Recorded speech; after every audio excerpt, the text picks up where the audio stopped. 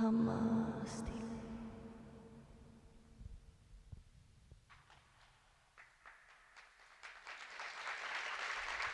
Thank you so much. These words, natarsin, they mean don't be afraid, don't be afraid. Ma hameba hamhastim. We are all together. And I believe it's never been more important to remember these words. They're the words from a protest chant from Iran.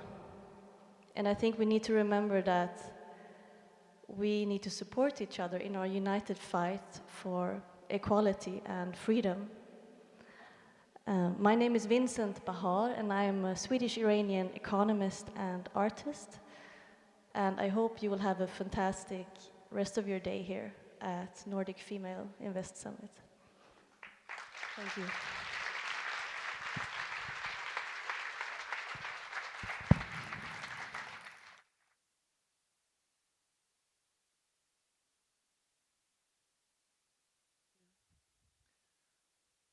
All right. Hello, everyone. Uh, we just heard Vincent Bahar, a vivid reminder of how art and business can create harmony. So let's carry this energy forward. Yes, because today is all about connection, inspiration, and action. We are here to challenge norms, celebrate diversity, and empower each other. Every voice and story is key to our collective growth. And we are so happy that all of you are here with us.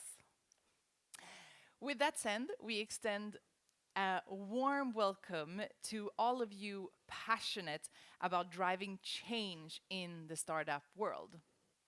Welcome to Nordic Female Invest Summit 2023. As we're meeting here in the vibrant heart of Malmö, Sweden, I am Melinda Elmborg. And my name is Rafaela Stoba-Klose. And we will be your hosts here today at this groundbreaking summit where we're not just talking about diversity, we want to actively build it.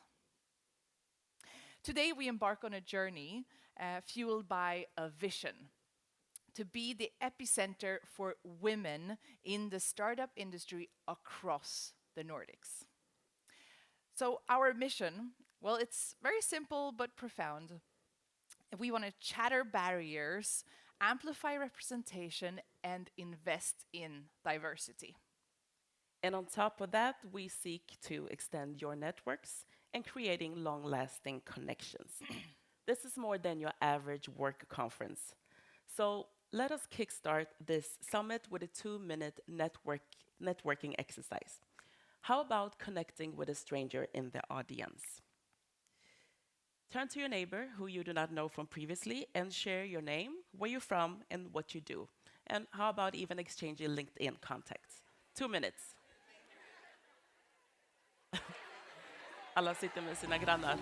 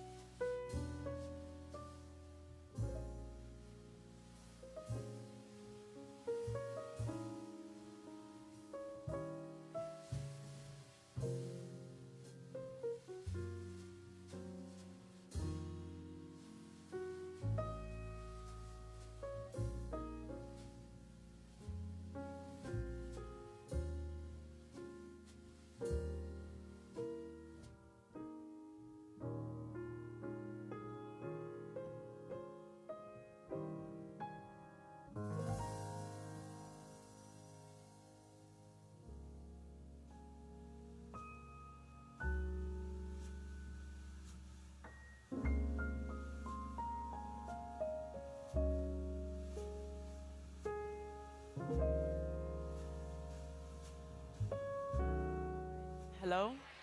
2 minutes is up. 2 minutes is up. I'm happy to see that you are all talking away with the new contact. 2 minutes is up, and there will be more networking opportunities later on. I hope you found a new LinkedIn friend, and for that matter, even a new friend. Yeah.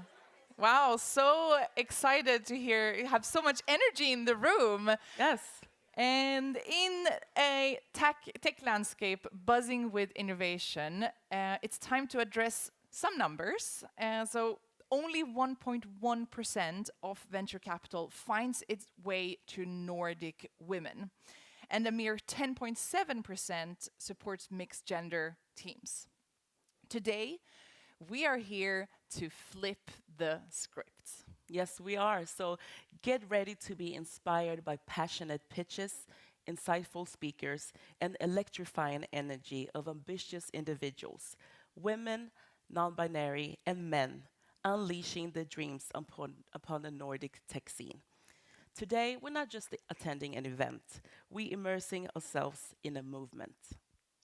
And for this year's Nordic Female Invest Summit, we've collaborated with the local Malmö artist, Jasmina Carly Malmsten, to create an exclusive artwork. It's a poster to celebrate the female beauty and the support of a community.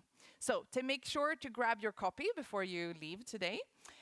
We also want to give a big thank you to the team at Minc, who are here to make this day possible. So please give a big applause to the Minc team.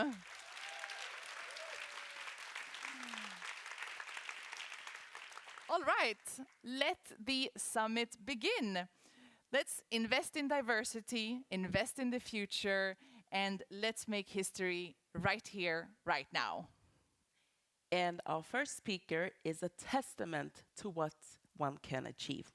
Gita Smith is a trailblazer in the startup world, and she will share her journey from startup conception to a staggering $400 million acquisition. Give a warm applause to welcome Gita Schmidt.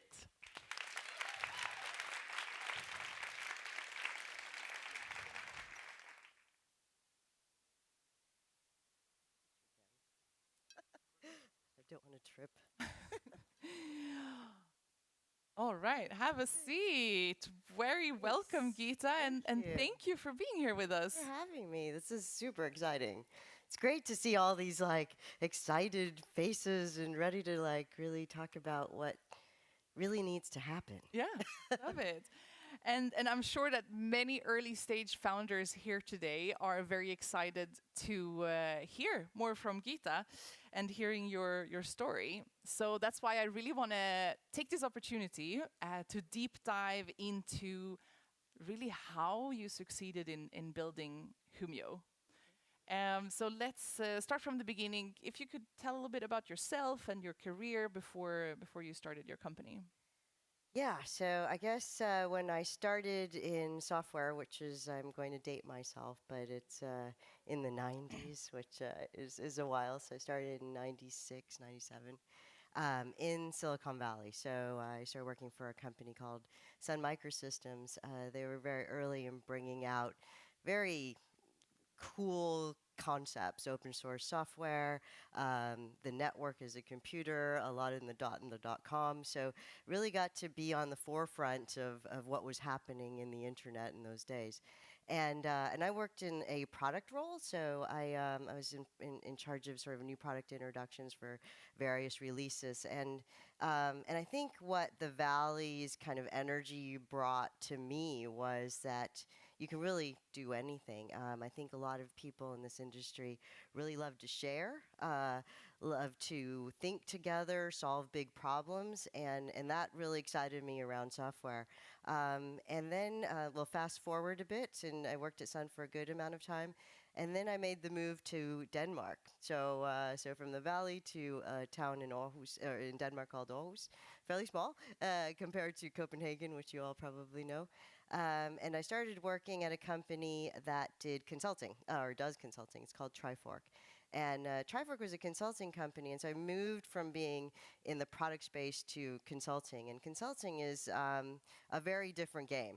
You get a completely different understanding of the customer and the product you're building, and empathy for the problem that you're solving. So I think from that perspective, combining these two sort of backgrounds helped me kind of set up for, sort of Humio, which was what we started in 2016. So we started in Aarhus with a couple co-founders. And so then the co-founders, how did you meet them, and like how did you know that they were the right co-founders? Yeah, so luckily I knew them before starting Humio. We worked together at Trifork in different capacities. And the thing there is my two co-founders are both technical in different ways. One's very much understood the need and the problem we were solving and was very much an active user of this technology. The other one's a bit more on the academic PhD side, so he was really interested in kind of, building something really interesting, new, different. But neither of them really had a commercial background of any sort. So I think where I came in was to build the kind of product, build the go-to-market, understand how to kind of create a strategy in this kind of team. So we were 3 people in the corner office, and I also forced them to leave the office. They thought they'd built the best thing on the planet, but they were locked in a room. And essentially, one of the things there was kicking them out to say, when they actually had to do it, they were like, "Oh, we're not ready." And I'm like, "Yes, you are. Try it." So that was the first step. Love it. And was it always obvious that you were going to build like a logging observability platform, or did you have other ideas? No, I mean, I think like, I wasn't born to build an observability company. And I think from my perspective, I enjoy being part of building products and solving problems for customers. And when I realized what Creston and Christian were building, they had the sort of energy and fire around building this, and we wanted to get this out to everyone in the world. We thought everything else out there sucked. We'd used every other product. We were frustrated. We were shocked at what people were paying for it. So all of these things kind of drove us to say, like, we've got to take this to the world. We can do a better job. And I think this energy we kind of combined in like kind of a 3-person team to kind of lift ourselves up to make sure, like, okay, we can do this. So no, I wasn't born with the problem and wanted to solve it. I don't think it really existed when I was younger. Yeah. But we realized it hit me when we used to work with our customers, where they would really, really just be so thankful that we were building something. And I think that's where you really feel like, okay, this is actually helping someone at the end of the day. We're stopping breaches, or we are helping, companies keep their systems up or their website up, et cetera. And those are really significant things that otherwise, some of these folks are really in tough situations trying to solve. So. Yeah, it's a clear like need to have and not a nice to have. Yeah. And these days, yes. And we realized where the industry is going. I mean, the amount of data that we create. So logs are just sort of useless in a way, because there's so much log data out there. And we tried to take this kind of data that's unstructured, kind of useless, and put it together and be able to query and use that to solve real problems very fast. Yeah, love it. And how did you fund the company in the beginning? Like, how did you get your first investor? So at first we started with sort of angel investment, really. Angels in our friend circle, pretty small kind of round to kind of get our prototype up and pilot. And then we had a very interesting kind of journey, I would say. So my first day as CEO, Trifork was also part of as an accelerator in our company. And so they had put an event similar to this with investors, and I did a pitch, just like some of you will be doing today. And we found our first investor All right. on my first day, which was actually kind of scary, but but cool. And so this was an English investor, a team that they basically do investment in early stage companies. So we started off there with some money to start to build the team, et cetera.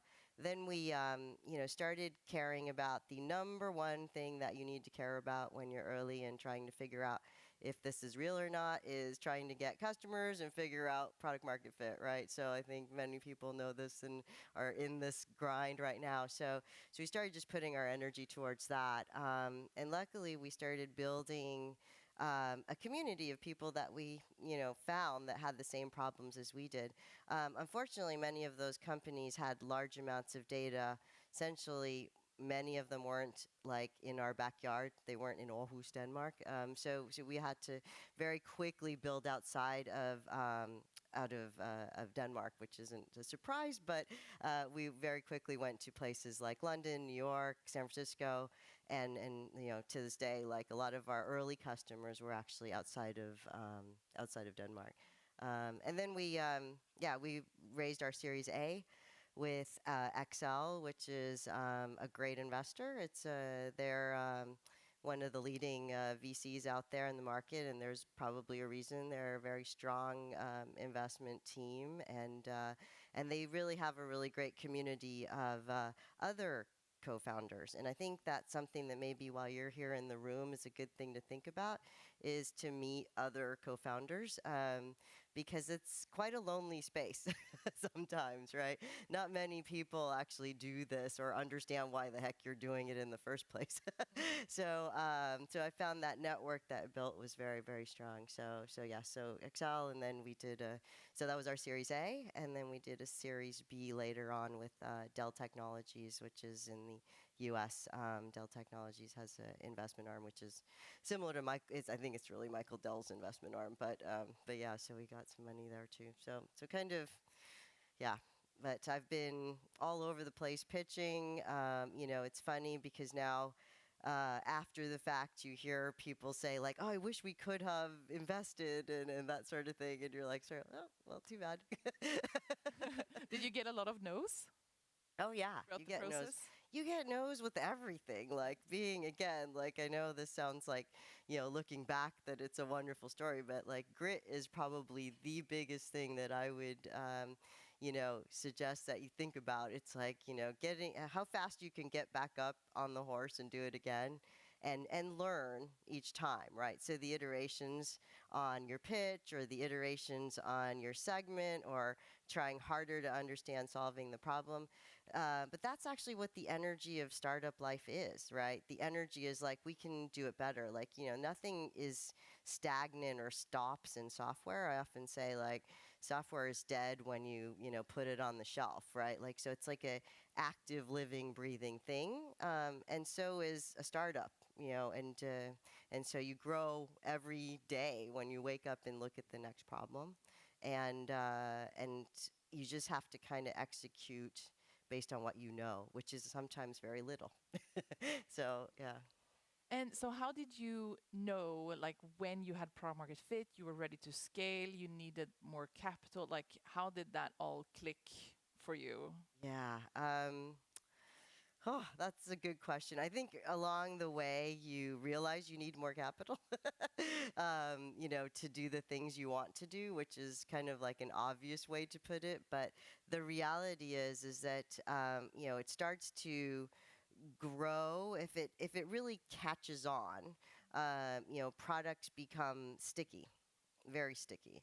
And our product had a couple of things in it that we put in place, a pricing model that, kind of created some stickiness where we made an unlimited model for some large customers, which meant they could throw as much data at it as possible, which made it impossible for them to switch to another vendor or go back to the old vendor. So we suddenly became a backbone for companies like Bloomberg very quickly. And that gives a stickiness that we had a very low churn rate. And I think churn rate is a really good way to look at product market fit, to be quite honest with you, because sometimes you get products that are sold and they're sold because of, okay, there's nothing else on the market or the price is good, et cetera, but they're sort of like interchangeable with something else. Really looking for something that sticks with the customer and they trust you as that vendor. I think that is product market fit. We used to have a channel on our Slack channel as well, and I'd suggest you all do this too. Like, it was like Love Humio, and it was our customers telling us like good things about our product. And like, usually at the end, not everyone was out there talking to customers, so salespeople would put in like a quote or customer success.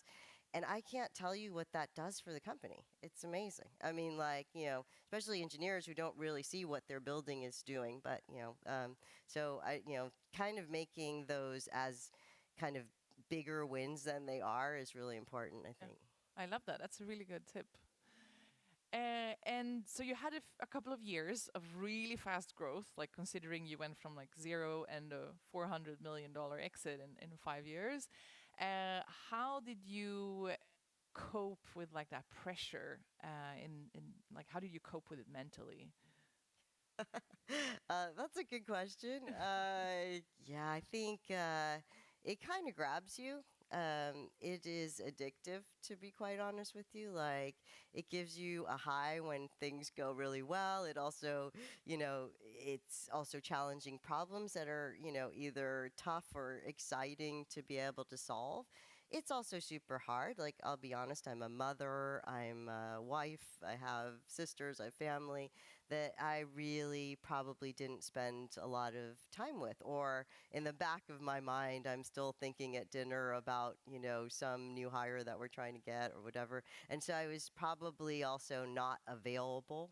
So I think if there's like a tax that gets, paid, that's really that, question of can you keep balance? I found it, I would say, honestly, I found it difficult. And I don't have the magic answer on what that's, how, if anyone does in this room, please, grab me and let me know. But I find it really hard to balance.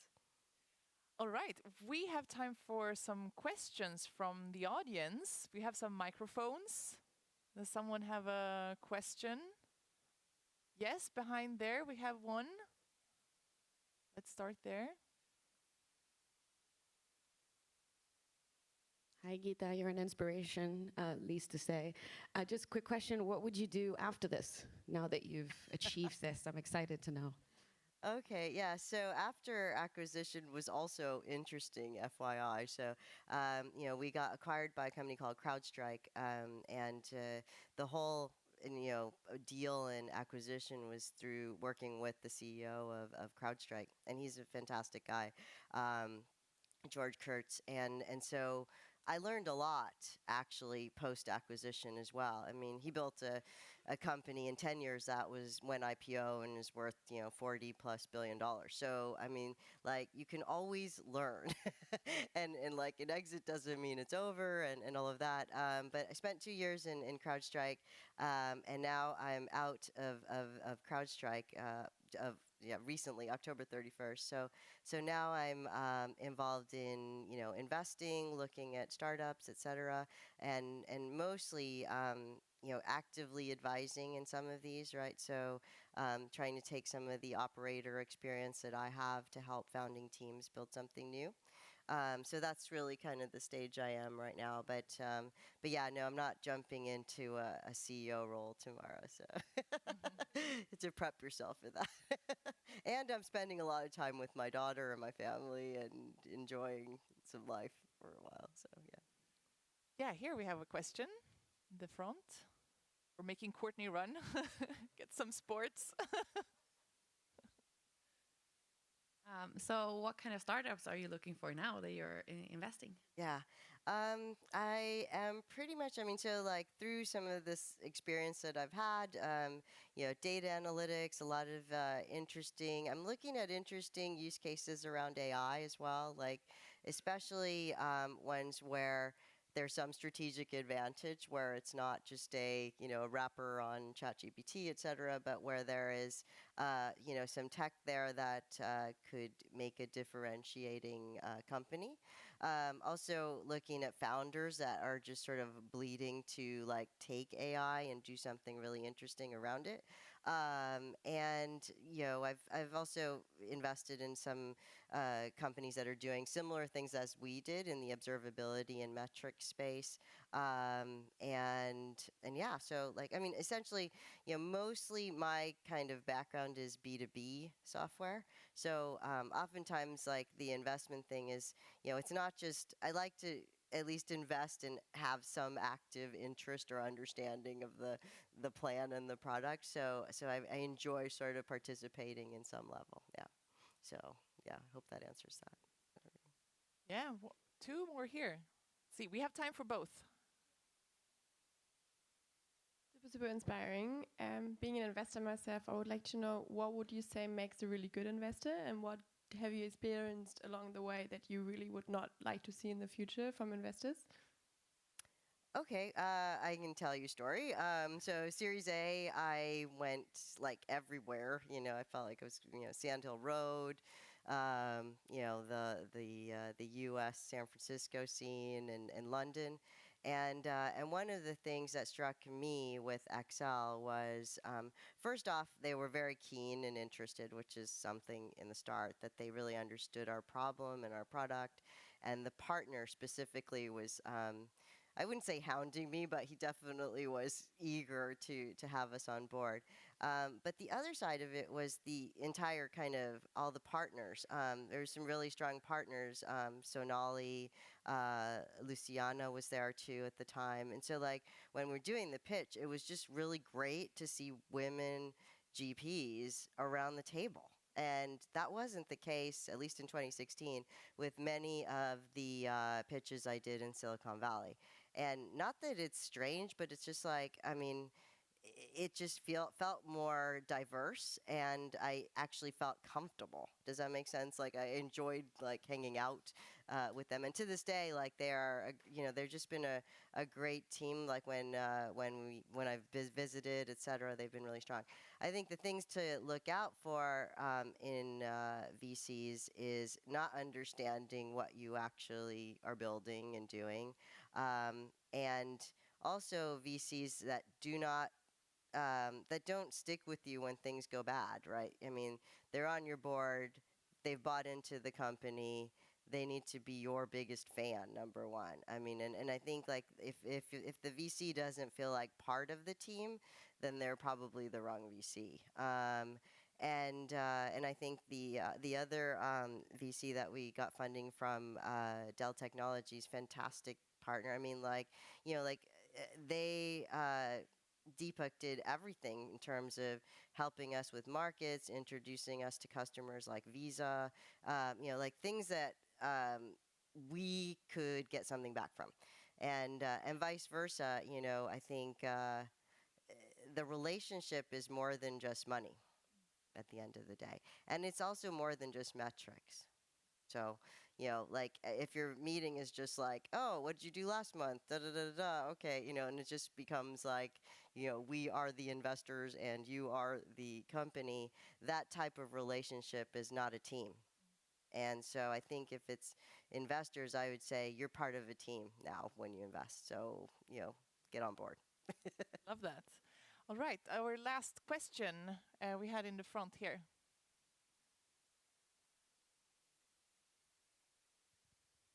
And perhaps the perfect question to finish off as well. So, looking back on those 5 years, is there something that you think you could have done better and that you would like to share with other startups today so that perhaps we won't make that same mistake? Oh, okay.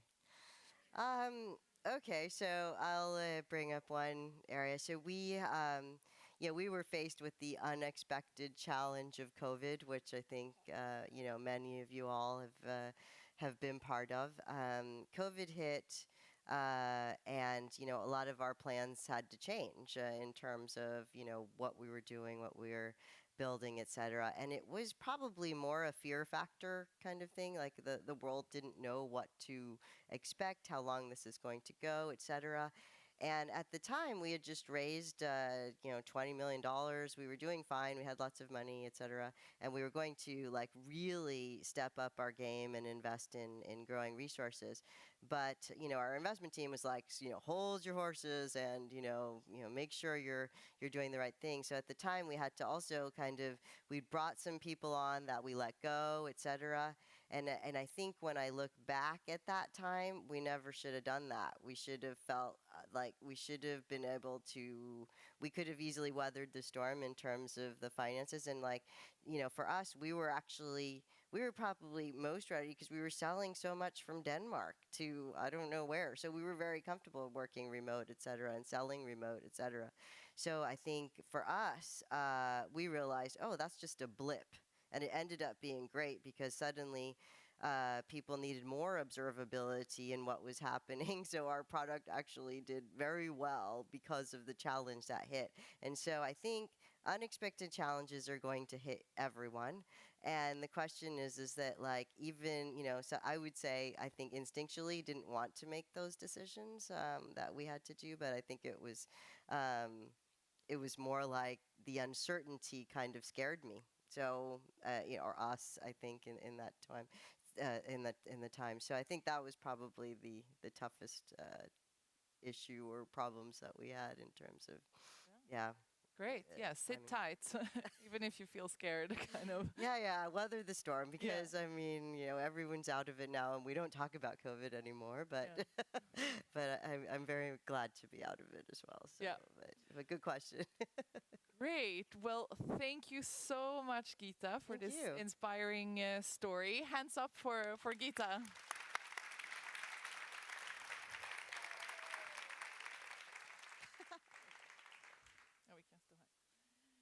All right, so Gita's story is really a powerful example of breaking barriers. So let's bring those insights and her energy to our next segments. Yes, and I feel so inspired and excited, and it's not even 10 o'clock yet. For the next segment, we are going to meet the top 10 Nordic female-founded companies who are here to showcase their innovation and drive. But first, let's hear from our esteemed Jerry. Could you please introduce yourselves?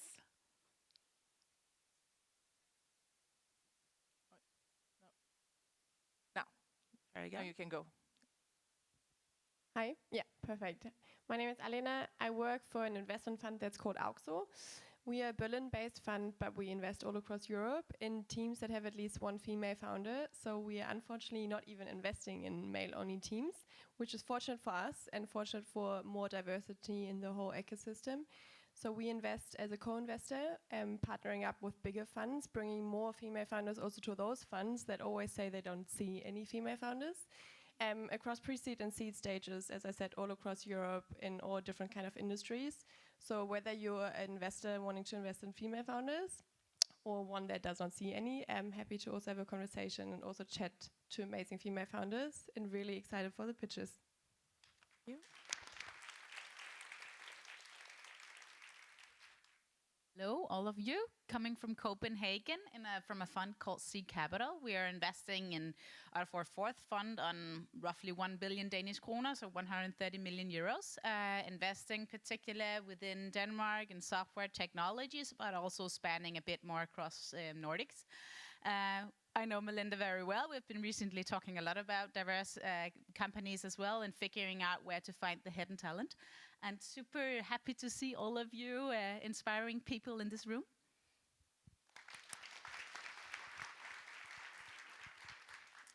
Hello everyone, my name is Carolina and this is my hometown, Malmö, so very happy to be here.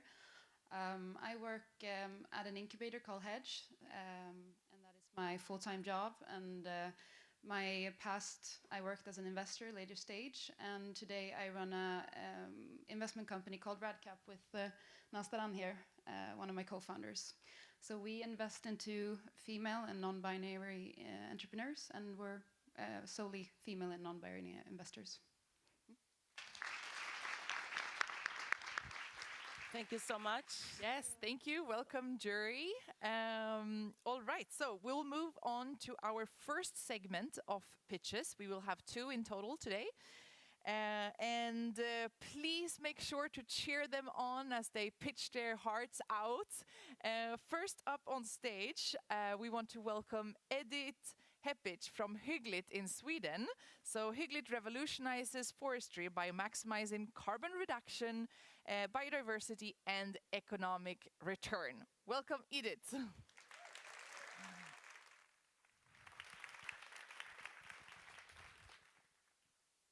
Thank you.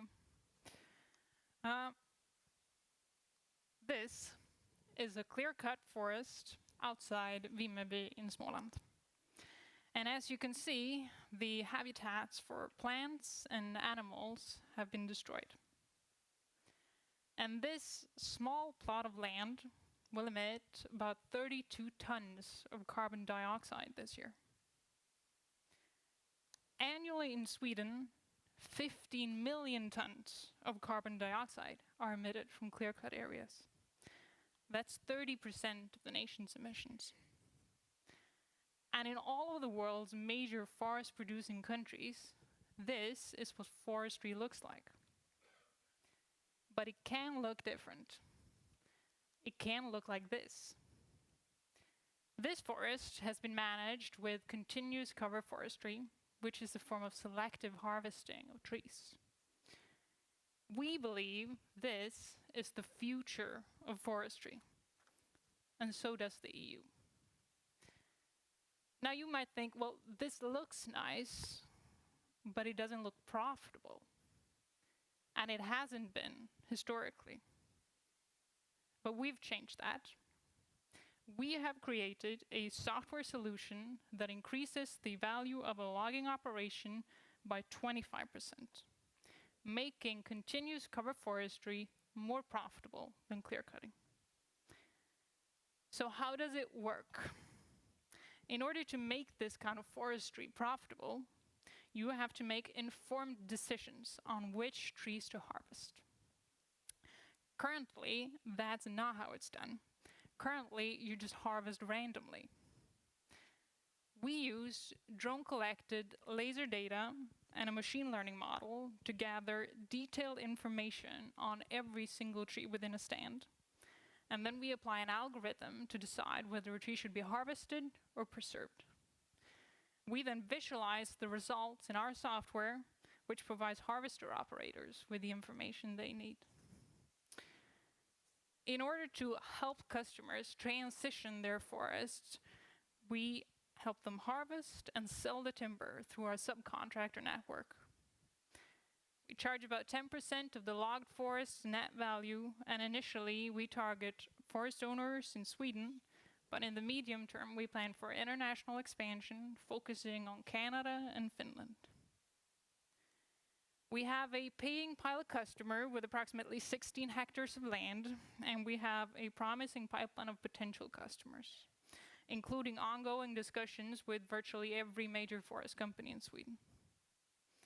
Our 2024 goal is to harvest 1,500 hectares, expanding to 5,000 by 2025. And when we reach that goal, we will have avoided more than 125,000 tons of CO2 emissions. We're now looking for a 0.5 million euro investment to enhance our optimization tools and reach a wider range of forest owners.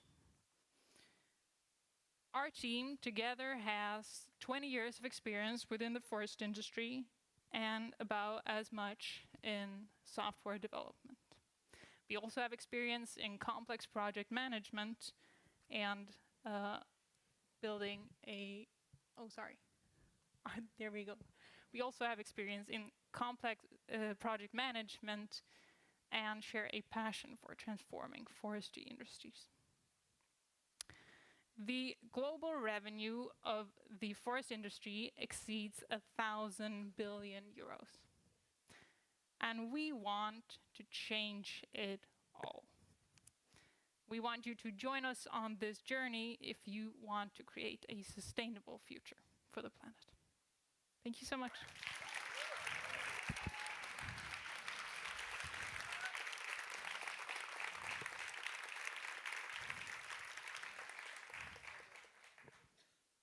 Questions from the jury? Yes. Oh, where did the microphone go? Oh. Thank you so much for the pitch. One question that I would have is maybe like, how many of those forest companies are there within Europe or worldwide, and what exactly is the business model behind it? Like, how much revenue would you say on average you get per customer? Yeah. So in Sweden, the market is quite consolidated. I mean, there are a number, like 10 big forest companies that operate the entire market. But there are over 300,000 private forest owners that then use these large companies when they decide to harvest their forest. So like a standard customer or a standard forest owner has maybe 40 hectares of land, and then you typically don't harvest the entire stand at once. But if you harvest, for example, 10 hectares of a standard forest, then the revenue for that would be somewhere around 50,000 Swedish crowns. But then as you go up in hectares, as the stands get bigger, that number increases, and as you go down, that number decreases. And it also depends on where in Sweden you are. And the same goes for Finland. The market is quite consolidated. There are a few big forest companies, but then a large amount of private forest owners. Thanks a lot for the presentation. I think it was super good. So also just talking a bit about the TAM and the go-to-market, since it's a quite consolidated market, how do you, and I know you're very early, so just keep dreaming, but how do you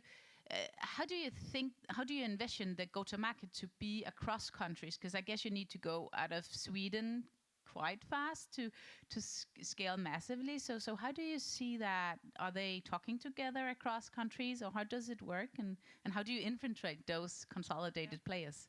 I mean, the Swedish industry in itself is huge. It's over 20 billion euros in revenue yearly. So the Swedish industry is one of the world's biggest globally. But then in Sweden, there are many of the forest companies are operating both in Sweden and in Finland, for example, like Stora Enso. So we envision our strategy as getting these big corporates, getting them to use our software through pilot projects, and then taking that software and deploying it in, for example, Finland on their stands there. All right. Thank you. Those were all questions we had time for. Thank you, Edith. Thank you so much. Big applause. And now we're moving on to Heidrun Sigfúsdóttir from KateCut in Iceland. So KateCut uses AI to provide everybody with a fit that flatters. Welcome, Heidrun.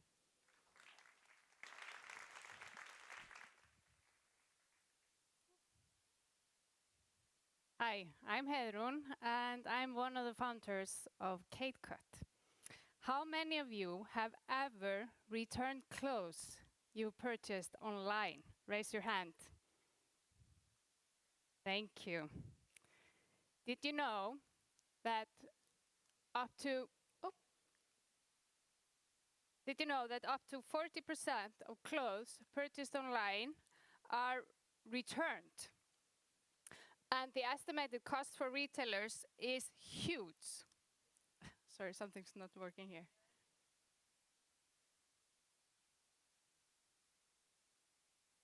I'm good to go. Okay, perfect. Thank you. And the reason for returns is that the fit is not right. That's the most common reason. And around 20 million returns end up directly in a waste incineration plants every year globally. Our plugin solution uses artificial intelligence to analyze clothing features from images such as neckline and sleeves, and matches with the end user based on their body structure and clothing challenges to find a good fit and provide an accurate product recommendation.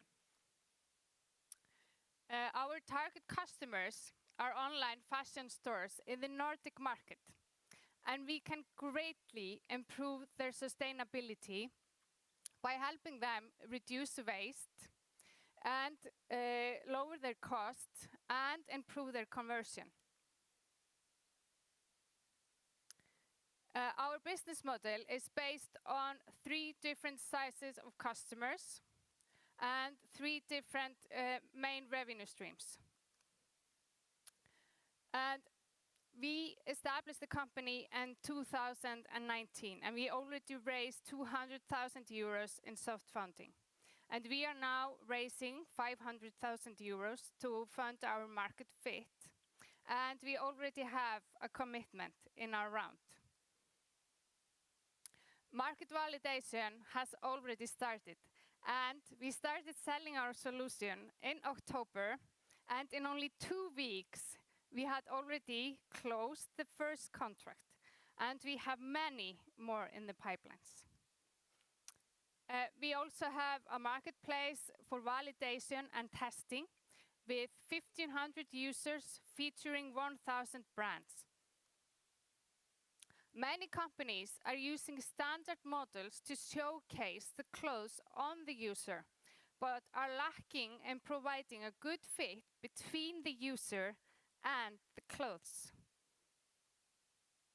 We have an amazing team, and it's the only company in this field that has a founder with over 20 years of experience as a fashion stylist who is training the artificial intelligence every day. We are connecting the right clothing to the right people. Thank you.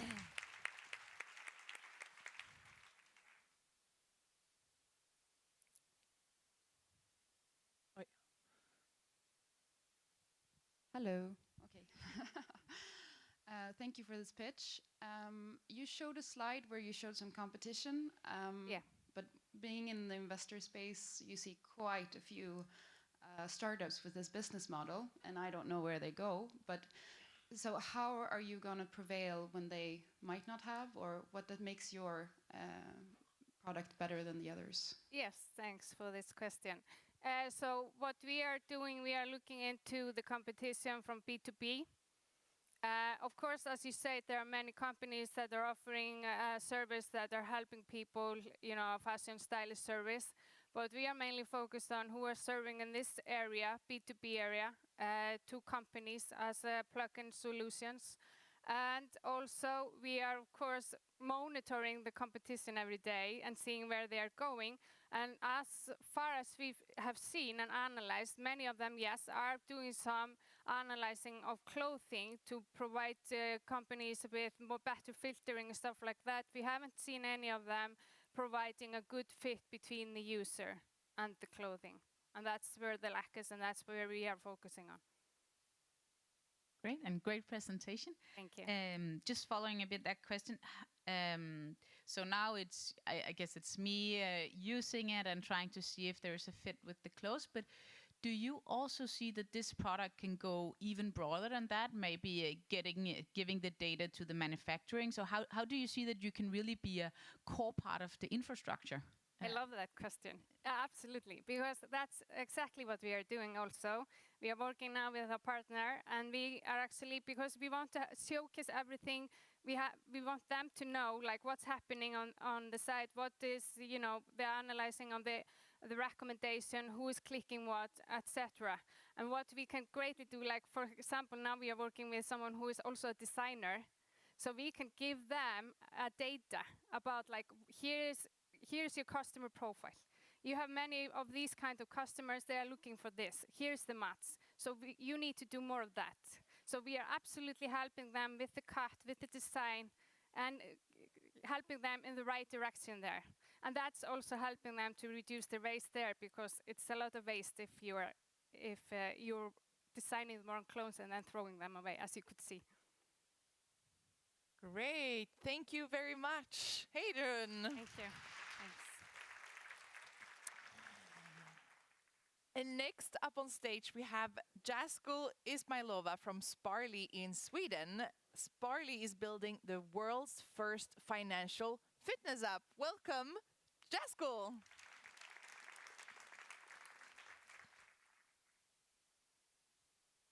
Hi, I'm Jaskul, the CEO and co-founder of Sparly. Sparly is an early-stage fintech startup based in Stockholm, and we built tiny money habits with a big impact on your money. Meet Akalai, my daughter. She is 17 years old. Happy in her teenage bubble, soon she's out in real life, struggling to match her lifestyle with her limited budget. She's a perfect target for a credit trap, and that inspired me to start Sparly. I set up a team of founders, Jesper, a CTO, who was tired of working for a company that helps to overspend, and Linnea, a CPO, passionate about digital money, and senior advisors from the gaming and fintech industries. And my daughter is not alone. Half of Gen Z lack understanding of basic financial concepts, and that leads to over-indebtedness, mental health problems, and inequalities in society. Sweden set a new record when it comes to consumer loans, and climbing interest rates and inflation are not helping the situation. But hang on, aren't there already apps and fintech solving this problem? Current financial solutions have long-term time horizons. Investment apps help you on a 10-year basis, saving apps on a yearly, budgeting apps on a monthly. People struggle with their finances hour by hour. They make purchase decisions every day. And that's where we want to be, in people's everyday lives. Habit apps show the great consumer adoption when it comes to health, food, fitness, and we are creating a habit space when it comes to money. We are building world's first financial fitness app, where we connect transaction data via Tink, apply our unique algorithms, and suggest you tiny habits to save, invest, to avoid overspending, to pay off your debt, to boost your motivation. And we apply gamification and our tiny habits methodology to create stickiness and excitement in the app. And what's unique about our business model? The app is free for users, and paying customers are our partners. By showing our partners in our Sparly app, we attract and engage Gen Z. And right now, we have already achieved our first milestones. We have launched our MVP and done extensive user testing and onboarded 5 signed partners. And we are raising 1.5 million Swedish crowns to launch our habit app and gain our retention and traction metrics. I'm on this journey so that my daughter and millions of Gen Z navigate money decisions as easily as they navigate social media. I invite you to join us on this journey. Thank you very much for your attention.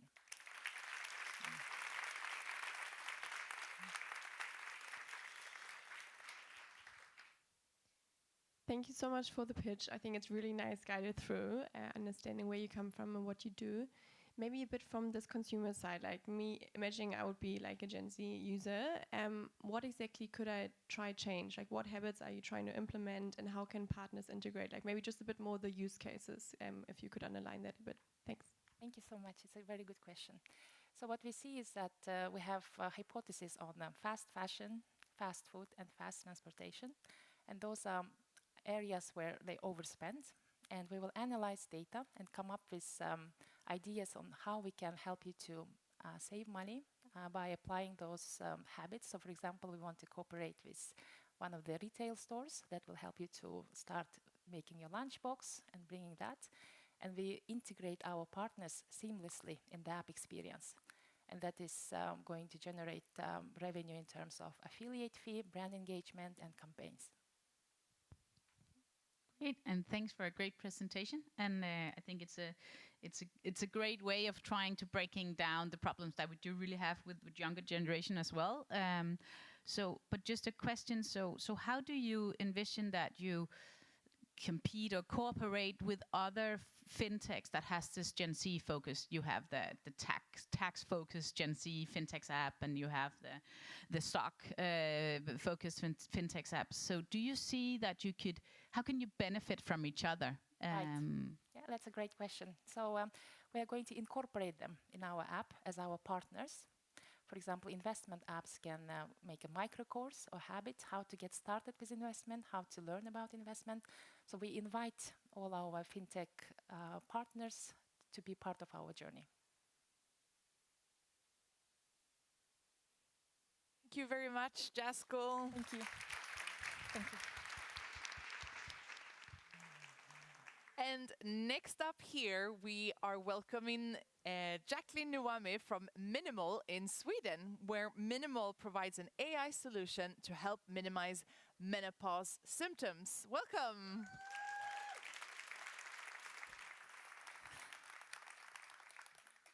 So, have you heard the phrase, you're 40 and it's over? Well, I'm here to tell you that is not the case.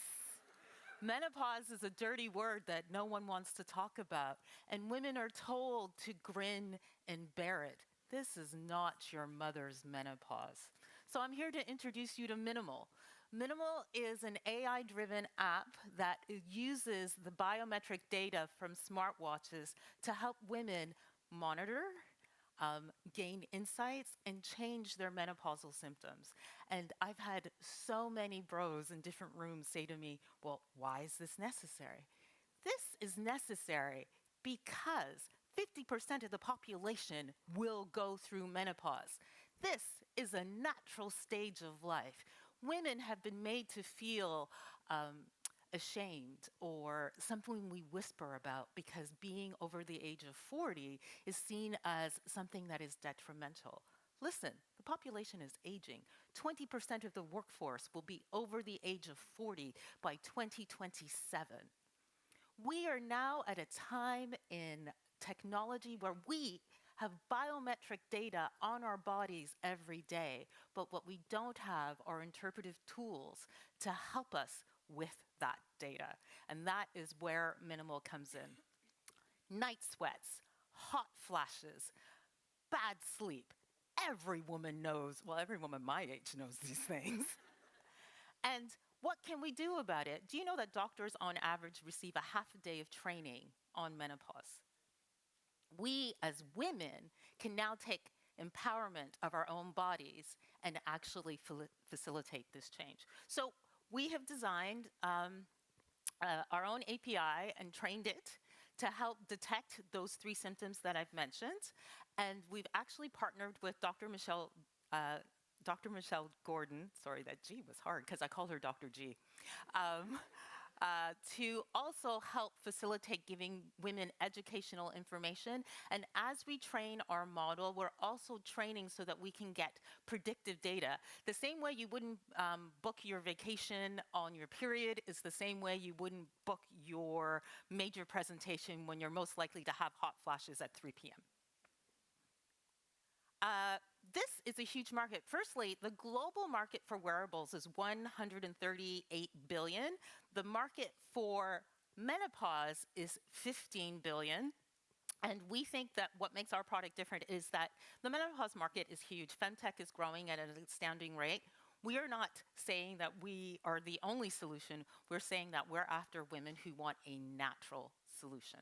So about the team, we have 2 AI experts, one with a PhD and one with a master's from IoT here in Malmö. We have dense history in sales and marketing, and we have medical advice. And this is our roadmap. I have been fortunate to raise an early investment. We are looking for seed investment to take us from our product development into our beta phase.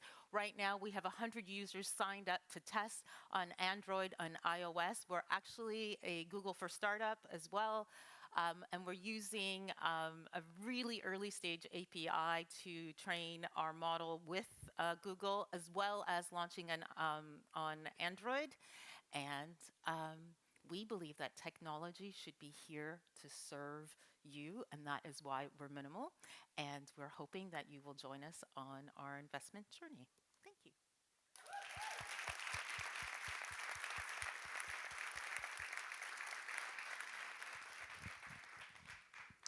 Thank you for this presentation. I love your energy as always, Jacqueline. Thank you. I actually have two questions for you. Okay.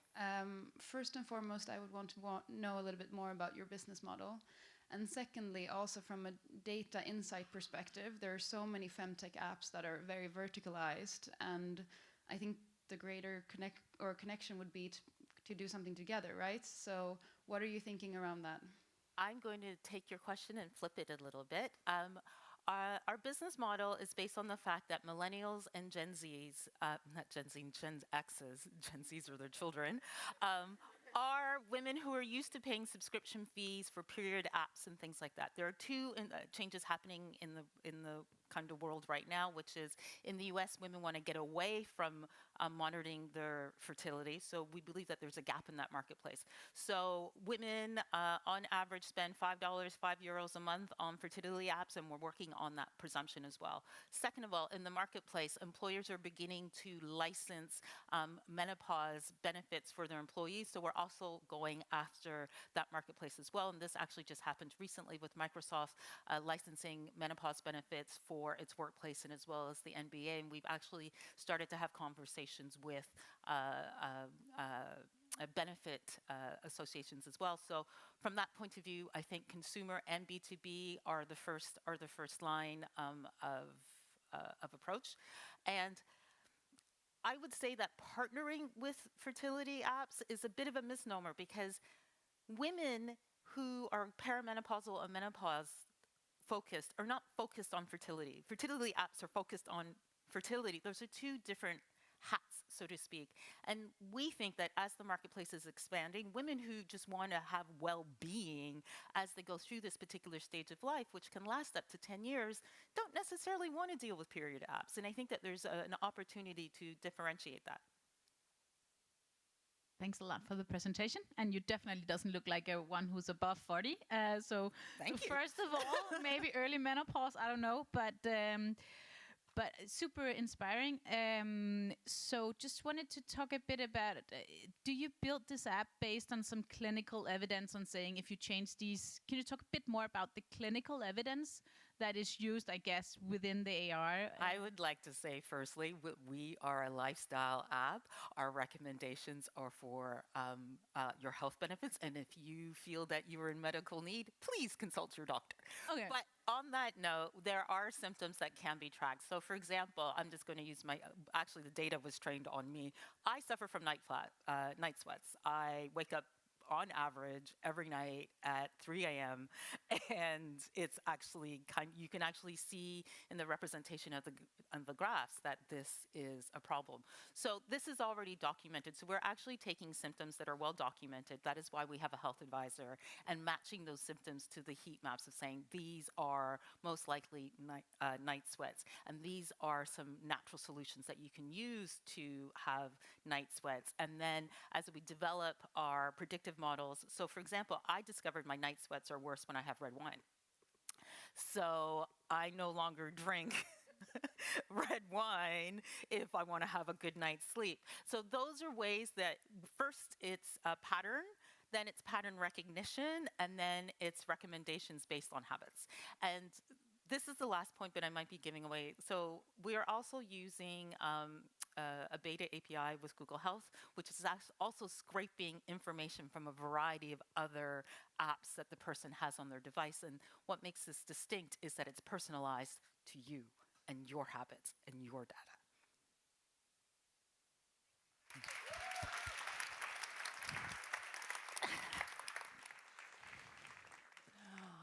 And next up, we welcome Suzanne Samani Andersen from Nitrovolt in Denmark. So Nitrovolt aims to decarbonize nitrogen-based fertilizer production. Welcome up.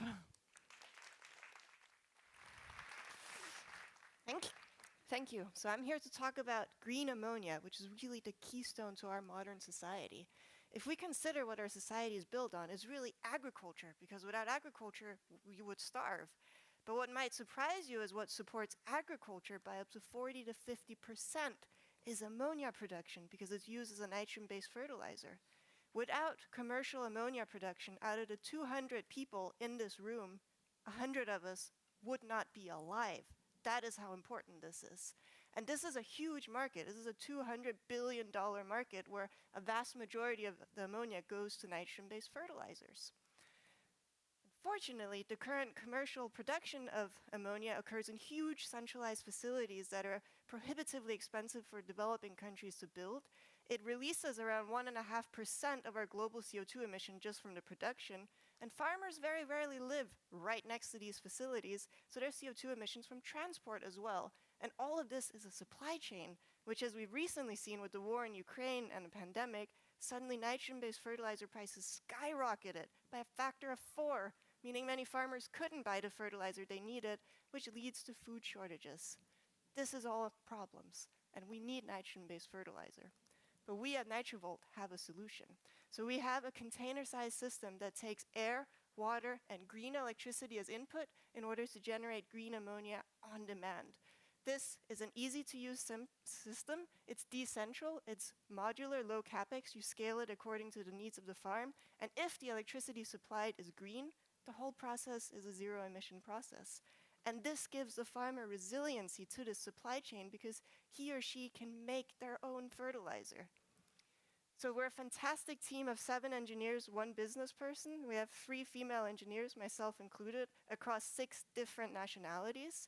We have a lot of advisors, both locally in Denmark and broadly via the Breakthrough Energy Fellowship. We've had advisors who've helped us build our techno-economic analysis, and we're getting a lot of support from Breakthrough Energy Fellowship right now.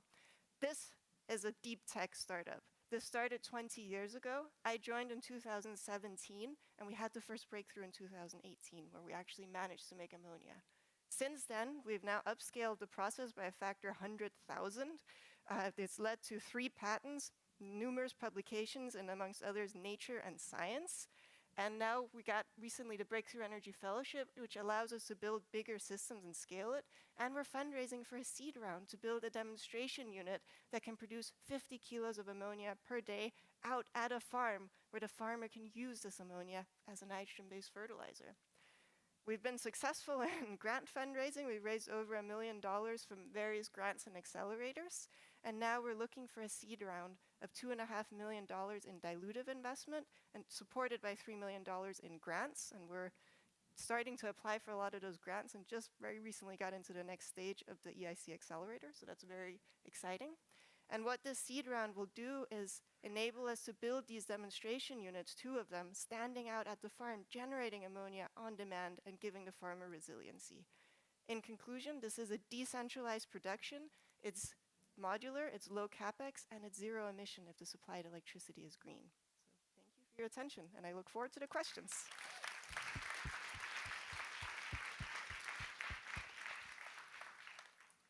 Thank you so much for the pitch. Really interesting, and also deep tech companies. I love female founders, seeing those in those spaces as well.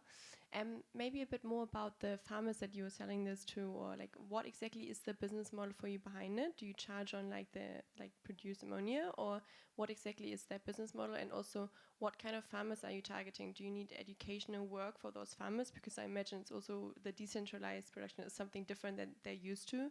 Maybe you can just talk a bit about this go-to-market and the business model behind. So we want to start with indoor farms, vertical farms, because they're more used to high-tech solutions. That being said, we're also talking to a lot of farmers who are now using drones to monitor fields and robots that are spraying out selectively pesticides and stuff like that. So there is a shift towards more deep tech solutions or high-tech solutions. But we want to start with greenhouses because they typically circulate the water, so you have very little loss of the nitrogen fertilizer supplied, and you can optimize that process because they're used to controlling temperature, sunlight, but basically anything you can control, air. So they would be a good starting market, and we are in contact with many of them. And there's a lot of excitement about this product. We have farmers who are like, can you come build a unit today? And we're like, hold your horses, it takes 2 years, it's deep tech. So. And maybe just to follow up on that one. So in the go-to-market, how do you see when you actually do scale? And now you said 2 years. How do you see it from a customer's perspective and going from interest in the product and then actually getting the product full alive on my farm? it takes time, right? So it is a deep tech. It will be 2 years to build a demonstration unit, realistically 4 years before we actually have a full-size unit. And we're aiming for around 150 kilo ammonia production per day because that's what the average Danish farm needs, and we want to start locally. But our aim is global. Where this can have impact is going to markets that don't have fertilizer today because it's just so expensive to actually ship it out. We're talking to farmers in Africa and South America, even rural Canada. There's regions there where it's so difficult to bring the fertilizer out, where a decentral solution makes sense. I don't know if that answered your question, but it is a long scaling process. And we're also, I mean, ammonia is such a useful chemical. You can use it not just in fertilizer production, we're also looking at precision fermentation. Great, thank you very much. Hands up for Suzanne.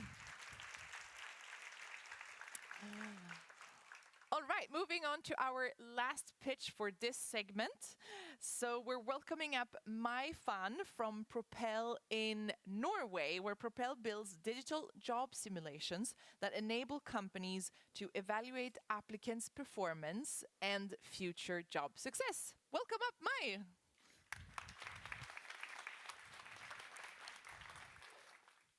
Hi everyone, my name is Mai. I'm the founder of Propel, and we build digital job simulations to evaluate candidates' performance and their future job success.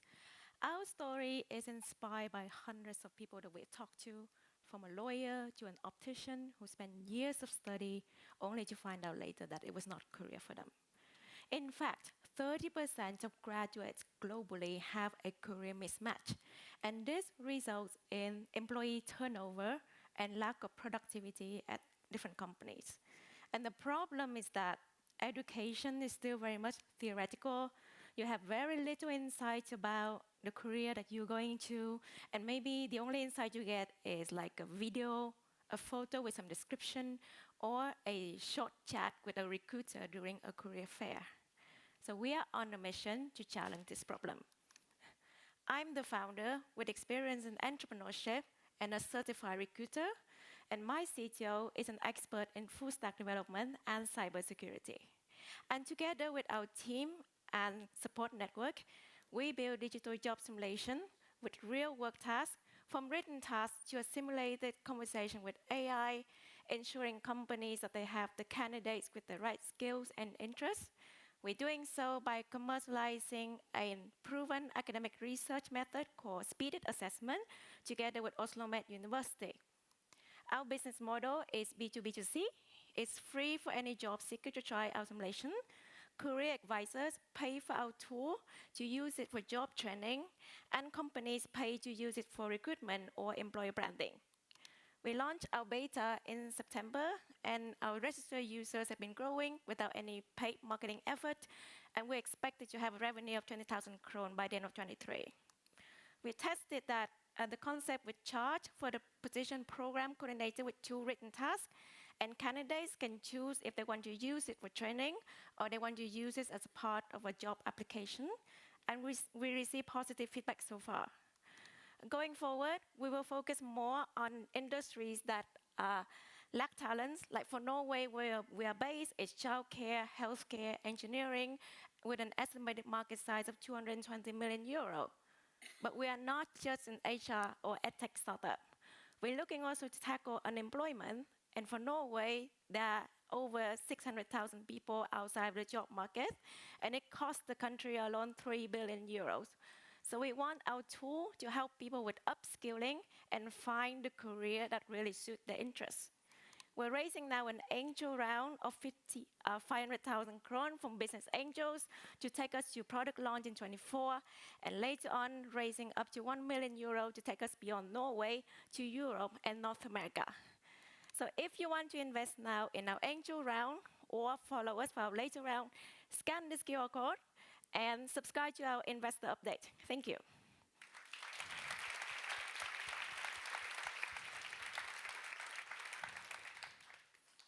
Thank you for this presentation, May. I have a question regarding your product. Can you tell us a little bit more how it works and what the experience is for the user? The product in our beta now is that we create a sample job simulation for different career, and then the job seeker can go in and try, and then they can decide whether they want to just use that for training, in which they get feedback on like the performance and what they've done, how could do better, or they want to use as a part of their application process, in which then we share with the company that are hiring. And going forward, for the industries that we are focusing on, like childcare, healthcare, we want to build like a library of 18 to 20 tasks. Each lasts about 3 to 5 minutes with simulated AI.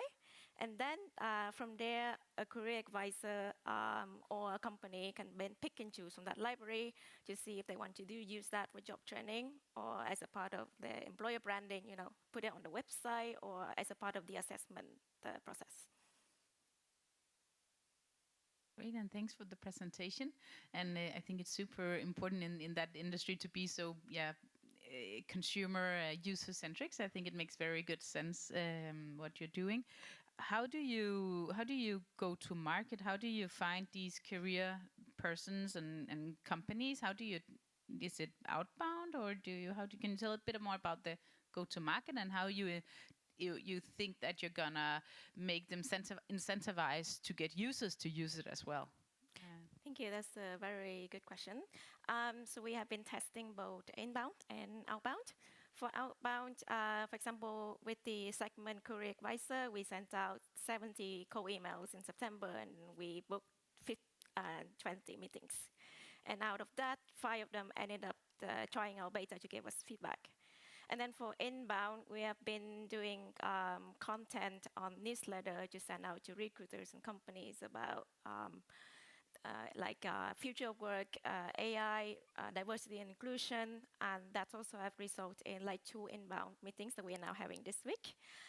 Going forward, once we have launched the product, then we're looking to partner with like industry organizations so that we can tap more to their member network, and also collaboration with job platform, for example, like an add-on on Indeed, or in Norway, that's fin.no, so that when company put on an announcement, they can also add a simulation so that people that are interested in apply can try the task to see how it's like to work there.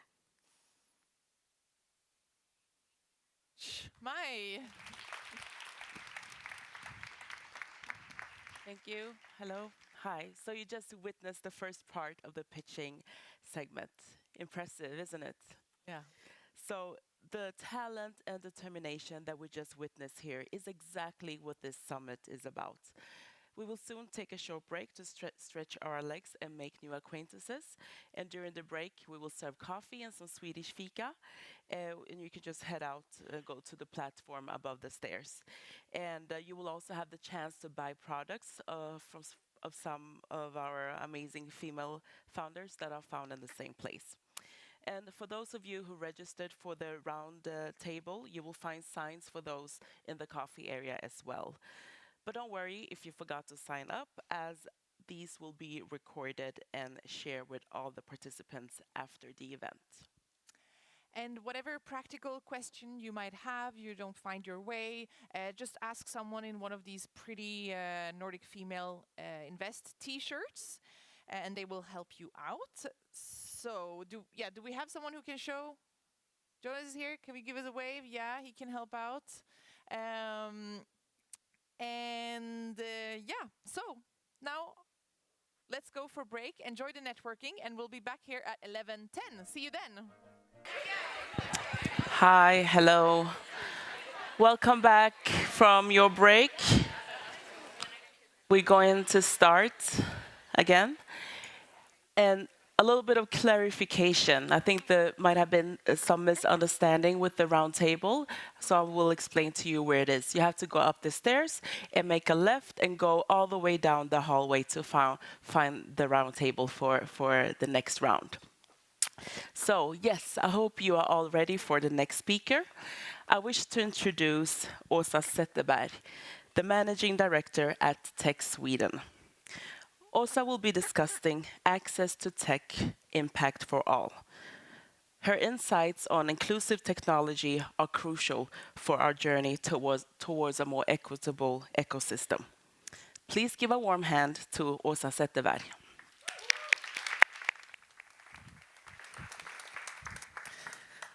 And hi everyone, I'm so honored to be here. A fantastic group of people, and you really make an impact today and for the future. And I'm going to tell you a bit about my work, about the tech industry in Sweden, and what we probably should do even better in the future together.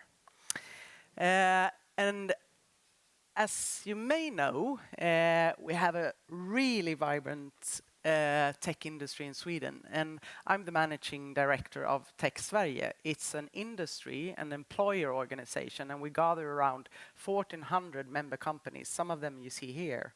It's the international, the global ones, it's the Swedish ones, it's the startups, the scale-ups, the really big ones, and the one that actually started today or have been here for a long, long time. And this is the really good ecosystem of Sweden. The tech industry of Sweden is Sweden's new basic industry. And I'm quite often ask myself, how did I happen to actually be here today and end up doing what I do? I don't really know, actually. I'm going to try to, later on here today, tell you a bit about my own journey into tech and into actually to be where I am today. How is it possible for a kind of soccer girl, mad one son, like a playing girl from Falkenberg, actually old former neighbor to Eva Olsson, the CFO of Minc? How did I find my way into tech? And from studying politics and economics and business in Uppsala, and then I'm actually here today. And what I see, it's something about the banana. I slipped into a peel of banana, and I'll tell you a bit more of that. Maybe some of you also slipped into what you are doing today through a kind of peel of banana. So I didn't see that coming, but I'm telling you a bit more about that later on.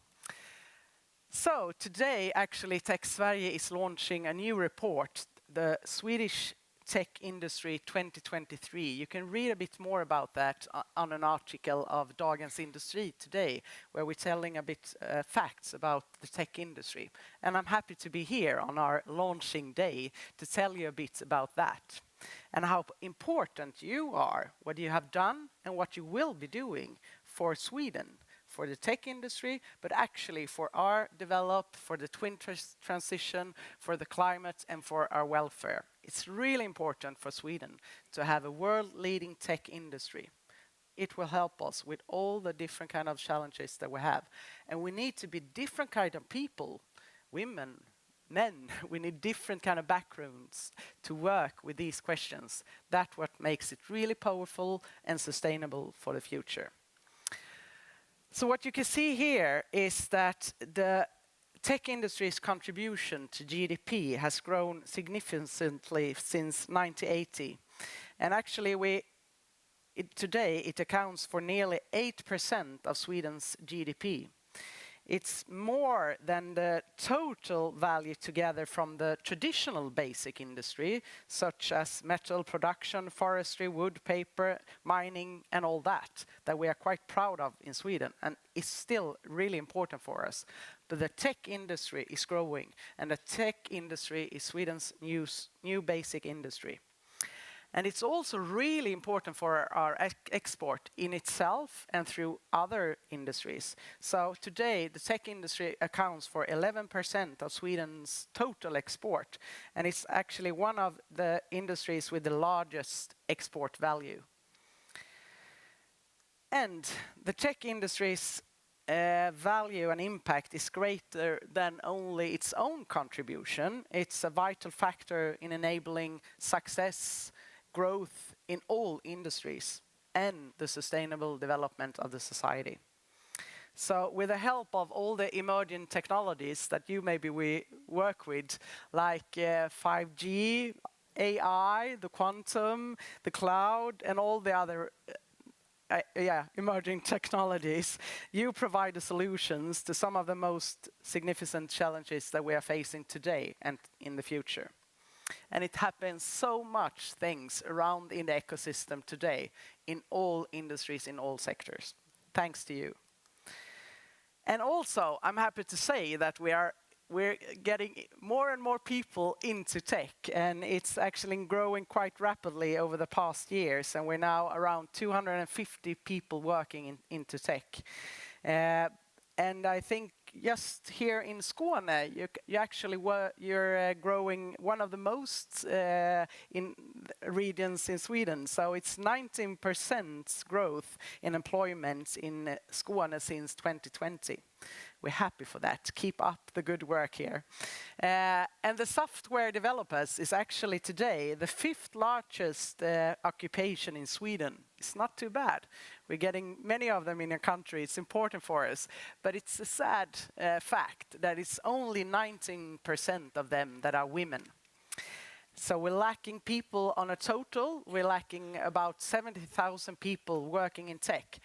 But we're really lacking women and people from different kind of backgrounds. And we need a much, much more diversity into tech.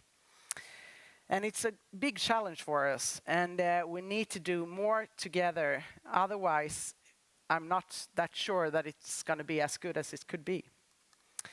So around 30% of the tech industry are women working in the industry. But if you look into the technical jobs, we have a much greater majority of men in them. But of course, this is not just about numbers. This is about how we actually get in all the kind of different perspectives in the powerful way of building and shaping the new future. So we need women and diversity in tech, not only for the sake of equality, justice, or growth. It's also about making a confident trust for the development for the future. So it's not easy to do something about the proportion and make more girls come into tech. I would like to say it easy, because of course we have so many different kind of works and we need all the different kind of people's background into tech, but we still can see in research that girls quite early have a picture of themselves more to choose humanities and social sciences, and boys are encouraged to work with math and science and all that. So we have a job to do here. It's an early bias that we need to work with, but we also need to work with it as we go along the way during life. This is my daughter, Hedvig. It's a picture a couple of years ago, and I'm not sure that I find her on the right way when it comes into tech. You never know. You need to make your own way into your working life and all that. But we need to work together here. I'm definitely sure about that, and we need to make work early and along the way. And also, as a tech industry, we have an enormous responsibility to promoting gender equality and inclusion. It cannot be overstated, I would say. And for far too long, women have been underrepresented in tech. And it will not continue that way. It will not stay that way. We need to be the leaders of the future by working much, much more with inclusion. It's also inclusion. A culture of inclusion is a culture of success. But to succeed, we must confront exclusion, injustice. We need to also work with different kind of initiatives. And what we have done as an employer and industry organization is, for example, the campaign Addera Tech, which we launched last year to broadening the image of tech, all the different kind of jobs that we have. And we actually had our particularly women of working age to point out their way into the industry, and we actually reached around 100,000 people with the campaign. Hopefully it's one of the steps to make tech more attractive for more people. We also have some checklists. We have different kind of networking activities. We like to be in this kind of events that you are making really good efforts with here in Malmö, and so on and so on. We need to get the talents, the capital, the investments to have more into the diversity perspective. That's what's going to be successful, both for the companies, but also for the development. So, I wasn't supposed to be here, I would say. I didn't think so anyway. I didn't think that I would find my way into tech. My banana peel into this industry was that I was quite a good project manager. I was making things happening. Where I been before, I was at the Swedish Association of Local Authorities and Regions working with the welfare system. And they needed someone to work with digitalization and a smarter welfare. And they asked me, and I thought, you must have asked the wrong person. I'm not working with IT, I'm not a programmer, I'm not really a techie maybe. Well, what that is anyway, but this was 2009. But I said yes anyway. It seems like, yeah, quite interesting. I haven't been working with it, but it seems like this is where it's going to happen. This is something really interesting and exciting. So I said yes. And I also said yes when the government asked me 2017 if I would like to be the government's first chief digital officer. Didn't know what that mean, but whatever. Seems like a nice place to make some difference. So I said yes, and now I'm here today. And just by making your effort into something, you will grow, as you all know. And that's what we also need to send out to all the other people not here yet. So for a long time, I felt quite confused, and I had quite low self-confidence. Because, well, yeah, once again, I'm not an engineer, I'm not a programmer, am I a techie, whatever that is. But along the way, I've always felt that this is where it's happening. This is really where it's happening. It's interesting stuff. And I'm actually felt the last years that the way that I started my journey into tech has been one of my best, experiences, and my early incompetence or whatever it is has been an asset as the way that I understand others having problems in understanding maybe their own role in the system or their own effort what they could do. So we need to get more people with different backgrounds to find their way to tech and to our industry. We have so many interesting jobs and more, what would I say, like more businesses and solutions to find. So please help each other and be the banana peel for someone else. We also need to create the right conditions for everyone to gain the interest and to gain the knowledge, the opportunities, the capital, and the power in tech. So help each other and be the banana peel for someone else. Thank you.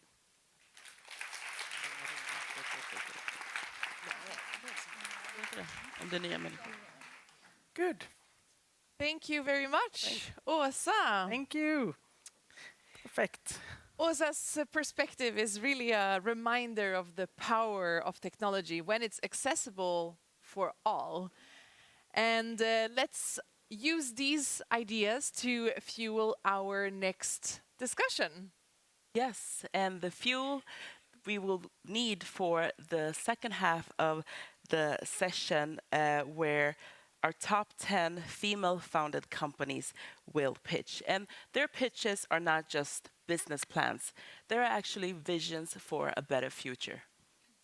All right, so let's welcome our next pitcher, which will be Anna Kilponen from Foxy in Finland, where Foxy automatically collects client-specific feedback for creative and AI agencies. A big applause for Anna.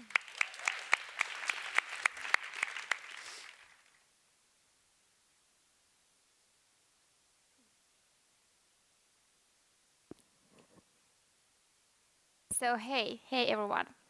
I'm Anna, founder from Foxy AI. Years ago, I used to work in a marketing agency. And at that time, I wish I would have a transparent view to my customers' happiness that is always available. Managing clients in B2B is highly based on assumptions.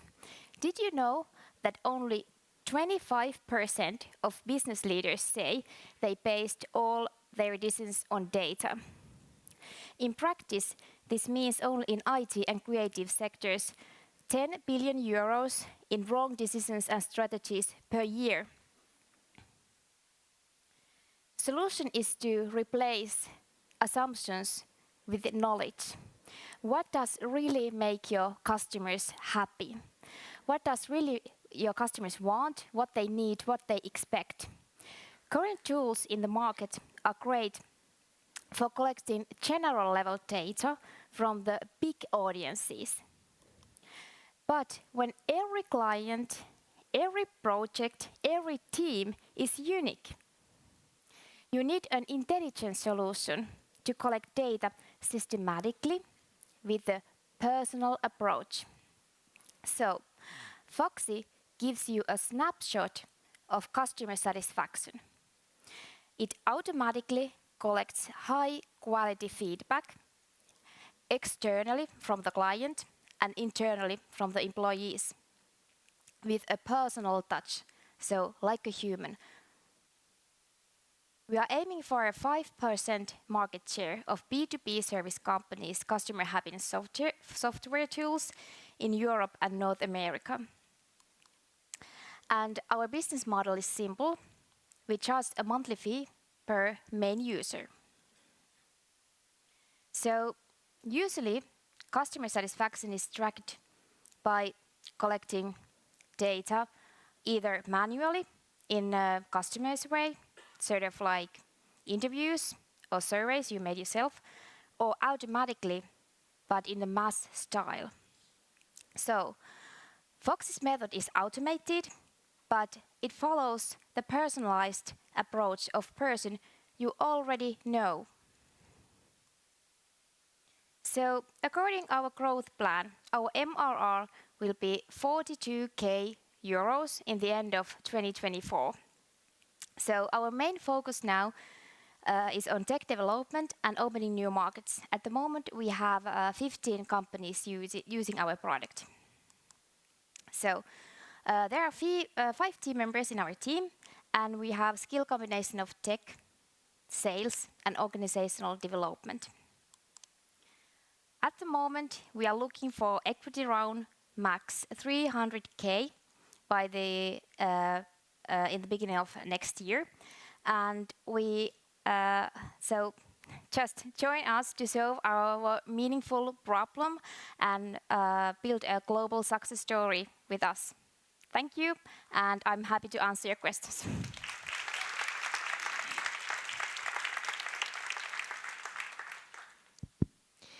Thank you so much for the pitch. My question would be, how are you looking for these companies, or like who exactly are your customers? And then also, how do you integrate into their systems? Like how exactly does this automated feedback work? For example, if you would focus on a startup that has their own tech solution, how do you integrate? Like how do you collect this feedback? Yeah, our main target group is at the moment marketing agencies and IT agencies, because we can recognize that there is the most biggest need, because the case is always tailored. Every customer case is different, so they really need to understand the client.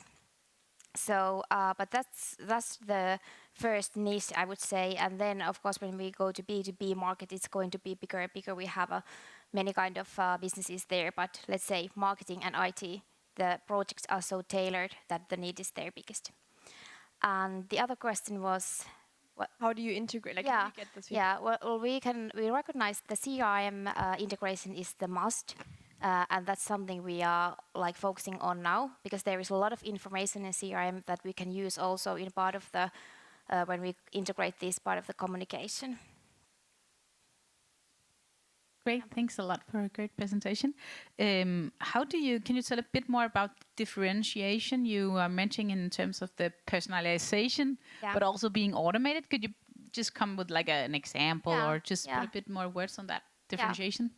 Well, basically, the account manager creates a feedback flow, and it's sort of a loop between internal and external touch points. And in the flow, there might be like sort of 5 to 10 messages and there are all these dynamic parts. Basically, these dynamic parts will be filled after there is more information about the collaboration. But it's basically all the touch points in the work feedback flow are messages from the account manager. So they feel like the messages are coming from account manager, and they are personalized, like the message from her or him. But there are these dynamic parts, so the account manager is always asking the right question or saying the right words, because we can use the data from the client collaboration.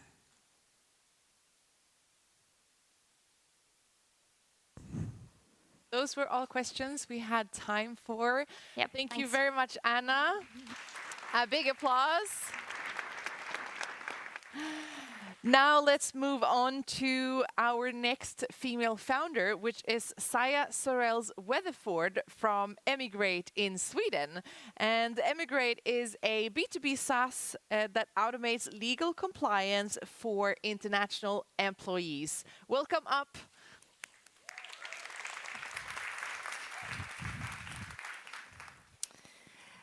Hello everyone, my name is Saya. I'm a co-founder at Emigrate, and I'd like to shed light on a ticking time bomb in the heart of Europe.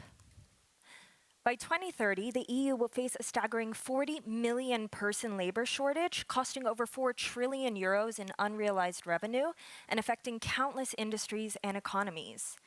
In Sweden, where a large part of our economy and national branding rest on innovation, the tech industry alone is already missing over 70,000 developers.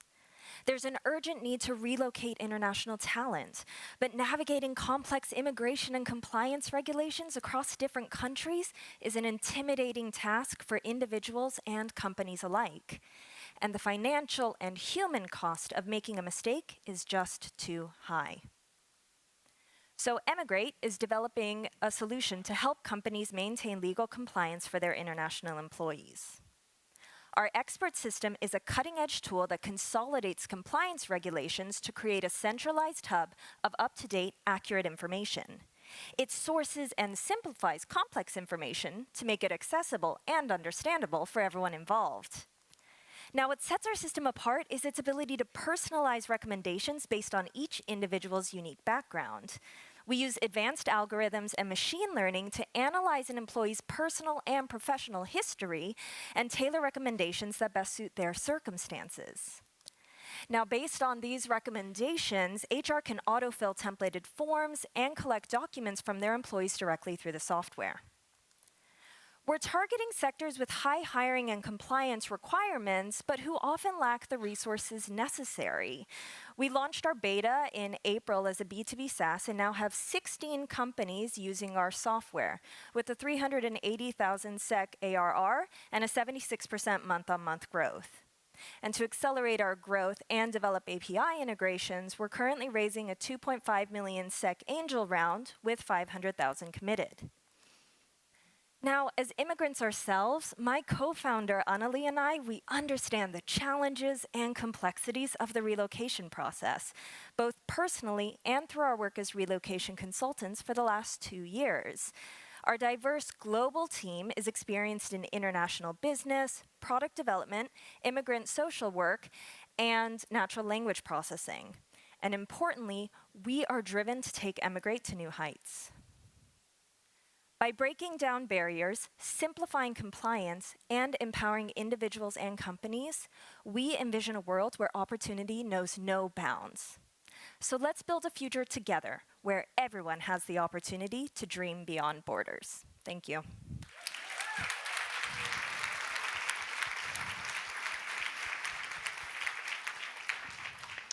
Thank you so much, Saya. Great pitch, and I have to say, I love your t-shirt. Thank you so much. So to my question, can you tell me a little bit more about who your customers, because it's quite broad, and also your go-to-market strategy around it? Yeah, so initially we have been targeting or working with kind of smaller tech and engineering consultancies, so SMEs that often don't have full HR relocation departments. Through our pilot, we actually discovered that restaurants and other blue-collar industries actually have a lot of high compliance requirements because they do tend to hire a lot of international employees as well. So we are actually currently assessing the gig economy and fast food industry and reaching out to a few kind of larger players within there. So far, most of our sales have been more inbound and through companies that we've worked with as relocation consultants doing their work permit processing. But we're kind of, right now we've been doing a lot of word of mouth. A lot of restaurants are starting to talk to each other about us. And then we're also kind of getting it in by first starting audits for companies and then expanding to more processes from there. Thank you so much. Thanks, and I can say it again. Nice T-shirt. Thank you. But you kind of stole my thunder on that part. But alrighty. But super great presentation. I was just wondering.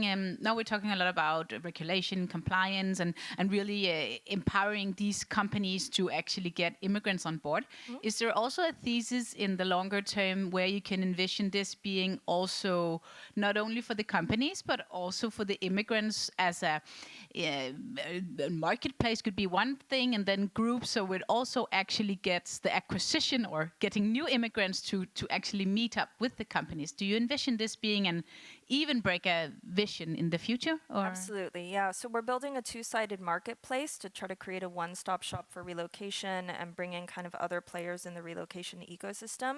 And we are trying to build up employee and individual resources so an individual can actually go in and be like, oh, this is my citizenship, where I have residency, and what I'm specialized in. What countries do I have the best opportunity to go and work and get a work permit? So that is the kind of future vision for it.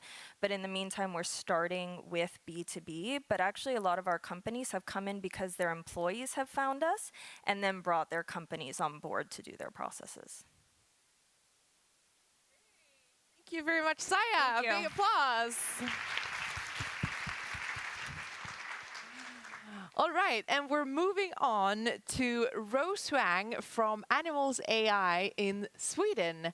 So Animals is an AI solution at the intersection of technology and agriculture to bring the communication gap between animals and humans. Give applause to Rose.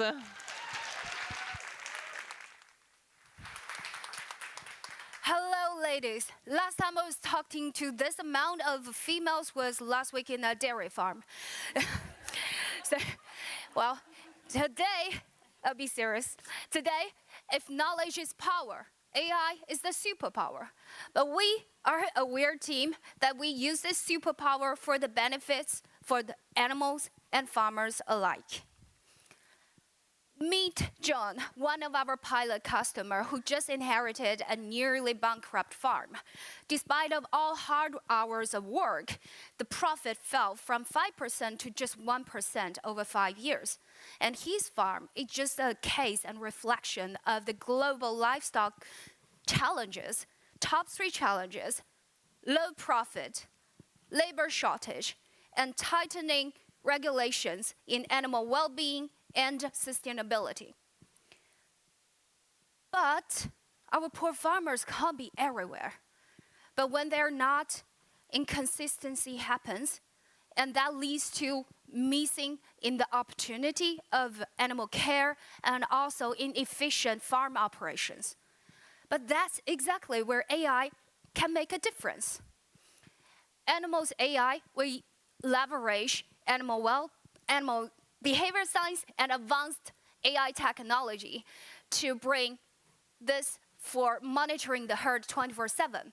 And we recognize animals individually without putting any invasive tag on it.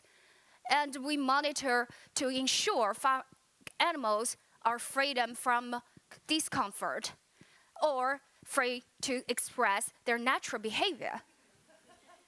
And we are actually setting new standards in animal well-being and sustainable farming.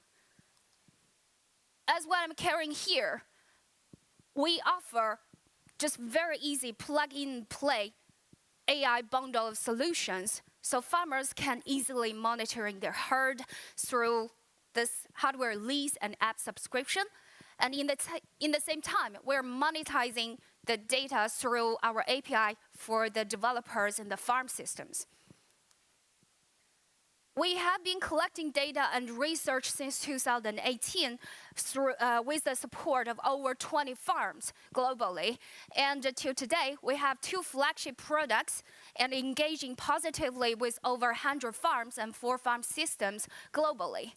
We are not just boosting their profitability or efficiency. We are also assessing our impact in the sustainability and animal well-being. Yeah, we are a group of animal lovers, but also with full stack of skills. 3 co-founders, me presenting here, we are combining the knowledge from animal farming, AI, and marketing, and backed up with all our amazing team members and advisors, deeply and well connected inside the research and industry. I'm here today, standing in front of a real powerful females and people like-minded, trying to find partners, or if you have family members who are farmers, or investors who believes in the potential of AI in this $24 billion agri-tech market, and aiming for just 1.1% of the global cattle population. We are raising 2 million euros to make a significant impact. So come after the event, find me, and share your tips to farmers or ideas to join the journey. Let's together make healthier animals, happier farmers, and a greener planet. Thank you.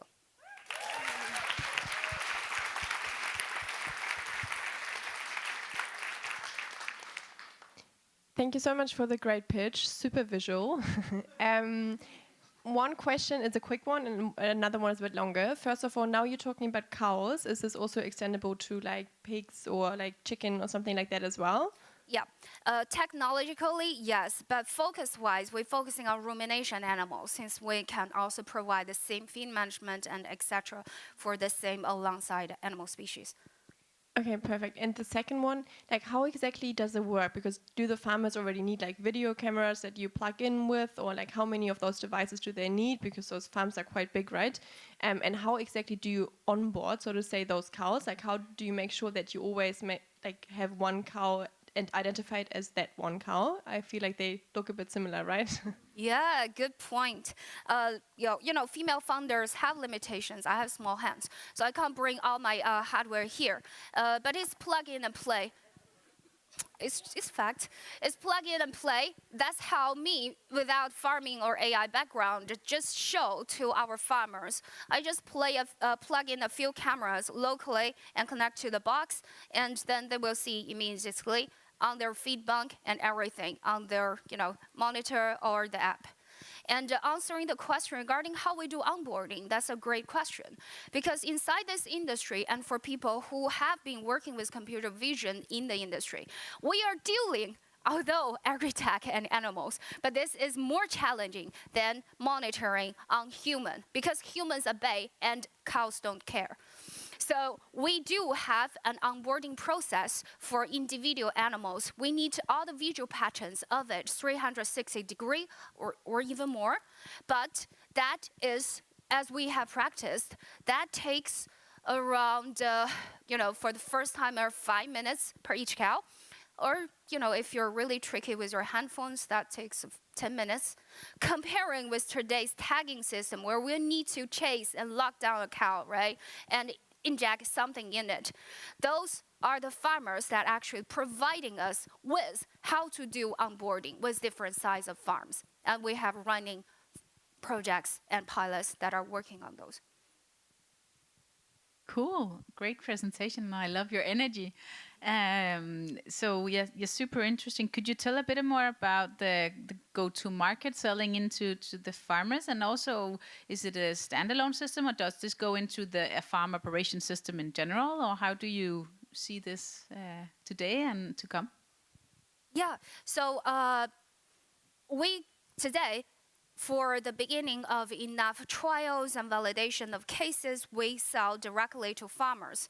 But since you already see my team, we have more farmers in the wait list. Not like we have to chase one by one. Our co-founder and also angel investors, they have globally enough farms connected. It's more like we're slow. Comparatively. So answering that, but how can we connect to farm systems? Many of you might not know that this is divided into different like feed management, herd management, and everything. And the API way of approaching offers us the opportunity to navigate and collaborate together instead of competing with everyone who has been there for decades. So we are quite open today with the API source, but we know, and we're already in negotiation with different type of systems, how to do together with them and how we can through pay or share revenue or those ways to get money. Can I sneak in one more? Very fast. Really quickly, Rose. Competition, how does that look like for you? Yeah, if we're talking about inside this technology solution, globally, we have only a handful of competitors. And we know our identification and solution is unique technology-wise, super backed.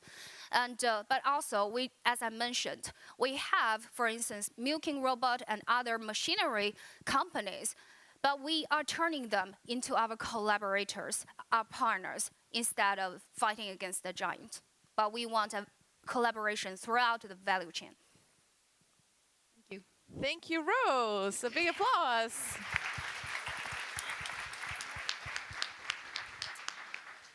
And now we're moving on to Vera Restina from Hartery in Denmark. So Hartery is providing AI-powered blood pressure management. A big applause for Vera.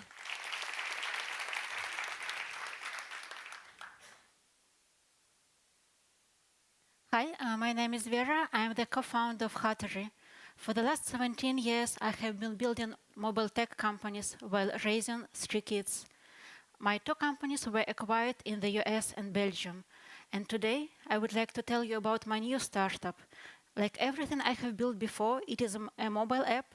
And this time, it is targeted towards 1 billion of people with hypertension. In their recent report, the World Health Organization calls hypertension the #1 reason for death. It calls it a silent killer. And indeed, it's a serious problem. Hypertension is a problem for 1/3 of adults around the globe. It is a chronic condition. It cannot be cured, but it can be successfully managed. When patients come to doctors, they always recommend 3 simple steps. Take medications, monitor blood pressure regularly, and take pills and have healthier lifestyles. Well, that's easier said than done, because these visits only last for 15 minutes, and what are we supposed to do next? Like, it's not so easy to do. That's why we are building Hartery, the first app which allows not only to monitor blood pressure, but we also explain every number behind it. And moreover, we give personalized recommendations on what to do.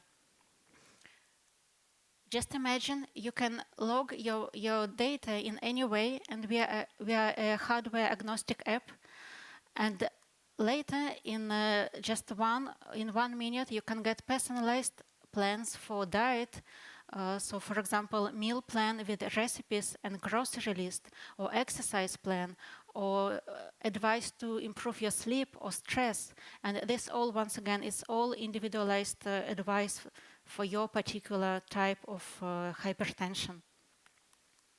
We have quite intense roadmap, so we plan to launch the app earlier in the next year, and then add gamification to incentivize users to make healthier life choices, and also build a community around our users. And later, we will dive into deep tech, and we will use machine learning to identify hypertension risks and spikes, and identify the age of your arteries. So these are very ambitious plans, and it couldn't be done only by myself. So I have a co-founder who is a digital tech analyst, and we have all team, including medical and software team and designers and marketing team. And we have great advisors all over Europe. So we have been bootstrapping for the last 1.5 years, and now are raising €500,000 to build an audience of 20,000 users and to start getting revenue. So our long-term strategy is very ambitious. We are building a unicorn, targeting a big market with over 1 billion potential users with hypertension. And our team has all building blocks and ambition to reach this goal. Thank you.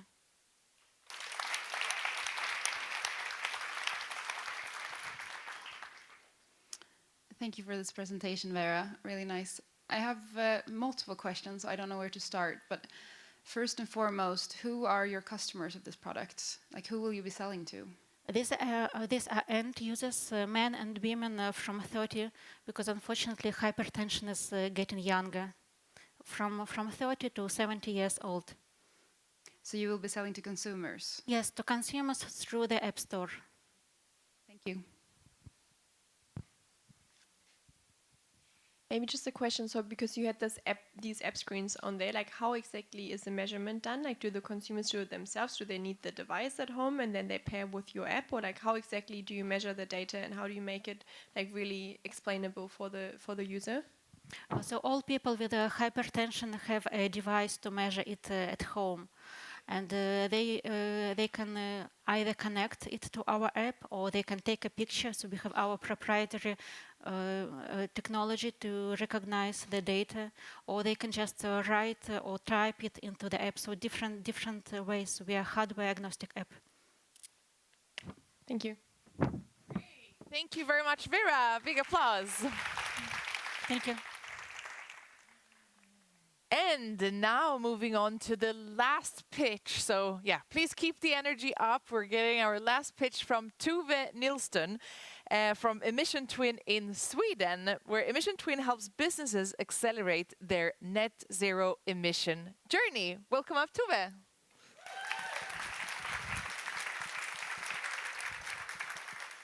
Thank you. So the world needs to reduce the greenhouse gas emissions, and companies set really ambitious goals, but they have no idea how to reach them. So imagine yourself driven by making an impact, by wanting to plan for the future, but you're stuck spending 80% of your time collecting historical data for climate reports. One of our customers spend 10 months and €150,000 every year doing this, and they want to plan for the future, but they find themselves with their backs to it.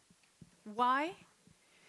Because 90% of emissions originate outside the company border, and they are stuck with rigid reporting software. So what they do, they send Excel sheets and web forms to all of their suppliers, and their suppliers. And since everyone is doing this, the workload increases exponentially. This will not get us to the Paris Agreement, and that's why we develop Emission Twin. So with Emission Twin, companies only collect their internal data. And then those 10%, and then they share it with the value chain. So instead of everyone asking everyone for data, you just collect your own and then share it with the value chain. And this saves months of time.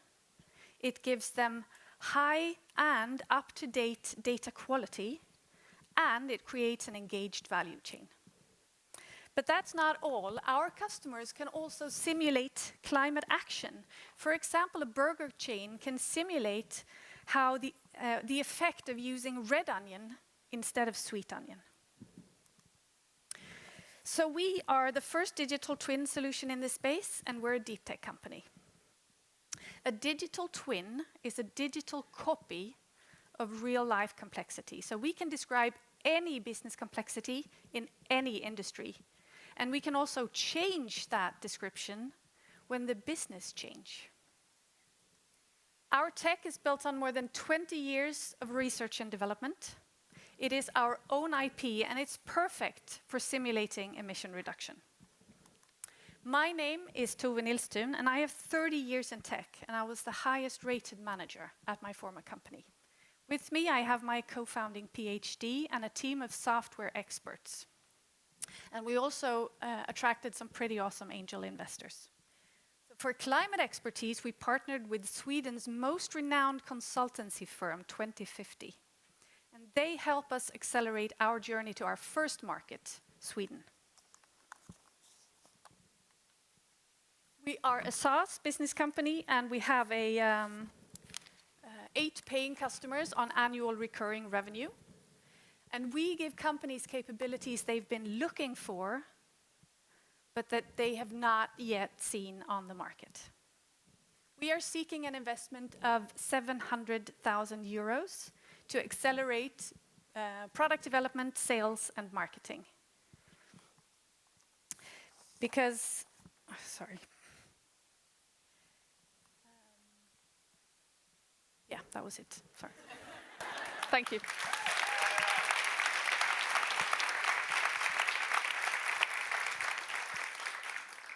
Great, thanks a lot for the presentation, really nice. So in terms of your ecosystem, which I think is a super inspiring and also tricky way to solve this problem, but also the right way, I think. Do you go in and validate the data, or how do you make sure that the actual data that you will put into the infrastructure is the right data?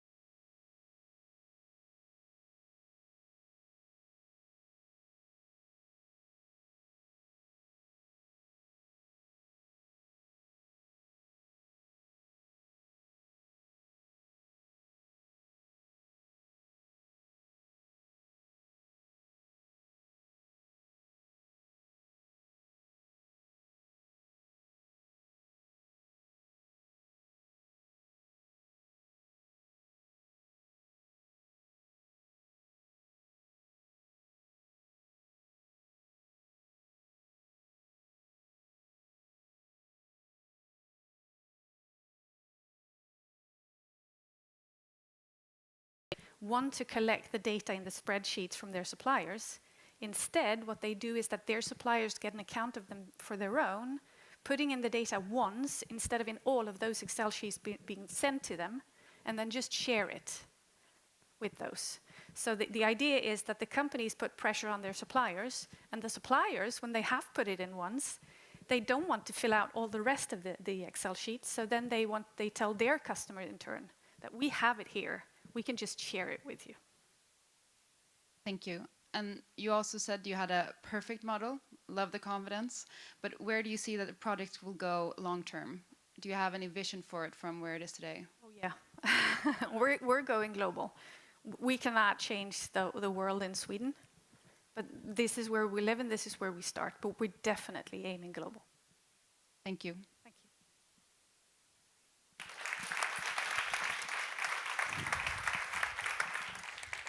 Thank you, Tove, and thank you for all these amazing pitches that we've heard today.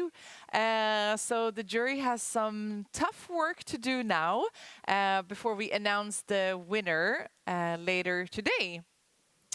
So, great. What are we doing now, Rafaela? Well, we will very soon have lunch, but before then, I would like to, we have a little disclosure. Unfortunately, one of our speakers, Deka, had to cancel due to sickness. However, we will instead take, so we will take a little bit an earlier lunch and hear from Poonam about ESG backed after lunch. So It's time to refuel and mingle, and this is also an opportunity to connect, share ideas, and build partnerships. You will find lunch on top of the stairs, and a special coffee-flavored kombucha is a treat by Scuba Baby will also be served. So enjoy your lunch, and I'll see you back here at 1:30. Enjoy your lunch. See you then. See you then. Welcome back from lunch, everybody. Welcome back. I hope you all had a great lunch and had some amazing meetings. During the lunch break, a lot of people were talking about the pictures, so like guessing and talking about their favorites. How many in here has picked their favorite picture already? Make sure you guys stick around until 5 o'clock when we will reveal who the Nordic Female Founder of the Year is. So that is 5 o'clock. So we're very happy that you guys are still with us. And now we are going to talk about ESG Backed. And with me to do so, we have Poonam Balan.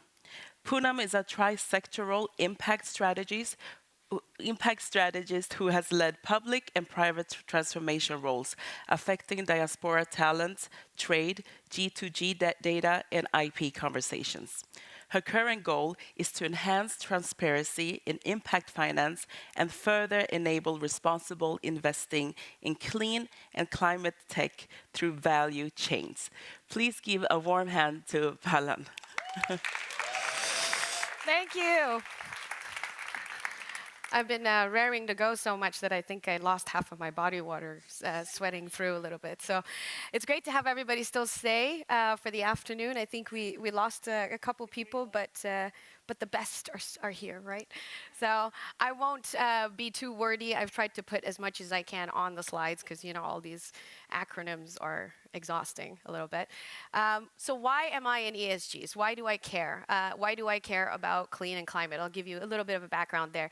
I grew up with rhinitis. I'm sensitive to air quality, all sorts of issues there. And my career has started in banking, in regulatory banking earlier on, and I moved to working for governments and performance management. Gaining a clear line of sight is something that I really enjoyed doing. So when I started in ESGs for family offices, for Qatari family offices about 6 years ago, it didn't make any sense. And then after COVID, we had a resurgence, obviously, when Larry Fink said, I don't like ESGs anymore, and it became a political conversation that wasn't really, really good for impact finance. But here we are in the EU, and we have now our corporate sustainability reporting directive that is changing everything. So ESG backed, we are starting a platform for investors and founders to find alignment earlier on, so that later around, when you're in your seed stage and you're looking for follow-on investments, especially in clean tech and climate tech, the horizon is really long. So some say 7 years in clean tech, some say 12 years, some say 9 years, some say 15 years. And I guess it depends on which part of clean tech and climate tech you're a part of. The big difference is climate tech has been largely an enterprise level conversation. Data is owned, it's never really shared. Everyone has their own GHG mapping, emission 1 to emission 3 scopes. Emission 4, scope 4 is something that no one's doing right now. So what does this mean, right, for founders, for impact investors? It means lower downside risk. It means higher stock returns. It means 42%, of startups that fail will lower that by having this platform. So it's very much directed towards having a singular dashboard that venture capital, corporate venture capital can agree on. And on the impact founders side, who, by the way, most founders these days are angel investors, are investors themselves, this line is no longer a very clear line. This helps us come together on what materiality mapping truly matters. So there are 14 principles of adverse impact parameters right now. And through this program, there's a bit of an alignment here. You can see our impact verticals are essentially a cross between clean and climate tech. And clean, the difference between climate and clean is that clean affects communities, urban development, again, water quality, air quality, everything else that, you know, we live with, right? What we breathe in. The built environment especially is one of the biggest polluters, which is least known. We generally go towards mobility and automotive, but we should be looking at the built environment a lot more. And when we talk about clean energy, we talk about energy efficiency. We're talking about on-grid, you know, solutions and off-grid solutions like battery storage and, you know, leakage systems. We're looking at a really big span. So our program's starting next year. Everything is next year because it's taken me a long time and the teams to align on common thoughts, especially with corporate venture capital. We have very different ways of looking at impact finance and at private equity. But we've come to some common consensus in Germany. I'm based in Berlin, so I've spent quite a few years in Germany and working with German production and insights. The program will have a 100-hour tailored structure. So in 100 hours, your seed stage startup. We haven't gone earlier, unfortunately, towards ideation because it's a bit too early, but I'll figure out a way to do a micro program for, you know, studio venture partners as well, because from this group here, I've learned a lot that, you know, we have to get into funding studios. And so we definitely will find a slice of that 100 hours for us to work on, because the earlier the better. 240 shortlisted startups and accelerated startups per cohort. Now, why the cross regions between EU and ASEAN? Well, I'm born in Malaysia. I used to represent the Malaysian government. I grew up in Vancouver. I'm Indian Chinese. I'm mix. And I'm now 7 years European. I used this sentence earlier. I'm Malaysian made, Canadian defined, and EU polished. Ta-da! I don't know how much of that is true, but, you know, there you go. And 60 accelerated startups per cohort. So I mentioned to Ignite Sweden, so shout out to Elijah there, that, you know, I want to do 220 of these, but, you know, we're not an ecosystem, so we need ecosystem partners. What we do really well is we define parameters. We define double materiality, for example. And what that means is the outward view of how a company defines its ESG parameters, which is impact, and the inward view, right? So how the public, shareholders, stakeholders read financial statements and look into a company's vision. And so there's been a lot of debate. But ASEAN and the EU, why ASEAN, right? ASEAN is obviously where sustainable sourcing is becoming a very big conversation. And in ASEAN, unlike us, where we have the CSRD, we have this, you know, general EU taxonomy that maps about 93% of economic activity in the EU. ASEAN doesn't have a unified taxonomy structure to map economic activity.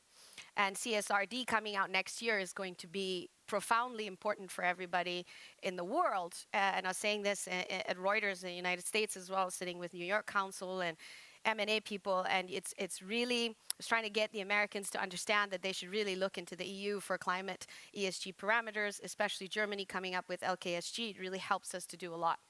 So these are some of the, you know, big gaps between ASEAN and EU, right? We have, look at active clean tech, climate tech VCs, the 81% gap. We have number of clean tech startups, 86%. We have climate tech funding, which is 92%. So some massive opportunities here. So investors, you know, if you're excited, find me LPs, become an LP. This would be amazing.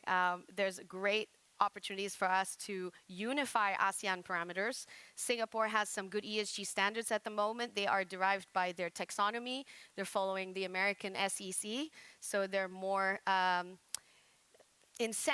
incentive-based. A lot of them are not incentive-based. They're all based on penalties at the moment. So this is why ESGs, you know, CSRD, all these, they're not really so popular, because when you go penalties, then it's a must-do, not I'd like to do. And so larger companies do it, companies with over 11,000 employees. This will bring it up now to 50,000 employees. They have to do it. And for the small, and if you have annual revenues of 150 million, you have to declare your CSRD. But for smaller companies that are outside of the EU, the CSRD now will start to map them as well.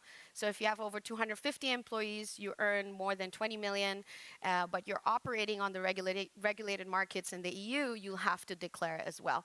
And so EU is really defining climate finance as we speak, and I'm very proud to be a part of it. So this is something that I just put together for everyone to, you know, maybe make a use of. It's yours to take. I will send it, post it as well. But again, the fines are interesting when you look at how it's being structured. And when we talk about venture capital and we talk about corporate venture capital, we have a very different way of looking at this. Venture capital Article 9 funds don't exactly expose how they value their portfolio mix. And in corporate venture capital, the data is of their enterprise level, so that's even more gated. But yes, my hope is that by gaining some clarity on all of this, we will essentially be able to partner with the right type of mindsets in impact finance and, be able to put together, as I said, something for studio ventures, something for seed. For our fund, the first fund, we're raising 50 million. These days, raising for venture capital, apparently I'm told you should just say it out loud and ask for what you want. We are going to focus on hardware-based companies because we want to find, companies that have that integration through the whole value chain, ideally at their seed stage, and so that we can walk with them and help them, get the best co-investment opportunities out there with larger institutional infrastructure funds. Because even though, we might all think about quick exits, in clean tech, there just isn't such a case. The exits are not as important as integration for the value. So protecting IP, intellectual property, and doing it with the horizon that this is affecting entire communities is far more important than, getting your carry and checking out. So anyways, that's my speech. Thank you.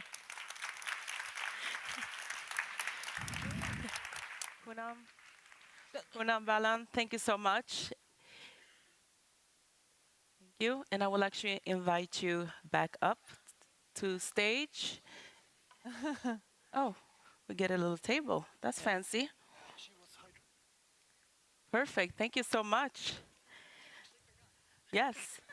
Thank you for that very interesting presentation. And I was thinking we could get, a little bit more personal, to get to know you a little bit better. Absolutely. And for the audience who would like to have a one-on-one with Poonam, there will be an opportunity during the networking break and the roundtable discussion upstairs to the left, all the way down at 2:45.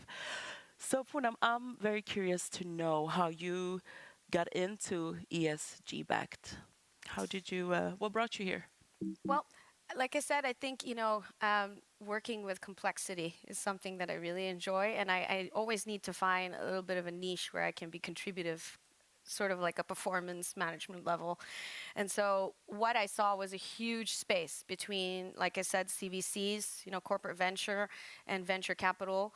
And size for size, it doesn't even matter. The approaches towards backing founders and, carrying technology through is completely divergent. And when you throw in all these penalties, it's making that divergence even larger. And so, it became increasingly difficult to explain to founders as we meet them, okay, well, why your program? Why should I care? This doesn't affect me. I don't make more than 20 million a year. Obviously not. I wouldn't need any money then.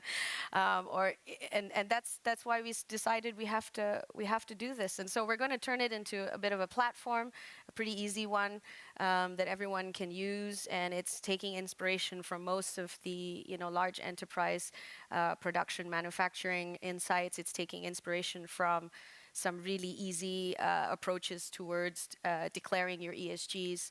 And so, yeah, that's why we call it ESG backed. And so if you're backed by this, then we hope that, you can come back to us and work with our partners with more clarity. Excellent. And from a strategic level, how does your approach at Tact Hub align with the principles of ESG? So I started Tact Hub with my partner because we became Hasselblattner coaches.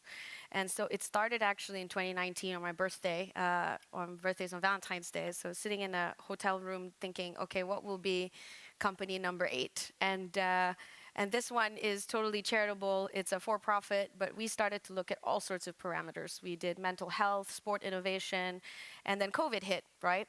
And so we went completely into mapping digital services at that time. So we were one of the early mural consultant network partners. We were one of the early partners for many digital tools we use now that I think take for granted a lot in design thinking. And this evolved us to now look at, climate and clean tech, because we've been doing investments, micro investments, providing sweat equity, providing introductions for about 4 years. And it's time to pop up a fund and time to then, grow bigger funds and welcome more general counsels that are GPs in this space. So the numbers are just so much bigger in clean tech and climate tech, which doesn't make it any easier, which doesn't make it any better. But there needs to be a lot more hands on this. Yeah. And your focus has been partly diasporic talent. Yes. Can you tell us a little bit about that? Yes, so that's a funny story. So I grew up in Vancouver. I came back to Malaysia, and I was actually a little bit upset that I wasn't one of the invited returning expert program recipients. And so I came back saying, how could you not know me? I have no kids. I'm committed to my career. I should be known. And Malaysia was like, great, you're back. Awesome. And so I suggested a bunch of things, typical woman, right? I guess, and they called me back and said, well, we've got an opportunity here to enable talent, and would you like to be a part of internal talent or expatriate talent or diaspora? Of course, I chose my demographic because the rest wouldn't be authentic, right? So I got into that space that way, and I started to lead the digital strategy for diaspora engagement. So the government had somewhat mapped a critical skills map and wanted to basically develop a retention program with tax incentives and all sorts of other incentives for diaspora to return. And so the digital strategy that was distributed towards about 6-7 ministries at the time had to be helmed. And so I brought a lot of it towards a centralized approach. But I think my biggest legacy was I changed the digital RFP process at the time with the strategic units. So that was really fun. Yeah. Super interesting.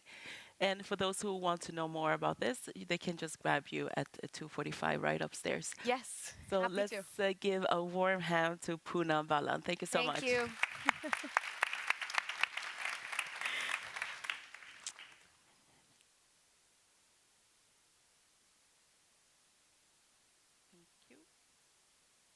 Okay, let me stand over here.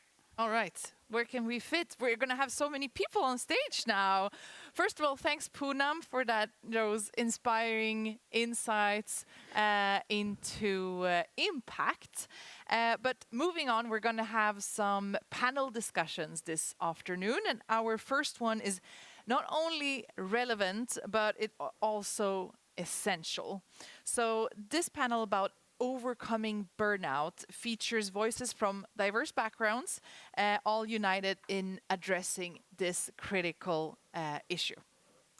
And to lead the talk, I would like to introduce Malin Frithiofsson, a CEO of DIA, which is the global femtech hub. Please give a warm hand. Thank you. Well, before I begin talking about this, I just have to say something about these gatherings of amazing women that just kind of hit me when I was listening to Poonam speak. Because yesterday, some of the speakers were gathered, and me and Poonam were sitting talking, bantering about our love life and feeling like best friends for her entire life.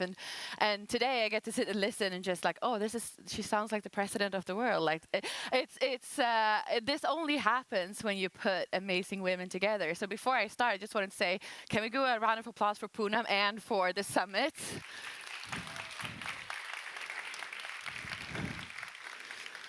And now we're going to talk about founder mental health and kind of why I want to talk about this. And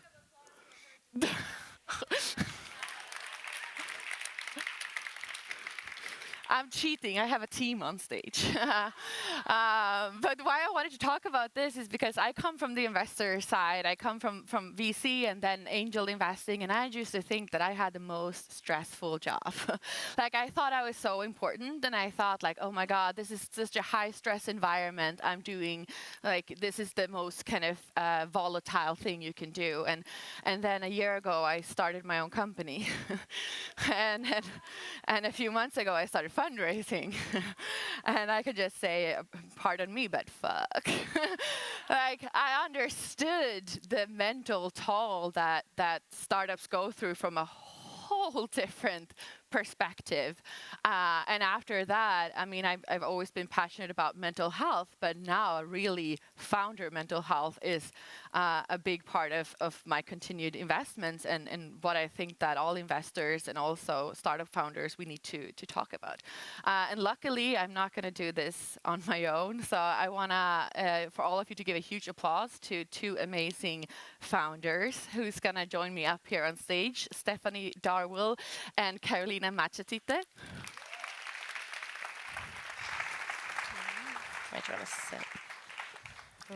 It's okay. And the reason why you're both are here is because you've had the lucky experience of being founders and the unlucky experience of experiencing burnout. And I want to start with you, Carolina, because you've really made mental health the centerpiece of your working life now. And I purposely didn't introduce you what you do because I really want you to tell us about the amazing work you're doing in mental health. Yeah, well, first of all, I'm really glad to be here, and I'm very happy to see that finally at the Startup World we talk about mental health and well-being. So my reason was not so funny why I started my career in this field, but long story short, in 2018, I was managing a 7,000 square meters co-working space in Copenhagen with only a handful of colleagues, plus running my own global social enterprise and running events all over the world. So in the beginning of 2019, I found myself completely burnt out. And I have always been this visionary, creative-driven person. So imagine how a person like me must feel when one morning you wake up and you realize that you have a complete brain fog. You can't think, your brain shuts down, there is no creativity. So naturally it was like alert, identity crisis. What's gonna happen if my whole life I'm gonna be like this now? So while I started looking for ways to heal myself, I kind of offered two of my friends, one based in Malmö here, working as a psychotherapist, and one based in Gothenburg, a meditation and mindfulness teacher. We all have crazy law and international relations background, but always the passion for well-being, to start an organization which is based in Malmö and called Wellbeing Lab, because I really of course, I had that experience, so I really feel like how it affects you, your team, and actually everyone around you, so your family, your friends. But I believe that founders and their team's mental health should not be sacrificed for the success of the startup. And that actually, if we look long term, we can achieve more and do more impact and be healthy and thriving entrepreneurs.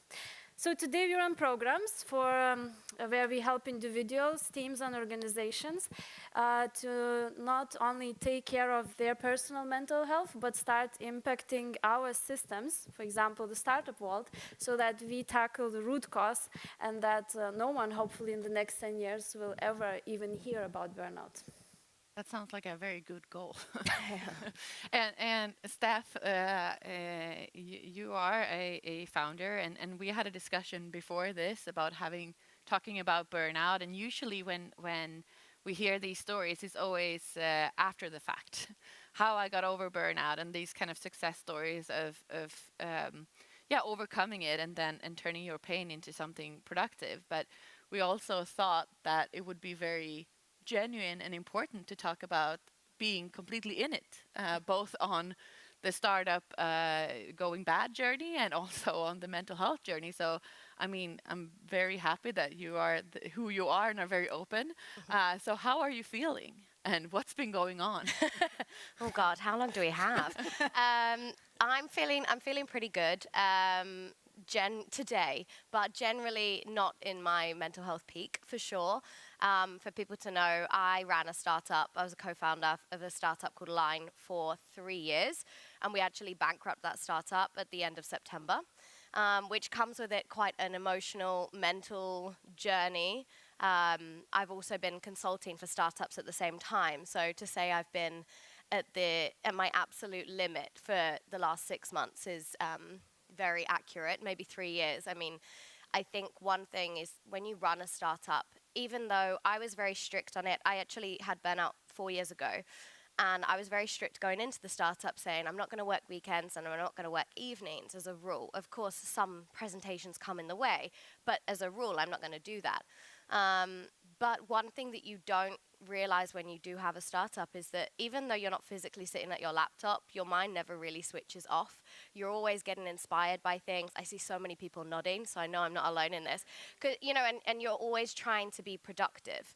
And actually, since my last project finished at the end of October, I realized that I'm really experiencing kind of all the symptoms of burnout right now. So I'm actually taking a break from work, November and December, and then in January we'll be working out what my next step is. And I think coming on here, we had a conversation about but do you feel well enough to come? And I'm very lucky where talking on stage I don't get very anxious about. I do have anxiety and I get anxious about the most menial of things, but speaking on stage I don't, which meant that I was in a position where maybe it's actually refreshing to hear someone on stage and be like, actually I'm kind of in the middle of it and I have no idea what I'm going to do next, but I'm hopeful that I'm going to figure it out, because we always hear these sunshine stories when it's all figured out afterwards. So I don't have sunshine right now, but I'm hopeful. I know I'm going to get through it, and I'm really grateful. Being in rooms like this is so nice to have people bring us up and remind you what you know, and that you're not a failure at all. And very happy to have you here and talking to you always. But what do you think it's about the founder role and kind of the startup roller coaster that leads to more burnout than in other industries? Oh, there are so many things. But I think, we did recently Changemaker Exchange organization, which I am a facilitator and a community member, together with our around 15, 16 global networks, like Obama Foundation, Diana Award, One Young World, and so on. We did their research, so we have proof. But what founders emphasized as one of the most stressful thing is the financial uncertainty. Surprisingly, also, they mentioned that the lack of mentors, and this is really strange for me because we have so many incubators, we have so many mentors, so what's the problem then that the founders don't feel, many globally don't feel that they have actually a safe space to go, that they can be themselves?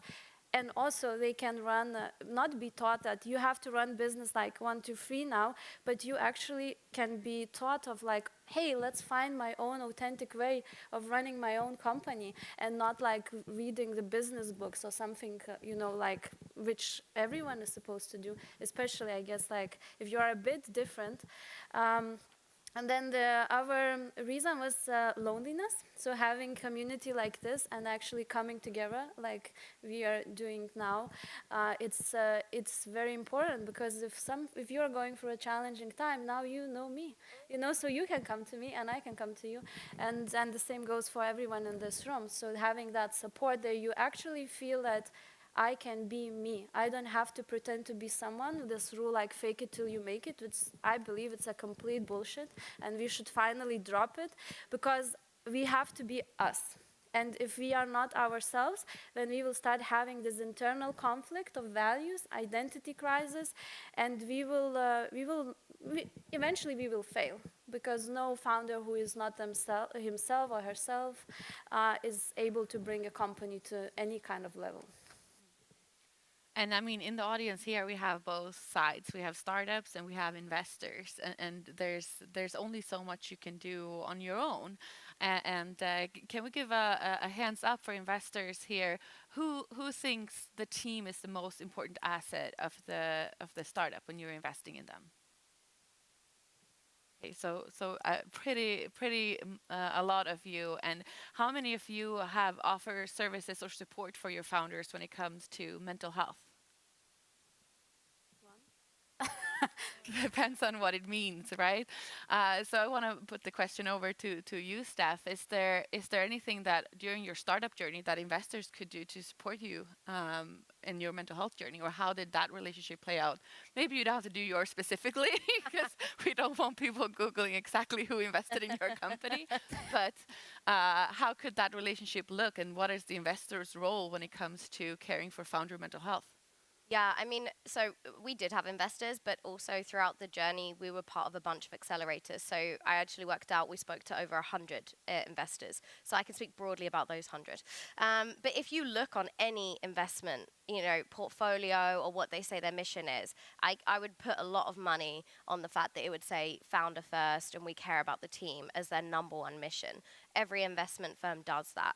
Unfortunately, not all investment firms actually mean it when they put it there. It's a lot of like USPs and a lot of sales pitches, which is a shame for the people that genuinely do mean it.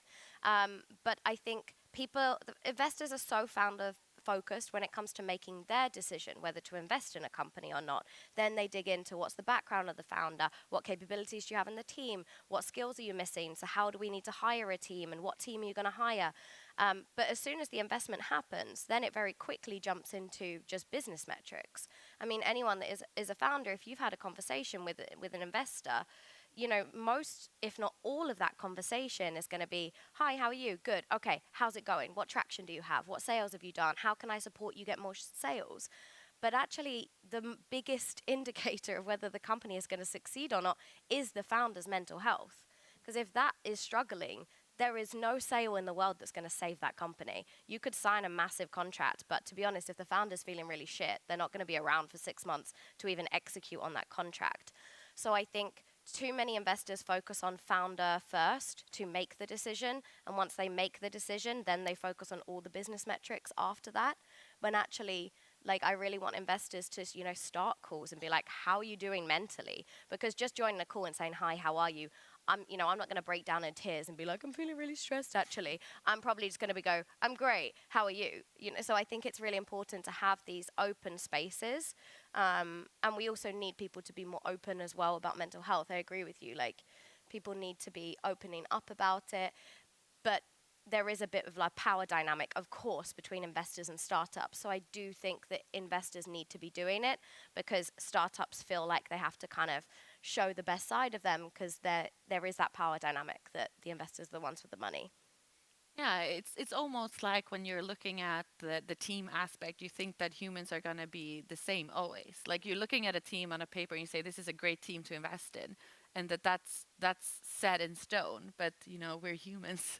We change and evolve. And you kind of have to do the check-in with the team because it's not the same person the next day or the next next month or the next year. But for all the investors in the room, do you have any advice for them if they're like, okay, I care about this issue, obviously from a value perspective, but I also care of it from a business perspective, but I don't know mental health myself. I'm pretty sure there's a lot of investors here that also needs to go to therapy and relax a little bit. So, I mean, what would you, from your professional opinion, what can they? Good question. I think everyone needs to go to therapy. The world would be a much better place if everyone went to therapy. Yes, we actually did this at Tech Barbecue. We asked the audience, have you ever had a boss that needed to go to therapy? And everyone put their hand up. Every single person in the audience put their hand up. So you're just yeah. But what, some tips without giving away all of your secret sauces that you do for organizations, or is the secret sauce just to hire you and help them do it? Well, you can hire me. I'm open for that. But I think, there is, for some reason, I don't know where is this, the information disappearing. So naturally, many investors want to see productivity and income, profit and all these things. And so we have a lot of science backing up, and showing, if you take care of your mental health and you implement certain practices, simple practices in life, on regular basis, your productivity and your innovation innovation and your creativity skyrockets. So I think this like is the most important message to hear, because, for example, you know, I worked for this organization, World Peace Initiative Foundation in Thailand, and it was like they told that in our contract it was written 2 hours of your day you have to spend on personal development, and by every end of every week you have to report. If you don't take care of yourself, we are gonna fire you. And all the Westerners went nuts. We're like, how are we gonna perform? We have so many responsibilities, it's not possible. 3 months later, I start from 8 hours work a day. I started working 4 hours and doing 2 and 3 times more, and being so much happier because I had time for all the fun things I want to do. I had time for relationships. So I think, like, first, if you change the mindset and you realize that taking care of the mental health of founders and their teams, and not putting like this immense pressure on them that now you have to succeed and scale up tomorrow, or like, I don't know, a year from now, that's already like a game changer, because actually we can all be super successful, productive, and very happy, healthy people. It's just that for some reason the culture is focused on barely surviving instead of thriving. So I think let's shift the mindset first, and it's backed by science. So it's not some lala thing that, oh, we have no proof. There is lots of proof. Exactly. And one thing I wanted to get into, obviously I work with femtech, so women's health innovation, and one thing that I've seen in our founders is that, well, a common red thread among all startup founders is that you usually start a company based on something, a problem that you yourself have lived and that you want to solve. But when it comes to femtech and some other areas as well, it's a very intimate problem, or it's a problem that's very intimately connected to you as a human and your life and the human experience. And then I've seen in these founders that their mental health is more impacted by the success or failure of the startup, and especially when fundraising, because, you know, if you've started a startup from your experience with domestic violence, for instance, and you're fundraising for it, and you're sitting apart from a lot of people saying that this is not a big problem enough for us for fund, like it is a different toll on you emotionally that we don't really talk about the difference in these different themes of startups. And like, what would you say? You're a serial entrepreneur. Like, how do you separate your own experience from the experience of your startup? Because, I mean, 9 out of 10 are going to fail, so you can't. But 9 out of 10 entrepreneurs are not failures, but they tend to feel that way. So how do you even begin to separate your identity from your company? That's really difficult, because the whole, and one comment that I had just before in terms of tips for investors, one really simple thing: just be open about your mental health. Lead by example. Just, you know, when you have the how are you, just go, actually, I'm feeling pretty overwhelmed by stress. And I think as well, I think everyone knows what, you know, has heard the word burnout, but I thought I could like define it. So I think World Health Organization call it an occupational phenomenon, but it's about, you know, having an extreme level of stress that is very overwhelming, but it's caused by the workplace. So it's very specifically caused by your work environment. So just by a show of hands, who has felt overwhelmed by stress at some point in your career? But actually, it's not. I want to talk to everyone who didn't raise their hand, and I want to, like, what are you eating? Like, what are you eating? That's what I just noticed. There was maybe like 10% in the room that didn't raise their hand, and I'm like, what do you do? But please correct me. No, it's true that the World Health Organization defines it as only work, but now actually it's also kind of everyone agrees, like in the scientific and like community working with mental health and well-being, that it can also be caused by relationships, like at home. So for example, if you have a toxic, traumatic environment at home, so that can also lead to burnout, but it can be also caused by yourself. And the main two things how we ourselves can cause burnout is by having a constant negative talk with ourselves, so that it's never good enough, we are never good enough, this is like always criticizing ourselves, and which is very common in founders, and it definitely wasn't me, perfectionism. It's never enough. It's never enough. So actually, if you, for like, let's say a year period, if you're gonna have these thoughts, it's very likely that you will end up like crushing yourself by yourself as well. So controlling your mind enables you to control your life. Thank you. I love learning more, so it's important. Like, I really enjoy when people will like correct me or be like, "Oh, don't forget, it's this way." But back to your point, like especially with founders, and also perfectionism is even stronger in women. And you know, there are a lot of women in this room, and society has told us we need to be perfect. So when you have a female founder, it's even stronger.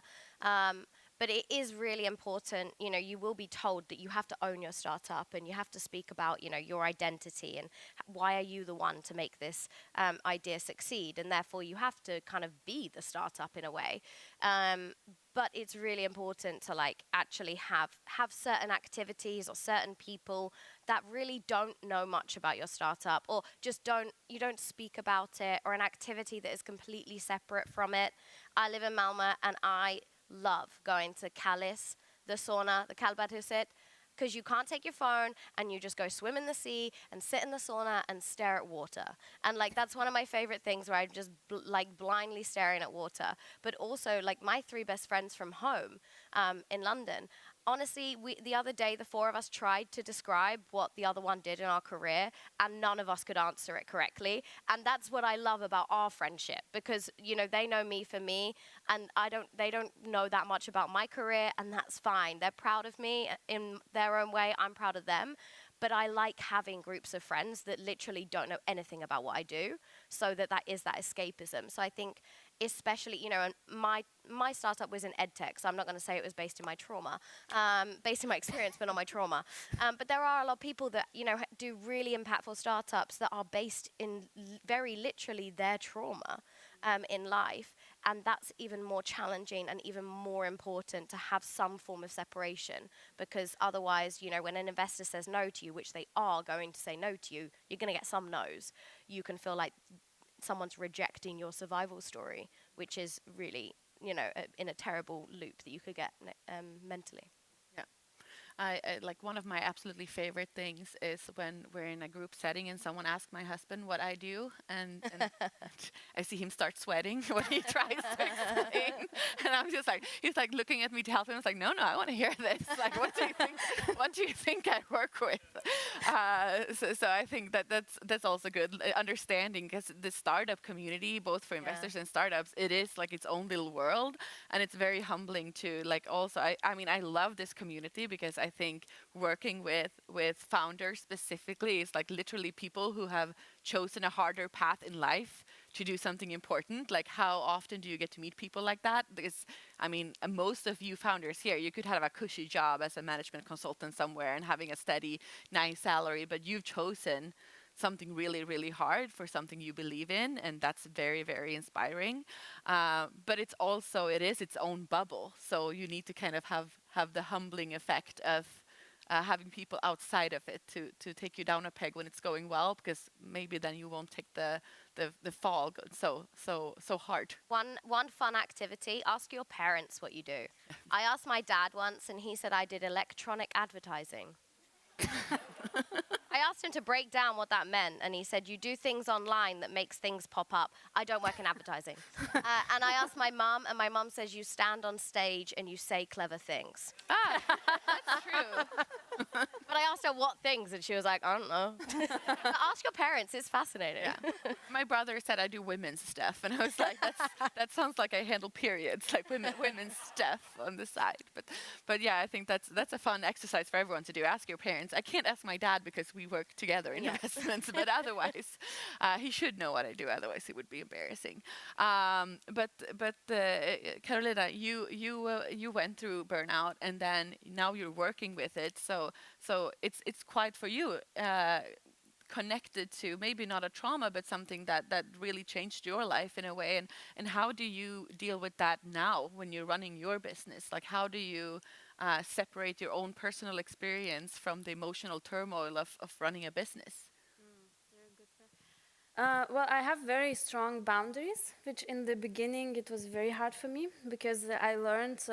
I come from Lithuania, and from a country where you work more when it's required from you, and it's strong like perfectionism and kind of like as a woman feel like having learned that you need to do even more when you should. So I had to learn actually how to have strong boundaries and say to people. Fridays, Saturdays, and Sundays, most of the time, I'm unavailable. If it's a crisis, you can call me, but otherwise not. And like these are my working hours. I work like, I don't know, 3 days per week. And if you call me any other time, I won't answer. It's just, I'm just gonna not answer to you. I'm sorry, but it's my personal time. So at first I was very scared to implement like strict boundaries and say to the people I work with that, hey, this is what I need. Of course, asking people, what do you need as well? And like what would help you and how can I support you? But when I started doing it, I started realizing how much respect I started receiving from people and appreciation because I think many of us have never learned, especially women, how to set boundaries, not only in work but in life. So when someone comes to you and says like, this is what I need, then you are helping another woman or man, that can be as well, to make their life better. So that's one thing. And then, of course, for me, it's very important to feel that I am having fun. The moment I don't feel fun at work, I stop and I'm like, this is something wrong. Because for me, it's like, I believe that every founder in this room, you do it because you're passionate about. So it's not because someone forced you to do it or you have to go to your regular 8 to 5 job. It's the passion we have. So if we stop having fun, then what's the point of doing? Because life gets like boring, then I might as well go and take a job somewhere else. At least I get paid like very well. So for me, this is like the moment I stop having fun, I realize something is wrong. Like something is not working for me, something is not working in the team, because I also want my team to have fun. I want every person with whom we work to have fun and take care of each other, and while having fun, do good things for the world. And I have to challenge you on that because it's not one thing we talk about a lot in the startup world is grit. So how does that, it's not always going to be fun I mean, now I'm just sitting here like, oh, I'm not having fun with this fundraising. It's so I was like, but obviously like in a startup journey, it's not always going to be fun. And we keep talking about this grit and like sticking it out. And how do you mix these two? Like, how do you mix the sentiment of, setting boundaries with the same thing like we usually, when I worked at a co-working space or incubator had a co-working space, the investors would ask me, okay, can you tell me which startups are here all the time? Like which are here first and leave last? Because those are the startups I want to invest in, which I think is quite a toxic mentality. But still, it is a mentality that is out there. So how does one, I can see that there's a lot of startups in the audience right now that might be thinking, okay, yeah, I want to set boundaries and I want to have fun, but is that a reality in the startup system that we created today? And where does that leave founders? Well, I don't do anything I don't like. So, for example, How? Tell me. Well, I mean, we have teams. So, like, for example, we organize retreats, let's say, and I love facilitating. I love talking. I love doing workshops. I love working one-on-one. So, one of my founders is in love with bureaucracy and organizational, and she doesn't want to facilitate. So every time we organize something, I never have to think about bureaucracy or like fundraising or all these things because I don't like it, but she loves it. So I think like I just always find teams or create teams so that I have a person who loves doing what I hate, so that I never have to do what I completely dislike. And it's not that difficult. I realize there are so many people, for example, who just love sitting and are fascinated by Excel sheet. And I'm like, how? Like, how? Like, I go crazy. I don't even know, like, all those main, like, functions in Excel. But my co-founder, she's like, I relax. I find inner peace when I'm in Excel sheet. And I mean, that's amazing. But I would say, like, it's incredible, and I'm very jealous of you. I think that's not always a reality for a lot of people. And especially, I know there's a lot of people that work with startups or work with a company. And unfortunately, you're going to have to do some shit you don't enjoy. I mean, I don't like running a startup, we were three co-founders. None of us liked doing accounting or the admin, and that shit ended up falling on my plate. I definitely didn't enjoy it. I realized in this journey as well is like there's a difference between something you don't enjoy and like really sucks energy out of you and that you hate doing and you're not good at it either. And then there's something that you love doing and it brings you energy and is really fun. And then there's also this third column, which is like stuff you're good at, but actually you don't enjoy so much. And a lot of people always think that because you're good at it, you enjoy it. I'm very good at organization. I'm very, good at doing bureaucracy or project management. What I realized, I actually don't enjoy it. I'm just good at it. And so people kept giving me more of that stuff because I could do it. And actually, it's important to realize, okay, I can do it, but it can't take up all of my work. So I think, to an extent, it is important that you enjoy it, and the majority of your work is fun. But I would say there's going to be some shit that you don't like. Working as a freelancer, I don't enjoy sending invoices, but I enjoy when they come in. So it's a, I have to have that annoyance of admin just to have that benefit. And I mean, that might be the issue with small teams, as startups are, is that you have to do pretty much everything. But one thing that I learned now is I'm going to go back to my co-founders and ask them, what is it that you hate of what we do? Because I feel like I've just looked at them and be like, you're really good at this. You always do this thing. And I don't really know, because I have things that I'm doing that I hate. And maybe they love it. And maybe when you're looking at team dynamics, when you're investing and you're saying it's all about the team, I'm going to add this as a parameter of also like how well do you, because the dynamic you and your co-founder co-founder. I was thinking about the cow because I love that one. But Freudian slip over here. But yeah, your co-founder, I'm very jealous because that sounds like a very healthy dynamic, because you have to do a lot as a founder. You usually don't have just one role, but if the more you actually have a good dynamic in you like what I hate. That's something I haven't thought about when looking at team dynamics before when investing, and I'm gonna start adding that. Yeah, and I think it's also important maybe to realize how do we create teams? Because for me, I always the way how I don't know how I learned, it just happened. But I guess because I love connecting to people, and since very young age, I was more interested what drives the person in life, what's your passion, when what the person does. So when I create teams, since many years ago now, first I spend time with people and I want to understand, are our values aligned? Do we vibe? How do we get along before talking anything about business? And then seeing, okay, because I think obviously our case is special because we connected on a human level, and we connected because of our values, and then we started talking. Okay, so what would you love to do? And what do you absolutely hate doing? How can I support you? And every time we have meeting, we start actually checking in. So how do you feel? How can we support you? What do you need? So maybe people just create teams in the wrong way based on qualities instead of values. I have a question for you. What would you do or what would you suggest if there's a team, for example, there's two co-founders, they seem like a fantastic match, as in they have very different skill sets and they complement each other, but then they have the conversation about what do you hate doing, and they both have similar items in what they hate doing. How would you suggest to work through that? Or would you suggest to not even team up? Well, I think it's never a good idea to have two same people, with the same experience. I have different experience in my mind. But how can they? But they hate the same tasks, but they have very different experience and different skill sets. I think you need to get another person. So I think if you see a gap, you just fill it. You find the person who loves it. So sometimes maybe it's not gonna be possible to be full-time, but maybe there is a possibility. Let's say there is I don't know, some accounting period or something, and you both hate doing it. Well, maybe is there a possibility to subcontract someone who actually can do it for you? There might be, of course, sometimes, of course, it happens that you might not have that possibility, so you kind of just have to go through it.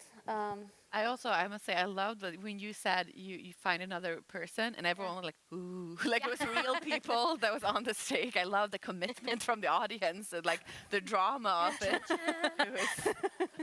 That was amazing. Thank you. So as from an investor perspective, if you're seeing this type of team dynamic, and now I'm talking to you as someone who understands the professional aspects of team dynamics, and you, Stephanie, as someone who's been in the team dynamics and have had these relationships and these talks with investors, what can an investor do? Like what is overstepping and what is understepping, and how is a good way, since we think that team and we know that the founders quitting and breaking up is a huge risk for the startup. So how can one mitigate that? Like what is a good way to, if you definitely you see these red flags but they haven't been brought to you like openly, the company hasn't come to you and say we have issues, but you can already see these, they hate the same thing, or I think it's important to like speak to them on a human level as well. Like I think so often with like investor meetings or even investor checkups, some people get the relationship really right, but a lot of the time it can feel a bit stale or a bit robotic in the conversations. And I think just open it up to be personal from the beginning, and kind of probe. Like the best investor conversations I've had, they've probed questions. Like at the very beginning when we co-founded the team, they were just like, okay, if this deal was on the table, would you accept it? Okay, and what about this deal and this deal? And we were three, and we were really surprised by what each other was answering. So I think kind of ask those probing questions. But one thing that is really important that I try to discourage anyone from saying is like, never use the word family to describe a company. So many people do it, and so many people do it in a good-natured way because they want people to feel at home.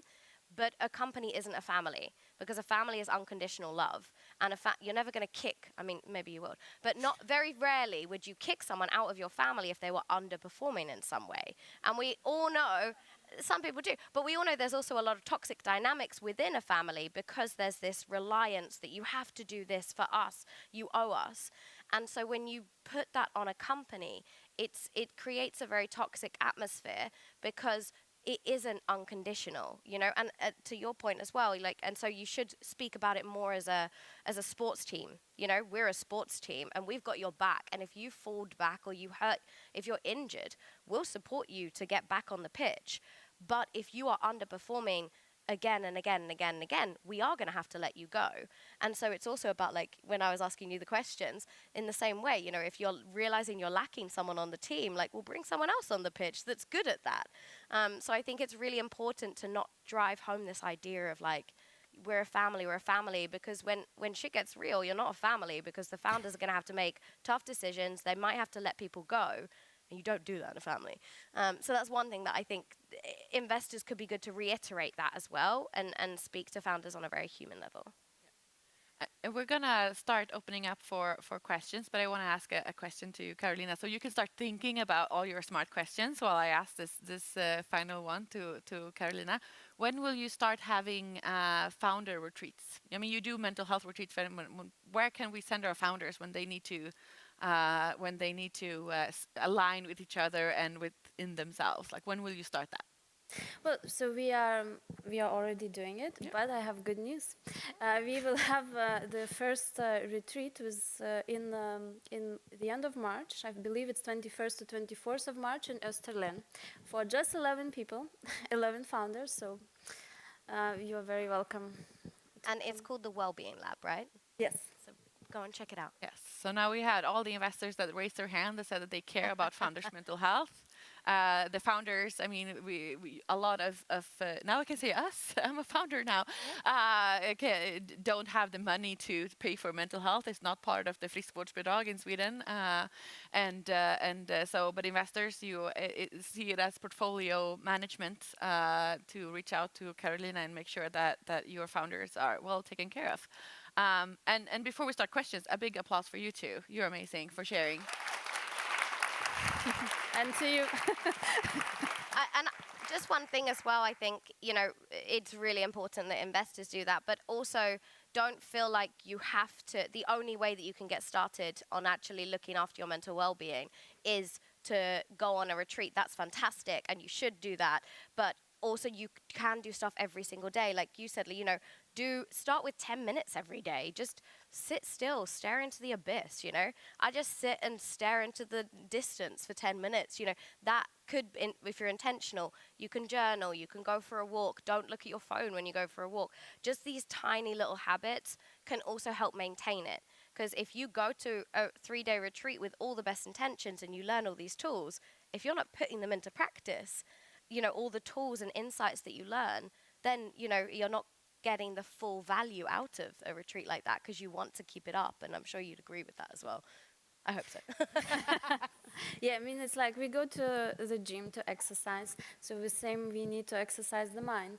It's a muscle, it's that easy. If you exercise the mind, then you become, again, the owner of your life and your mind. So, because most people, the mind controls most people. So science has shown that, the last thing I'm gonna say, science has shown that 45% of the time we tend to think about the past, 45% of the time we tend to worry about the future. And when we think about the past, it's a lot of times like, I wish I did that, I wish I didn't do that. So actually we have 10% in the present moment. So imagine if you start taking care of your mind and controlling your thoughts and your mind, and if you expand that 10% to 20%, how your life could change. And believe me, it would change like 360 degrees. So you become the owner of your life, and hopefully we can change the statistics. Yes. And questions from the lovely audience. We have, yes, we have 3 hands up. It's always a little bit scary before someone puts their hand up. Yeah. It's like, anyone want to ask? Of asking a question. I just wanted to ask, obviously we know the signs of kind of coming hitting that wall as an employee, but I think as a co-founder it's very easy to ignore those usual signs. So what would you say as a co-founder with grit and that likes to work too hard, what would be their signs that the walls come in, so to speak? Very good question. Yeah, I guess I can speak from experience. I think it's important to recognize, there are some kind of blanket symptoms that could be, having excess anxiety, stress, problems with sleeping, changes of appetite. But it's really important to understand what's your normal. So for me, for example, like social events I love, and I love meeting new people, but I started to recognize a few months ago, they actually drained me a lot more. And for some people, they're always drained from events, and that's okay, but that was abnormal for me.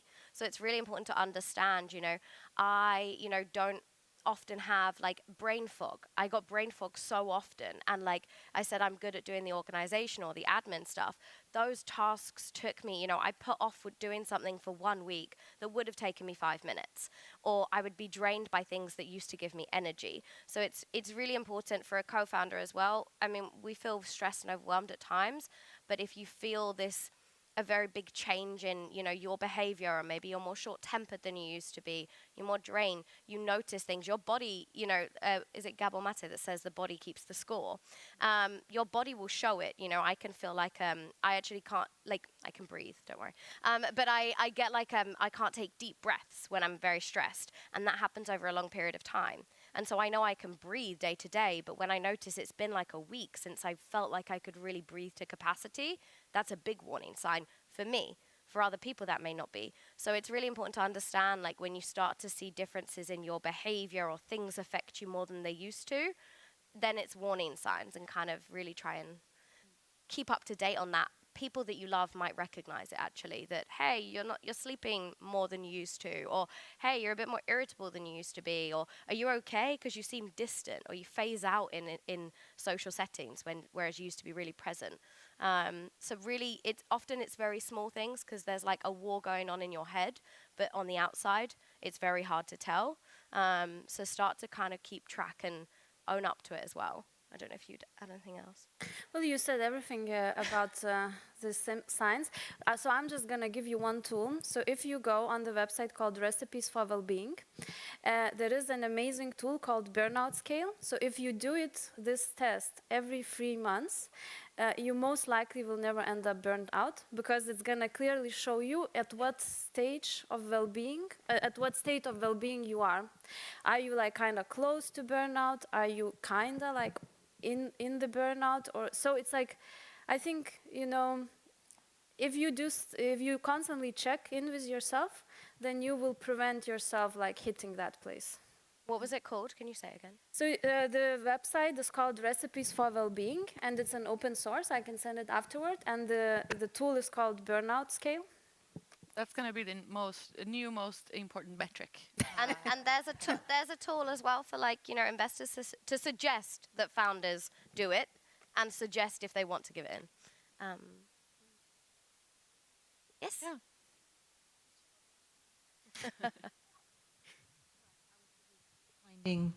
Finding this important website, which I will now live on. No.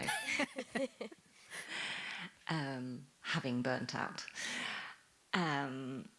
So my question was, what would be then, or actually perhaps not so much of a question, but an idea then, that investors who are saying that they are putting the founder first, what they really need to be doing is part of that investment money insisting that it goes on your mental health. And those would be the investors that would be truly looking after founders. Yeah, I would even take it one step further, and not because, you know, the funding you're fundraising for, you usually need to allocate it. But I would say that was it like 96 VCs in Europe said that they were smart money, that they more than just money, but it was only 6% of startups said that they got more than money from their VCs, which is humbling, I think, for a lot of VCs. But I think that in that smart money, in the things that we say that we give outside of the money, should also be about mental health. So that instead of okay, but we also employ these consultant sales coaches that you can get access to, but maybe we employ therapists, or we employ, you know, so it shouldn't be like on the startup the money that they've managed to fundraise that has to be going to mental health. And I also think a lot, from me personally, I think a lot of it is the investor's responsibility to break down these hierarchies. Because there is this, I'm giving you money, but it isn't. It's you making money for me, hopefully. So it really should, the power dynamics shouldn't be what they are right now. But I think that the day when the people I've invested in can't call me and said that they're having a shitty day and they're really stressed and they want to take a glass of wine, then I feel like I've failed as an angel, because I feel like that's my role. It's not your round A investor's role to do that. But I think in early stage startups, our role is like Gita said earlier, you're part of the team, you're for good and bad, and a lot of the team is consistent of human beings, people with full spectrum of emotions that you should want to support. So I think it's a lot breaking down hierarchies, but also, you know, putting your money where the mouth is, and in that smart money, making that smart money also mental health. There's one investment firm that actually just launched an initiative. The investment firm is called the Inner Foundation, and they just launched that they're actually going to be, I'm not sure the exact amount, I think it's around 10,000 SEK a year for each founder to use for mental health. So they can go for therapy, and then they send the invoice to the investment firm. And I think that's really amazing. And 10,000 crowns for a year per founder really isn't that much for an investment firm if it's a VC. Of course, if it's an angel. But I think that's an example of something that, you know, one example of an investment firm that's, I think, really putting their money where their mouth is. Yeah. Do we have time for one more question? Can I just add something? Okay, yeah, do that, and then we'll. But I think like it's also important to understand that it's not only the investor's responsibility, but it's also the startup's responsibility, and you need to, you know, first of all, let's believe in ourselves more, and second, you have to stick to your values. And I'm gonna give you an amazing example, which whenever I doubt of like, should I take this money or not? Like, I always have it in the back of my head. So the Changemaker Exchange organization, there was a potential investment of like 1 million euros. But it was very controversial because of our values with regards to climate change, sustainability, well-being. So the founders brought this question to the community, to us, and asked, should we take this money or not? And we all agreed that this would be like beyond, this would just like be a complete mismatch of values. And even like the money seems tasteful and it's amazing, but if we have to sacrifice our values and our core beliefs, is it worth it? So I and the whole community of 1,000 founders were so proud of the Changemaker Exchange founders because they turned down a €1 million investment because they said no. And you know what happened after? The organization doesn't have problems in getting investments, and it's very selective. And now there is a lineup of companies who actually almost are like knocking on the door and like, please, can you take our money? Can we run programs with you? And I think like, so it's like, in this way, you take back your power and you start showing as a founder to investors as well that, hey, it doesn't matter how much money you are offering to me. If you are corrupted, for example, I turned down an investment because of like some shady things I heard. And like I was like, I don't want to put my name in that, no matter how many millions of euros I would get. Like this, I just can't do it, you know. So there is like, then you change the dynamic and then the people start changing and then the system start changing and then we change the world, I think. I love that we're ending with "then you change the world." That's like the best. No, we have to.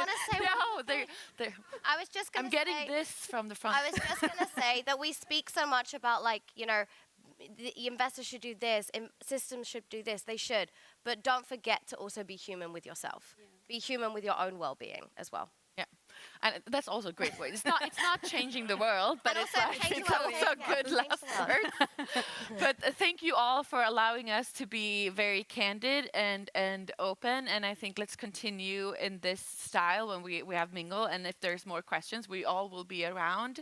And thank you for allowing us the stage for this time. So thank you. Thank you. Thank you. Thank you for this very enlightening discussion. And remember, taking care of health is just as important as taking care of our business. And now we will have another networking break and a chance to connect and learn from others. And we will, of course, have the round table. So if you've signed up for any of these round tables on inclusive meetings, getting hired and promoted in STEM, and defining ESG parameters, your round tables will be on the second floor down the hallway. And ask someone in one of these pretty t-shirts if you don't find it. And the coffee will be served on top of the stairs. And yeah, we'll see you back at 3:30. Good afternoon, everyone. How are you guys doing? Are you still awake? Yeah, great. We are entering the last parts of this amazing day. And now we are going to feed our souls with some music. How many in here have been to Rwanda? One person. But you know what? Today, right now, we're all going to Rwanda. Because up next, we're going to listen to Teta Diana, who is a Rwandan Malmö-based performer whose music not only entertains, but also tells stories that resonate with our team today. Please help me give a warm hand to Teta Diana.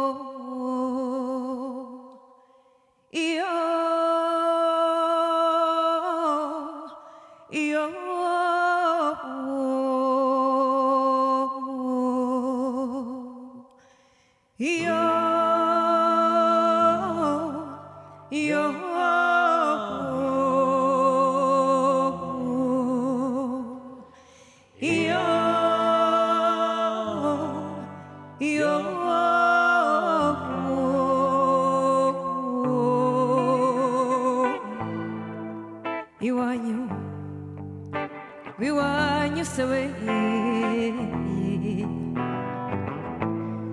iwanyu ndahazi, ni mu mataba ateze adatemba yo, mumburize kugenda, mumburize guhunga, ngo mumpere urukundo,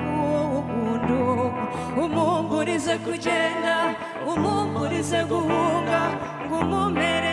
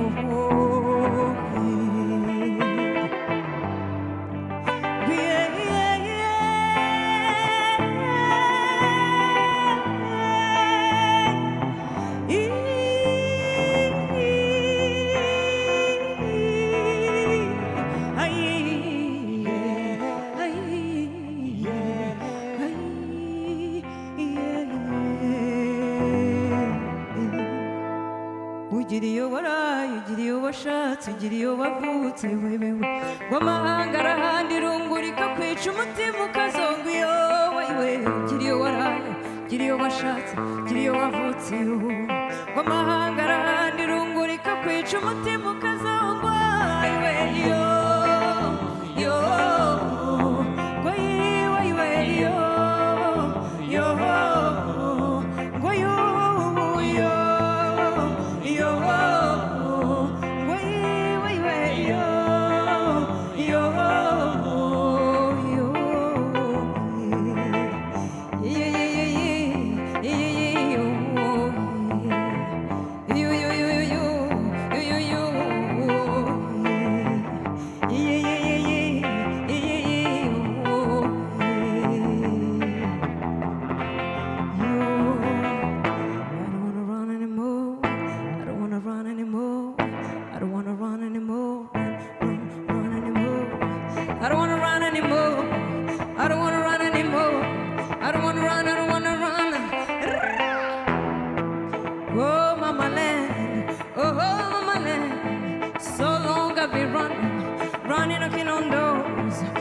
looking for a home, and finally, finally I can breathe, finally I can reach. Oh, mama land, oh, mama land. So long I've been running, knocking on doors, running, looking for a home. Yeah, and finally I can breathe, finally I can reach, finally I can sing, finally I can dream, finally I can breathe, finally I can reach, finally I am free. I don't wanna run anymore, I don't wanna run anymore, I don't wanna run anymore. Freedom!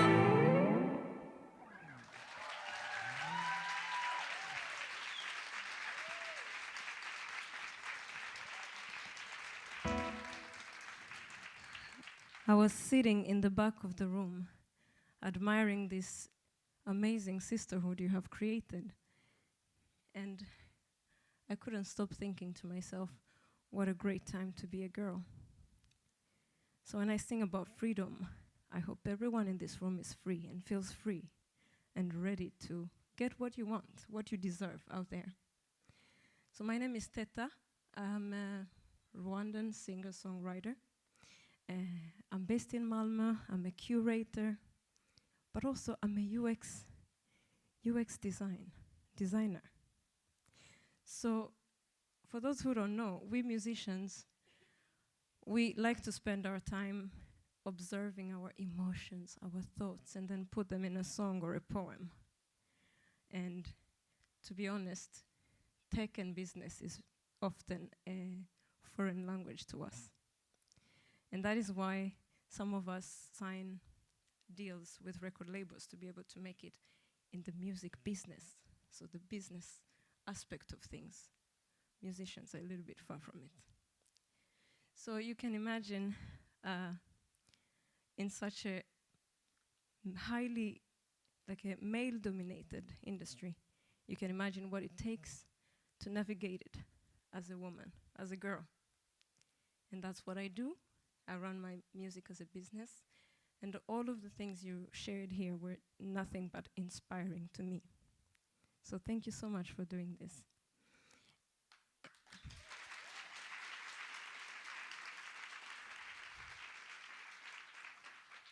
So I believe everyone in this room is a dreamer, because that's what it takes. And maybe sometimes your dreams can seem unrealistic and scary. But I recently read something that I think is worth sharing with you today. How big would you dream if you knew you couldn't fail? So don't stop dreaming. Gabi, you ready? So let's hype it up.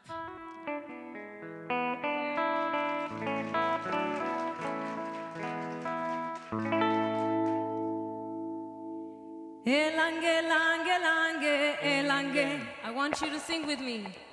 You ready? Elange, lange, lange, elange. Elange, lange, lange, elange. Elange.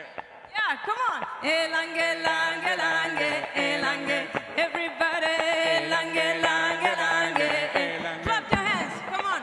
Elange, lange, lange, elange. Elange, lange, lange, elange. Feel the vibe in the room. Elange, lange, lange, elange. Bounce a little bit, come on. Elange, lange, lange, elange. Vive elange, elange, lange, lange.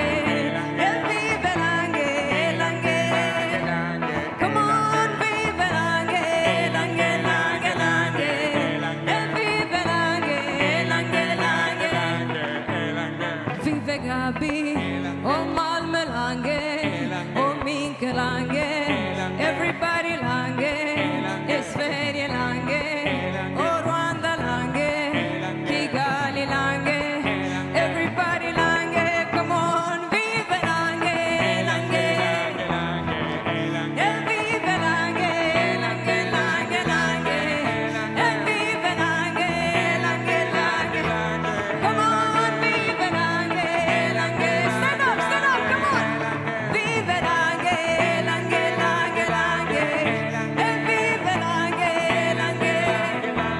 Come on, vive lange, lange, lange, lange. Vive lange, Malmö lange, oh Teta lange, everybody lange, Sverige lange, Afrika lange.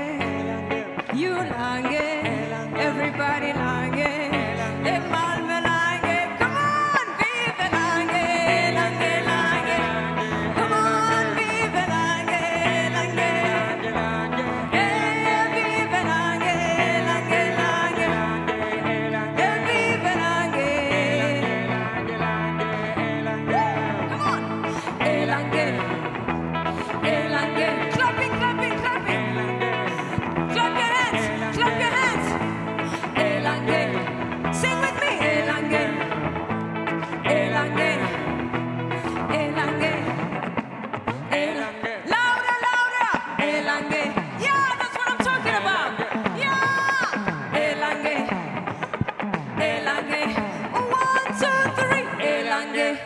Give it up to yourself. Woo! Thank you, thank you. Elange.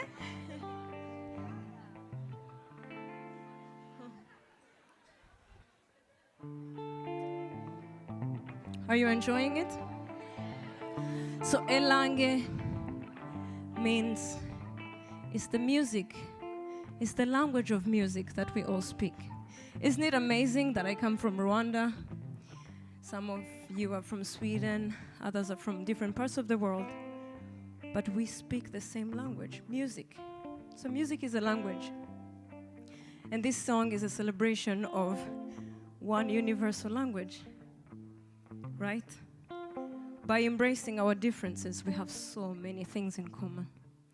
So, Gabi, thank you for creating the right vibe. I needed that. I felt your energy. Let's go.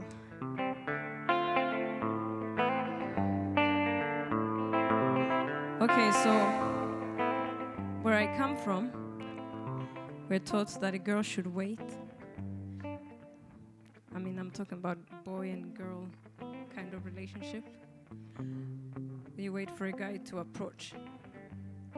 But this song here is when a girl dares to say what she wants. It's when you dare to get out of there, pitch your idea, and go for it. This is really what it is. Okay? And I have a hook. I want you to remember this, okay?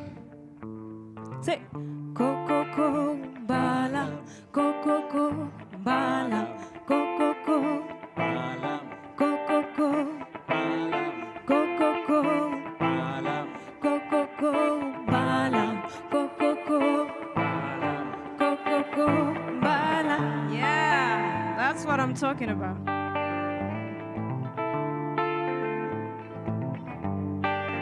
Say,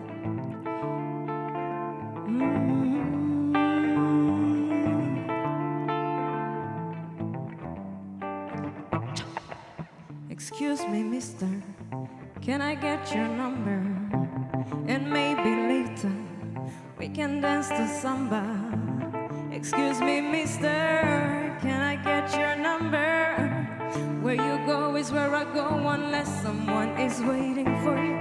Hello, hello, hello, what's your name? Hello, hello, hello. Yeah. Go, go, go, bala, go, go, go, bala, go, go, go, bala, go, go, go, bala. Yeah. Say, listen. Yes, I'm a woman, an open-minded woman, yeah. I go for what I want to, darling, nice to meet you. I wanna know, where is your home? Uwe wangu niwe wako, come to my home. I wanna know, where is your home? Uwe wangu niwe wako, come to my home. Hello, hello, hello, what's your name? Hello, hello, hello. You ready? Let's go. Go, go, go. Bala. Go, go, go. Bala.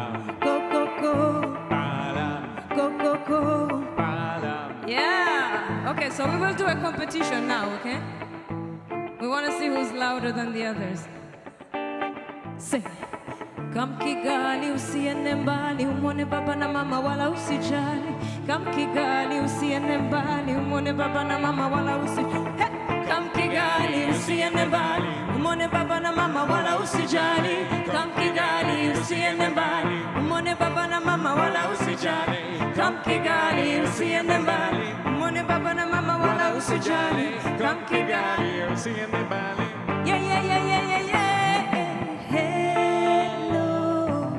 Hello, hello, hello, hello, what's your name? Hello, hello, hello.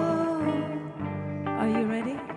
Say, go, go, go, bala, go, go, go, bala.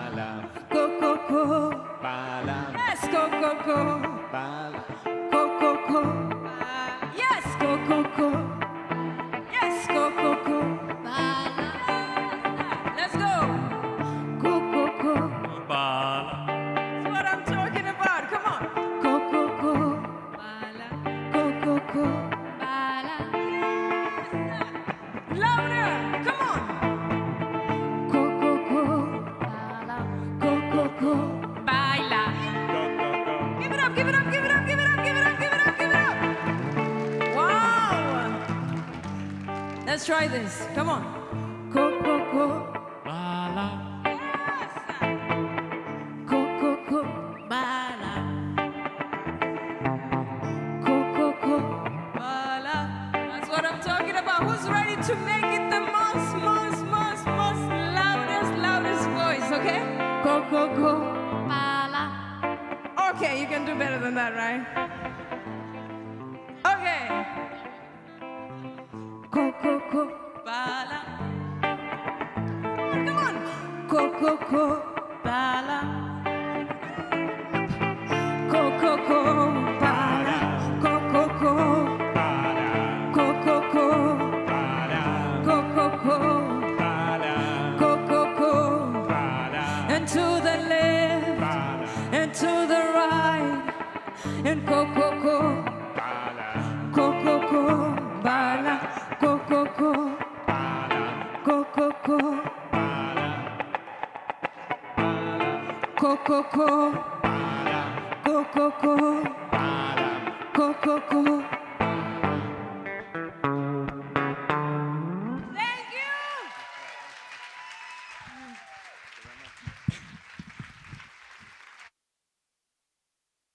Nej, det är jag som tar den. All right. Let's see how we do with the stage here. Thank you for an amazing performance. Yeah, thank you to Tatiana and guitarist Gabriel. The performance was nothing short of inspiring. Thank you. I hope we all got some energy that we need for this afternoon as we segue into our next section. That's going to be a panel discussion. Yes, a panel discussion in... Sorry. So as we move forward, we will have a panel discussion about inclusive AI. The panel brings together experts to discuss how we can shape technology to be more inclusive and equitable.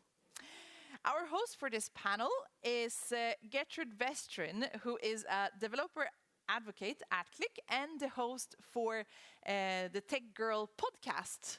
So give a warm welcome. I can't see where she is. For Gertrud Westrin. Let's give her a warm welcome up on stage. Great. Thank you. This feels nice. Hello, everybody. It's so good that you're all energized, even though it's almost the end of the day. I'm so happy. The music was great. Thank you so much. I'm really excited about this panel discussion because we're going to talk about something that I really love and enjoy, and that's inclusive AI. I'm a technologist by profession. As you heard, I work as a developer advocate at Click. And outside of that, I am advocating for more women and girls, especially women of color, to get into technology. And so I've seen the numbers, the 70,000 lacking developers, and I'm just like, where are the people that are hiring? Because I know so many amazing female developers that are looking to get into the job market. So if you're looking, could be an internship, it could be a position, please just reach out, because just as they say there's an app for that, there's a woman for that. Having said that, I would just like to welcome the panelists, and I would just say their names, and then they will introduce themselves. So first, I will call upon Sonia.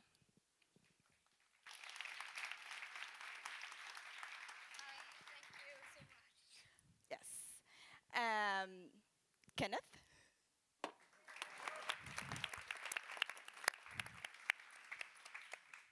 Welcome, welcome. Donia.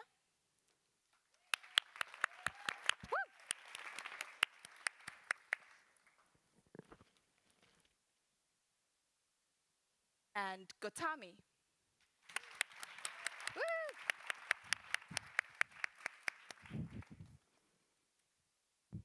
Now, I have previously spoken to all of them, and they will share their expertise, which is super amazing. I just wanted to say that lately we've heard a lot about AI, and I'll just give a brief description of what inclusive AI is, and that's basically focusing on creating future artificial intelligence that represents human values, our identities, and our abilities, and taking a holistic approach to the future of artificial intelligence. Having said that, Sonia, please tell us a little bit about yourself.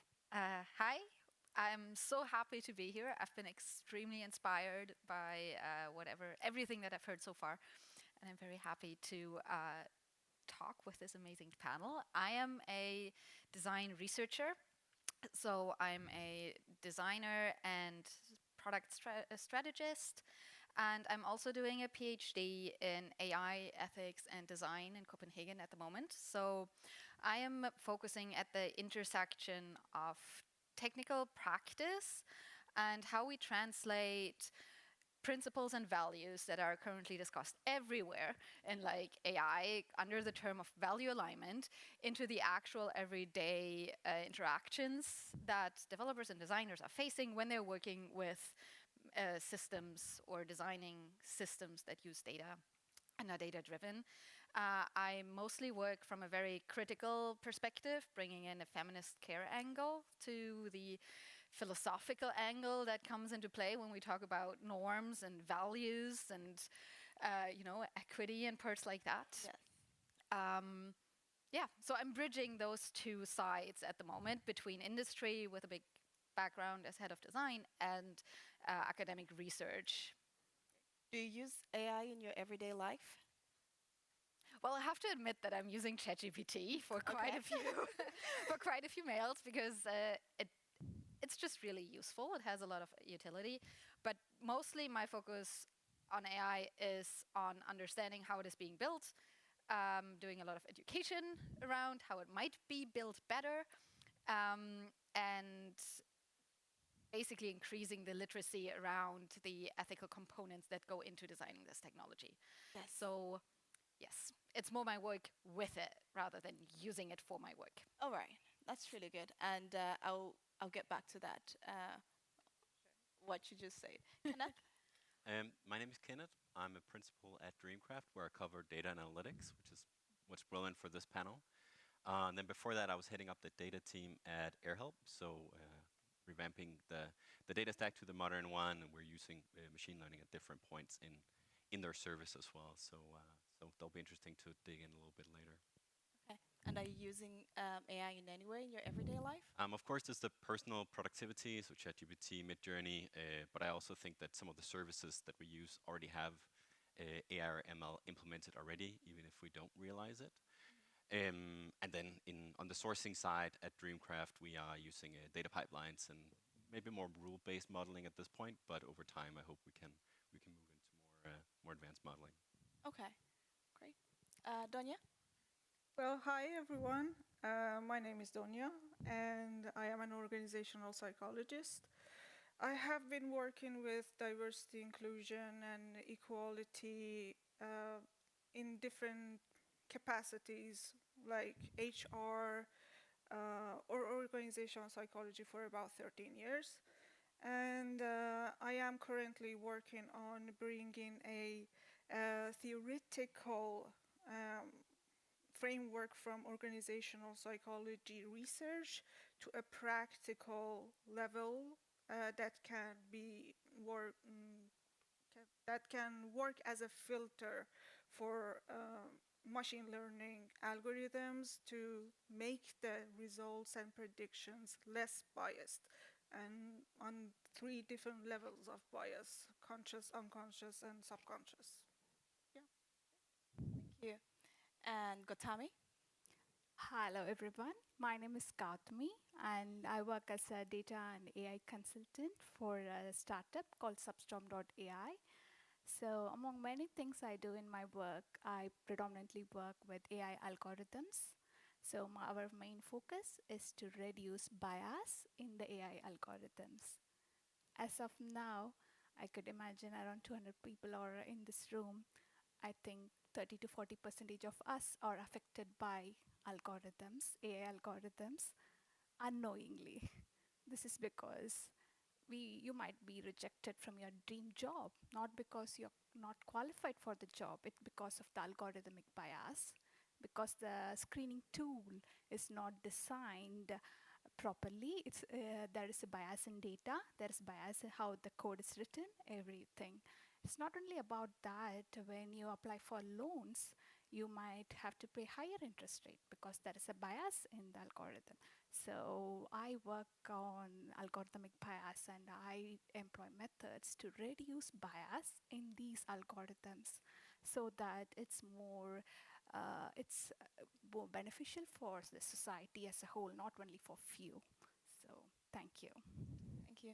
I really like when you say that there's actually biases, for instance, in loan applications, because that's an area I wouldn't have expected that that will happen. But I would like you to expand on that a little bit later. Okay. Yeah, because I find it very interesting, and it's a very practical use case in like everyday life. Many other times that you don't know how biased our devices are, and the stuff that we use, even though there've been very obvious cases of biases when it comes to algorithms and technology in general, but you don't really see it in your everyday life until you're like faced with it, or unless it's very practical, like face recognition. Like, even now, when I try to look at my phone where my notes are, it won't instantly open, which is not the same for my male counterparts, white male counterparts. And when it comes to algorithmic biases, a good resource is a woman called Joy, and she talks about unmasking AI. And so I would encourage everyone to have a look at that because you get to see your everyday life and use of artificial intelligence. Donya,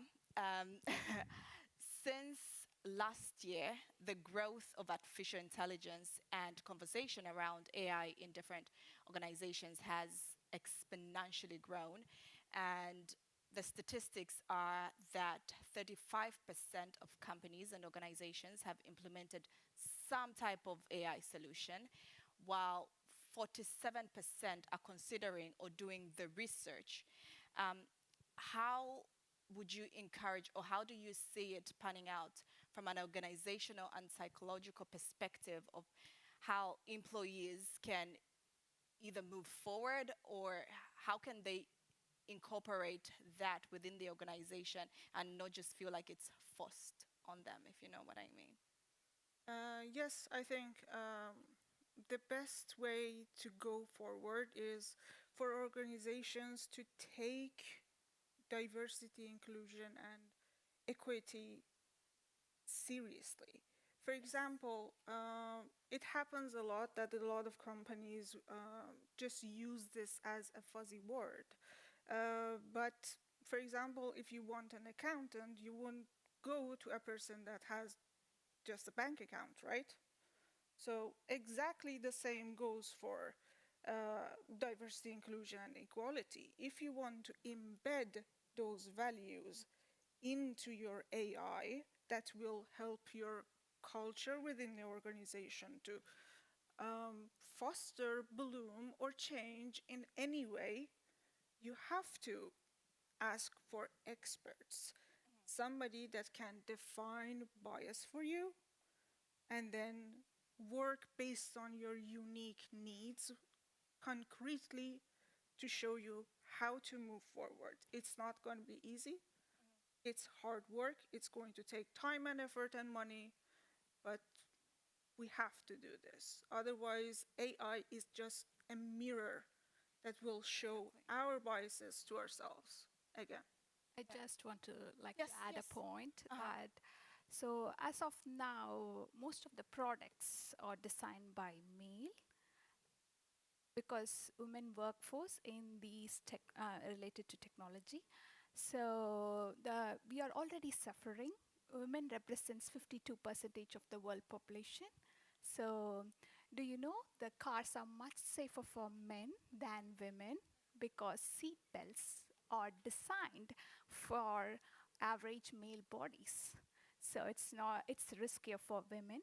And not only that, when Apple released its first health app, they forgot to include to track women's menstruation cycle. So 52% of the world population's needs are not met. That means it's not like something like a buzzword or we should speak. It's a necessity, otherwise we cannot develop great products and services. As of now, we women are suffering. What then think about non-binary individuals? And there are certain groups which are not even, we don't even have metrics or measures to identify what they are going through. So I request all the founders and investors here to think about a more inclusive team, diverse team, not only in terms of gender, age, ethnicity, and also with disabilities and abilities. Then the people who are starting companies, please include diverse teams so you develop more inclusive products and services so it serves the humanity as a whole. Thank you. And Sonia, you work with design. Gotami has just alluded to that. What are you actively doing, or how would you encourage people to actively look at design in terms of being inclusive? So, for sure, like ensuring that you have a diverse crew that is involved in your development of systems is a really good first step, but it's literally a tiny first step. In a lot of cases, when there's like a lot of good intentions, they are being put into manifestos, list of principles, values that sound really good on paper and are extremely difficult to actually translate into practice because they require a whole lot of really difficult conversation, as Donia said, around what these values are supposed to mean in practice in the actual product. And a lot of people think like, oh, inclusivity, that sounds great. Who would not want inclusivity? Well, the thing about inclusivity is that it only works if you also have exclusivity. It only works if you have boundaries. So that means you need to make decisions around who is on which border. Involving everyone will never give you a great product because you can never fulfill the average need of a population. What the issue is right now is that the average need is basically equal with the male white need, right? That is what is considered the average need. By now we know that is not true. But if you say like, oh, we just need to include more people, that will not improve products by themselves. It will water them down. That means you actually need to actively exclude certain needs that have potentially been prioritized in the past, which is a very political call. And a lot of people, especially in business and even more so in technology, are highly uncomfortable with touching anything that's considered political. However, the idea that you can do any kind of ethical design, and inclusivity falls under like ethical values, without touching politics is impossible. Like, politics are ethics in practice, pretty much. Exactly. So otherwise, it's just talk. In that sense, it requires a whole lot of literally people management to make them understand the effort that needs to go into that work. So in a lot of cases, when I work with teams, so for example, I work with design teams and development teams, and where they come together, because often the designers come like with a lot of idealistic ideas of like, oh, we can build an AI that can do all of these magical things. Because they don't understand the technology. And then the developers are like, no, we can't do that, but we can build this. And they build something what nobody wants because they don't understand the users. So, and in that intersection, you throw in that kind of idea, oh, but have you considered the ethics of the whole thing? And when we say like the ethics, that is completely useless if we don't consider the specific context within which these teams are like dealing with. So there are a lot of toolkits and initiatives that are trying to highlight what kind of conversations to be had. And that's great, but they don't latch onto culture and they don't latch onto personal politics. And so that is where a lot of the design work that I'm involved in actually like sets up how to practice inclusivity and how to practice the decisions that will ensure a certain interpretation of inclusivity for your product, for your service in this particular case, and how to deal with the fallouts of the people who might not like your positioning. Yeah. And I think that is a big part that a lot of people aren't really there yet, of accepting that it sounds great to talk about ethics. It sounds so good to talk about inclusivity. And sorry, my language, it sucks doing it in practice. Yeah, it's very difficult. We had a conversation about it with Donya, but I also see Kenneth nodding and agreeing with that. Before I come to you, Donya, did you have something to add? Yeah, can I add something to your point? This is absolutely true, and I've seen a lot of resistance in organizations, especially when the management groups are mostly men, white, straight men. And I think one of the solutions is to make this uncomfortableness the new normal. That should be the state of normal. We should go through that stage. And the next thing is we have to talk to each other interdisciplinary, because people from the business side don't talk to the people from the tech side. People from tech side don't respect people from HR.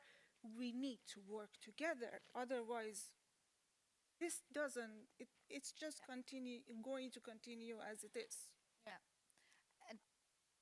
Actually, I like to add, and also I like to bit differ, because as I said, everything starts with diversity. It's basic, but it's difficult to implement, I understand. But everywhere we could see the participant washing, that means, yes, we have a diverse team, that's good, but do they have voices?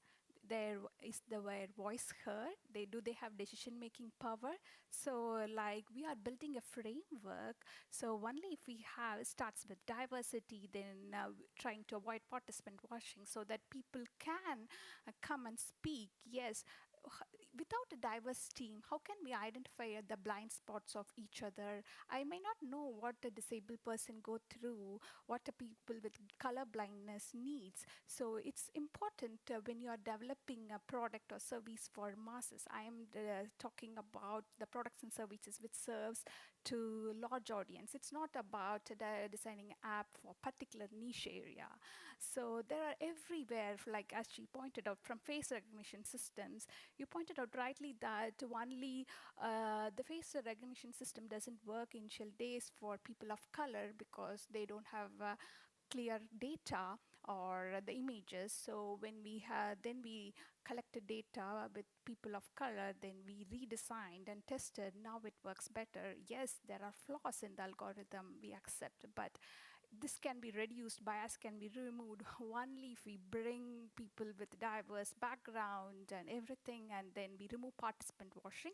On top of it, we should have, as I said, people with ethics and AI background should in place, governance should in place, so that everything goes right. So thank you. I don't actually see that as like a contradiction or anything. I think it fits very well. I think that particular though in AI, the conversation right now is very tainted by a very specific way of like by a very specific narrative. Yes, which is AI is going to take over. Yes. Is that the one that you mean? Yeah. Yes. So, and on that regard, like I'm not sure how much everybody is like following what is happening within the big industry companies around like AI. One of the main ones, OpenAI, has had a very turbulent weekend. Yes, it did. After being ousted as a CEO, going to Microsoft, and now coming back as a CEO. 90% of employees actually threatening to also step down if he was not reinstated. Exactly. So all the interesting thing about this is that all of the attention is on the CEO. What has not gotten a lot of attention is the board, except that it has gotten a lot of criticism. Yes. The fact is that they've now ousted a lot of people from the board that have been very critical of the CEO. Amongst others, a critical researcher who has been writing, who is a co-author of a research paper that has highlighted the issues that OpenAI has been facing because of their business structure around being a non-governance, but also non-profit, and but also having they need to make profit. And so this researcher, she is the head of the Security for Emerging Technology Center at Georgia University. She's been ousted from the board because of that paper, which is exactly the same thing what happened at Google when they first had their ethics board. And then they started to release critical research about the AI, and they kicked out the ethics board. So basically, we're seeing a very similar part of that. And those people are driving a big narrative around what ethics might be in AI, which differs a lot from all that work that you are doing, which is amazing. And that's the one that's actually needed.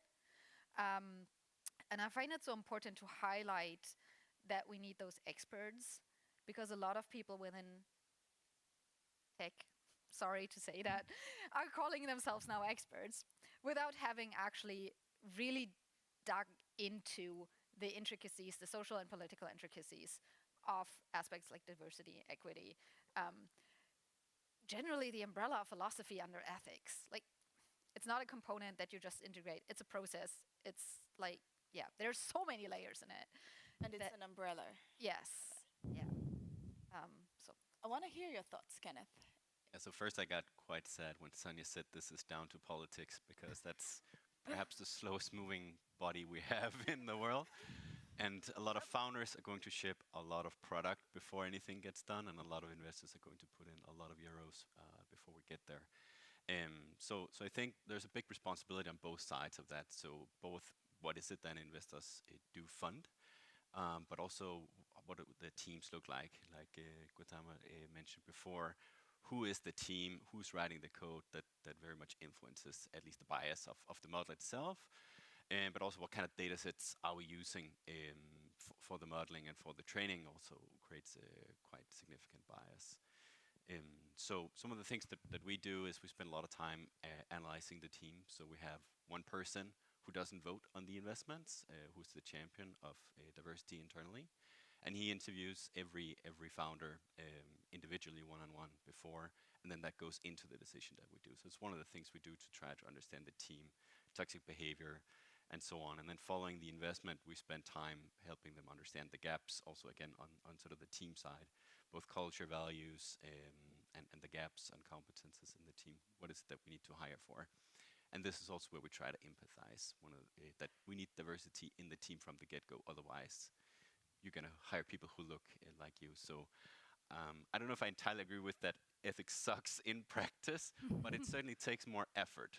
And I think that's sort of where I stand as an investor. So finding female founders takes more effort. It means looking at a lot more companies, looking in different channels, looking at different spaces to influence your pipeline. And it's exactly the same when you recruit.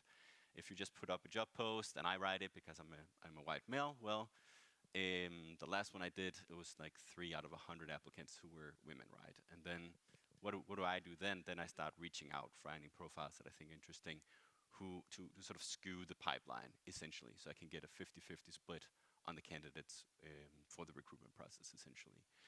So a lot of responsibility, I think, on the investors or on the founders on how is it that we go about setting the team, which is, essentially what we do is we raise capital from people to give it to other people to go hire more people. It's very people-centric from that perspective. I was also wondering something else, like a lot of the pitches today that we've heard have a component of AI, which is so amazing, looking at just how fast the industry is growing. And then I've also been seeing in the market where there's a lot of emphasis on innovation being in and around AI. And for people that are technical, like highly technical, it's easy for you to build on top of already existing data or platforms that have some kind of AI integrated or large language models. How do you then choose what is an AI innovation and what is a slap on top of what's there? And is that still considered innovative? Yeah, so if you zoom out a bit and look at the funding landscape right now, there's less money being invested overall. What's proven to be resilient is anything AI. So everyone sort of went back, found their AI slides from back in the day, put them in, changed the wording a bit, and now all of a sudden you have this spanning across industries. So I think if you sort of look at the investment landscape, you can split it into what's sort of core in AI, what goes into the stack essentially, and then who's using that for more vertical applications. So where it goes into existing software and improves a value proposition that's already there. So if you sort of do that split, a lot of money is going into the fundamental models, all the mega rounds that you're seeing happening. The only place that where more than 100 million euro rounds are happening right now, as one piece, and then you have the more the infrastructure piece of the data, and then the application on top. So that's sort of where you can think about moving on from the investment side. So who's playing on the foundational piece? It's Microsoft, it's Google, it's AWS, and they're investing a lot of money and credits for the compute, right? So I think that's challenging, right, because of where they're coming from already. But I think in the application layer, and a little bit what you mentioned before, Sanya, that's where it requires you to maybe not do one model that is good for everyone, but you can actually differentiate by doing something that's good for a specific user group or a specific target group. So from that perspective, it's an opportunity that someone is building something for the white male, but all of a sudden that leaves billions of people who has a different need and needs either refining of an existing model or maybe a different model to work for them. I actually would have a question, if I may. Yeah, absolutely. So AI in itself as a technology is extremely resource intense. So I'm wondering, because of that, actually, fundamentally, AI in itself is not a very inclusive technology. Because in order to build it, you need a lot of data, you need a lot of computing power, you need very specific skills, which limits the pool of people who can, really move and shake something in there to just a handful of people, just as you said, like the core people, the core companies creating new things are just the big movers. And I can imagine that for startups, it's just really difficult to really get a foothold into anything that's truly changing the core because of those limitations that they face. And I'm very skeptical of AI innovation because of that, because it all comes from one particular side of the market, of political interests, and everything else, right? And for everybody else, it's really difficult to compete. So I'm wondering, in your investment processes or research, does that factor into who you're funding, who you're interacting with? And do you see that certain startups are really struggling to actually make an impact in using AI specifically because it's such an exclusive structure? Yeah, absolutely. So our fund is 55 million euros. Yeah. So that doesn't go very far in a 100 million euro round. And that means that there's a different type of investors who are competing there, the global multi-stage funds, essentially. So we try to find different places where we think, okay, here's a defensible, interesting position to take. So that could be, for example, the new layer that's emerging, so safeguarding. Ethics is one component, security is a different one, and sort of monitoring of model performance and so on, more sort of MLOps and those kind of applications. Or customization of the cloud infrastructure. So there are different use cases that are less capital intensive than sort of training a large language model. I also think that if we talk about AI broadly, large language models is just one piece of that, right? So you can train different types of model on your own data or proprietary data that work as well. And sometimes a big model that's very advanced, trained on like hundreds of millions of data points, performs worse. So at AirHelp, we had one worker, her name is Laura, and she's an ML bot.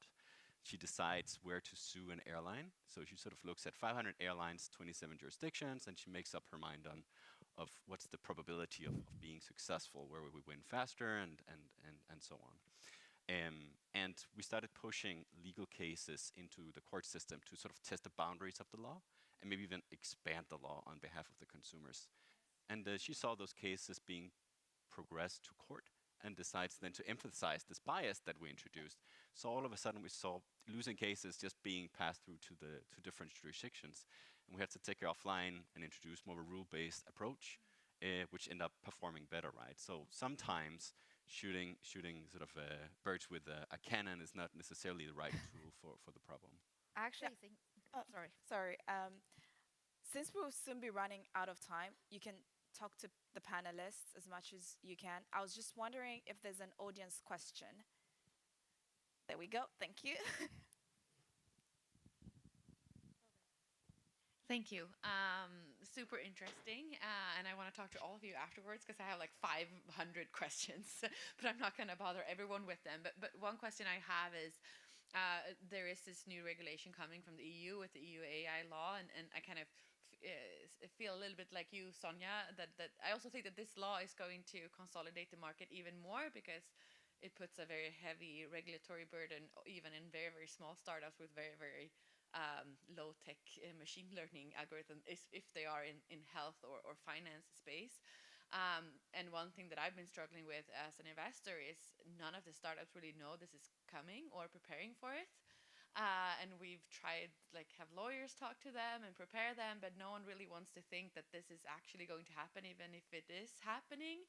And like, how do you support your startups in this, Kenneth? And like, and also like, what do you think this is going to mean for early startups with using AI and machine learning within health and finance? So I don't know if that was for Sonia or me, but at least I'll answer my part, right? I mean, it's something we're looking into, but we haven't taken a position, and we're not yet at a stage where at least we're advising the companies on the upcoming law specifically. But what I can say is that as with other sort of legal areas, you sort of have how punitive is it, and how probable is it that you get caught, and that usually informs the urgency for the startup to prioritize it, right? So at least from my perspective, solving a real problem for the user takes precedent over maybe compliance necessarily. But then once you crack that, then you need to make sure you're compliant. And if you wait too long, the problem grows out of your hands and it becomes very painful as well. So it's sort of it's an interesting trade-off, and it's sort of what do you perceive as more risky from an investment perspective?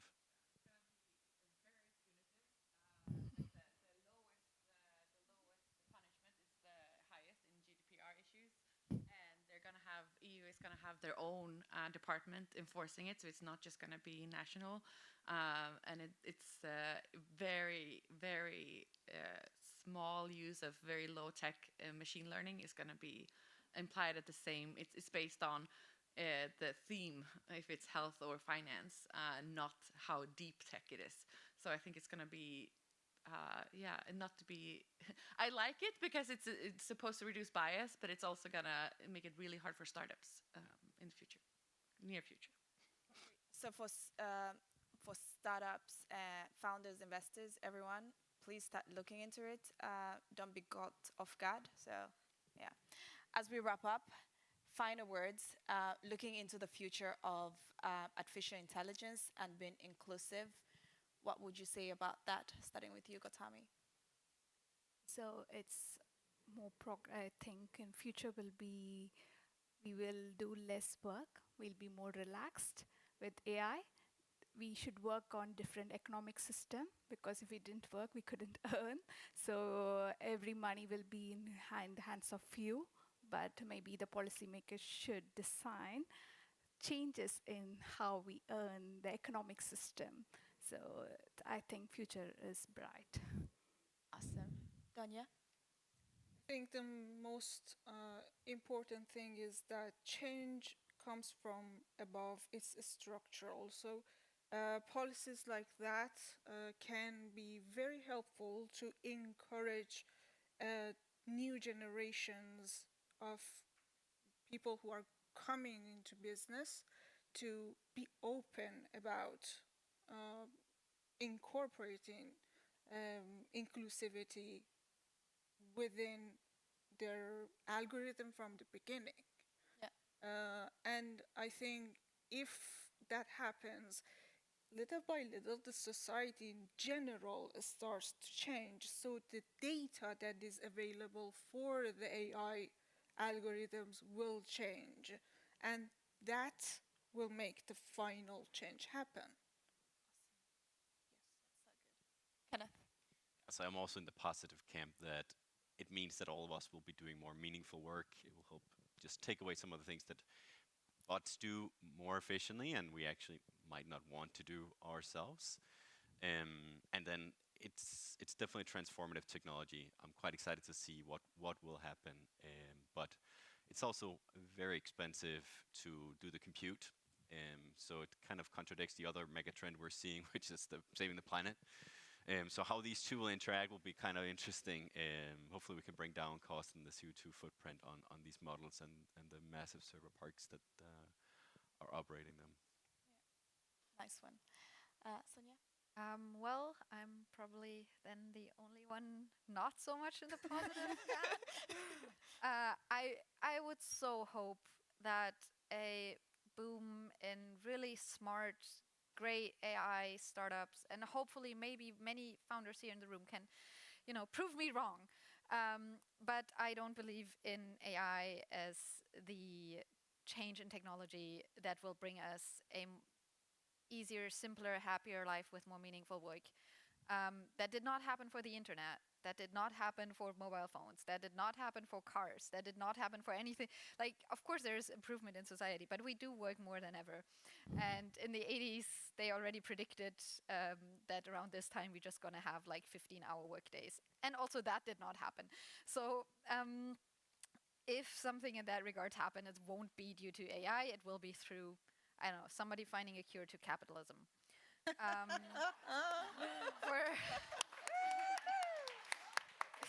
Okay, that's a good note to end it at. And just thank you so much, panelists, and feel free to grab them and continue the conversation. Thank you.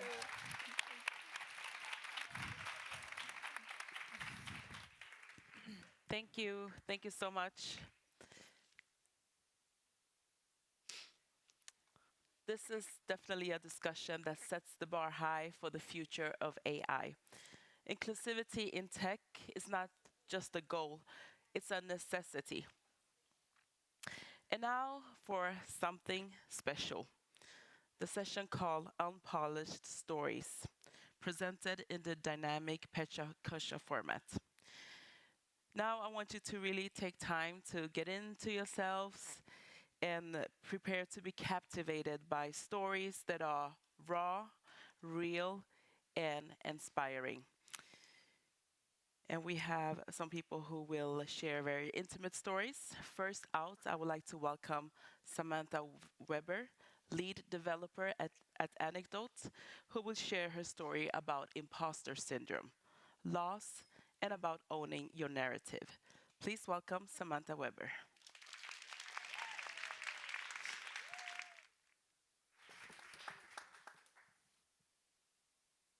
Standing in front of you all today, I feel nervous.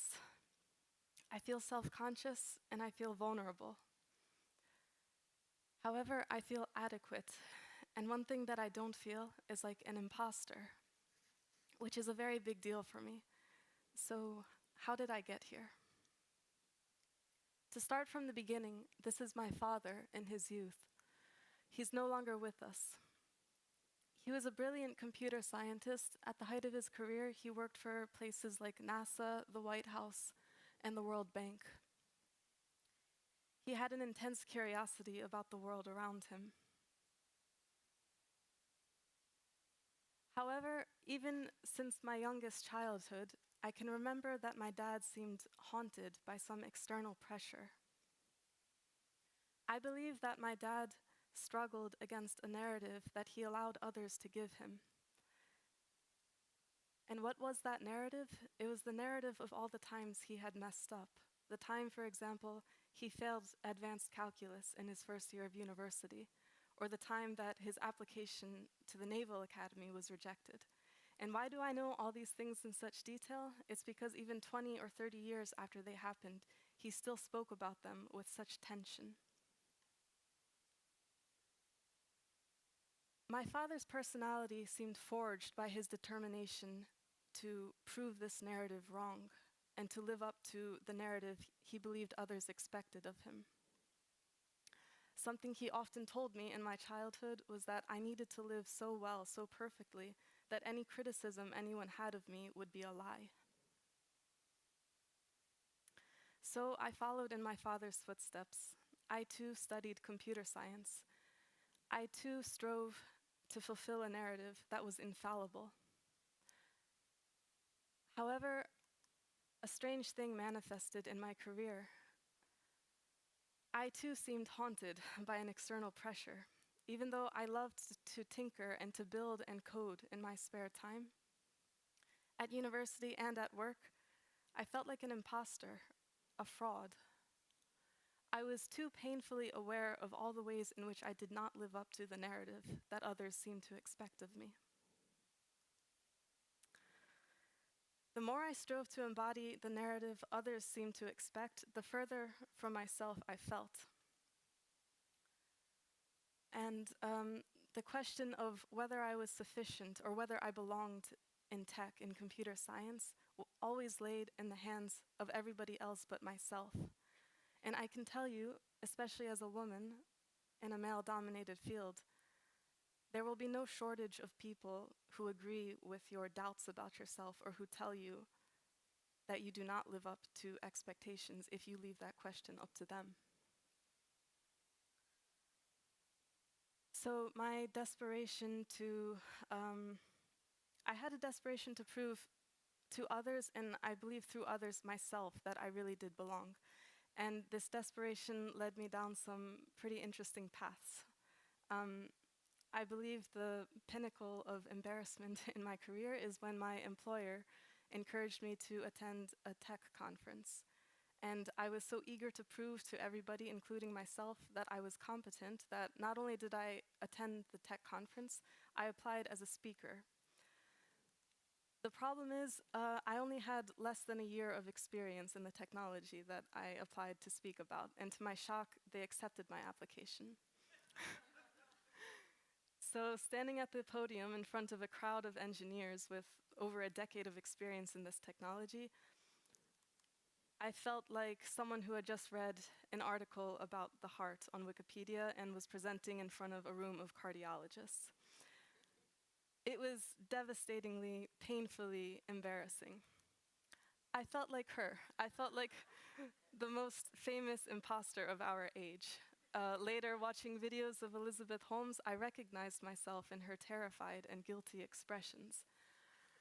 I left that conference shattered. I felt I had proven to myself that I really was an imposter. So I think that was the most embarrassing point in my career, but soon after that, I crashed from burnout and from trying to live up to this narrative, and I dropped out of university. That was the second most embarrassing part of my career, and although I continued to work as a software engineer for years, I continued to feel like a fraud. I felt like I needed to hide my past from my colleagues, that my past was shameful, and if anybody knew about it, they would no longer take me seriously. This is where the story takes a sharp turn. In 2021, my father was diagnosed with terminal brain cancer, and he was given 2 months to live. As I watched him lose his ability to speak, I realized his emotions were intensifying, but his ability to express them was slipping away. Although he wanted to tell his story, his words had become like slippery stones upon his tongue. I realized too late that I would never hear my father's story from his own words, my father's own narrative told from his own perspective. I had only ever witnessed my dad struggling to renounce the narrative he had allowed others to give him, to prove that he lived up to an idealistic narrative. My dad's passing brought a devastating level of awareness to my life. I realized all along I had felt like an imposter because I was an imposter. I believe there's no mystery to the imposter syndrome. Every time I feel like an imposter, it's because I'm acting like one. In the 2 years since my father's death, I've learned to own my own narrative. That means that I no longer claim to be, do, or know things that I'm not or cannot or do not. I don't need to. I'm adequate as I am. I now proudly own the most embarrassing parts of my own story because they're mine. Other people might label these parts of my story in ways that I don't agree with, but at the end of the day, I'm the only one who owns my story. My dad never got to tell his story in his own words, but he galvanized me to own my own story and to tell mine in my own words. He inspired me to found Anecdote, a software which chronicles and preserves people's life stories. He also inspired me to try to find his life story after his death. I still have the urge to live up to a perfect narrative and to hide my failures away. But now I know that those failures are a part of my story, and I'm proud of them. And I know that when I own my story, I'm 100% real. Thank you.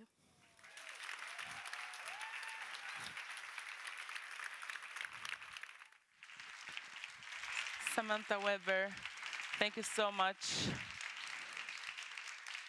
Thank you so much for sharing that beautiful anecdote. Samantha Weber, thank you. Our next speaker is Sylvia Hövelman, the founder of Sutla. She will share her story about how she went from She will share her story about how from desperation comes innovation. Please give a warm hand to Sylvia.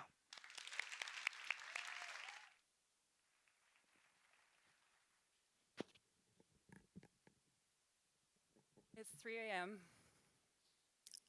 I feel like I haven't slept in months. My son is awake. He's crying. He's screaming. He suffers from severe eczema, and he scratches himself open until he bleeds. We have just moved to Sweden amidst a global pandemic, and it's the worst time to try to get an appointment with a healthcare professional. When we finally do, they just prescribe us very strong cortisone creams. Desperate as I am, I apply them to his skin. It helps a little bit, but then the eczema comes back even more severe. They also suggest that maybe he's allergic to dairy. I cut out dairy from my diet since I'm breastfeeding. It improves a tiny little bit for 2 weeks, and again it comes back even heavier. At this point, I decide to cut out the top 9 allergens from my diet. I hardly eat. I don't sleep. I feel exhausted, desperate to help my son, but I'm also anxious. Is this going to go on forever? I doubt myself. As a mom, I am a bad mom. Why can't I help my son? He is suffering. Why can't I do anything to help him? And I feel ashamed and guilty because sometimes I just cannot take it anymore, and I just leave him to cry. I just close the door, and I just leave him to cry. And I must say that till this day, I feel guilty about that because he is an innocent little baby, and I, as a mother, was on the verge of a mental breakdown. It takes a severe allergic reaction for us to finally get help that we needed. And it turns out he has multiple life-threatening allergies. And on the one hand, this gives hope because we have a diagnosis and we have something to work on. On the other hand, it is despair, like, how is this going to impact his life? How are we going to help him? And it makes me so angry with the doctors. Why didn't they do anything before? And angry with myself and my partner because we should have done something to prevent this. I mean, he could have died at this point from his severe allergic reaction. So I, at this point, just want to know everything there is to know about food allergies and everything there is to know about eczema. And I find that 20% of children suffer from eczema. 20%, let that sink in. That's 1 in 5 children. And it's more than just a rash. I mean, it's really a life-impacting condition. It is constant itch, constant pain. With my son, it impacted his growth and development. And 40% of children with eczema report that they're being bullied because of their condition. That breaks my heart. I mean, besides from the pain and discomfort that they're going through, they also have to struggle with not being able to participate in social activities, such as sports events, swimming, etc. But also at a very young age, they are suffering from anxiety and depression. At this point, am paranoid. I'm checking everything that can just be in possible contact with my son's skin. I am checking all the labels. I spent literally hours in stores reading everything. And I am surprised by the amount of toxic substances that I find in products, in creams, in washing detergents, but also in clothes that I don't expect, in children's clothing, even from bigger brands that label themselves as sustainable. But also I'm so irritated by why are there such big seams inside of children's clothing? Why? And big, huge labels, I cut them all out. And I just dive all deep in. I mean, I have a background in management consulting and I'm used to solving complex problems, and I'm gonna solve this problem because this is my son's life. So that led me to create Sutla, a brand that is guaranteed free from toxic substances, allergen-free, and that is created from a special fabric that is clinically proven to reduce eczema symptoms when you wear it directly on the skin for 3 days in a row. The secret ingredient, a mineral called zinc oxide that has been used, everyone knows it, yeah. It has been used for thousands of years to reduce skin inflammation, for wound healing. It is often used in diaper creams, but also in sunscreen, so mineral sunscreens. And that is why the fabric also protects the skin up to 50 SPF. Besides from that, it has no inside seams, nothing that can irritate the skin, no labels, and some of the products have anti-scratch mittens to prevent nighttime scratching. And I'm really happy and proud that I just started this year, but already now we're recommended by pediatricians to their patients. But what makes me the most proud and happy is that that's my son right there in blue. Yes.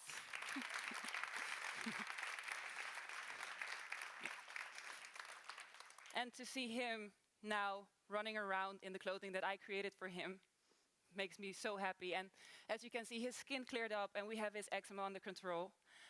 And his food allergies we're managing. But eczema is often called the hidden, forgotten disease. In Sweden alone, 1 million people suffer from this condition. But I'm so happy to be able to provide them with something that makes them able to participate more in society, to have clothing that does not irritate and shave the skin, but also actively helps them all day long and all night long to improve their condition. But they're not alone. There are many more people with conditions that are suffering in silence. And actually, interestingly, here at this event, I already met 3 different people that came to me with different conditions that I never heard about, but that this would be beneficial for.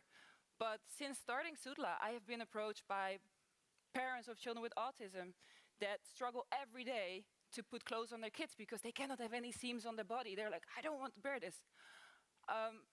Elderly people with thin skin, people with diabetes, etc., etc., etc.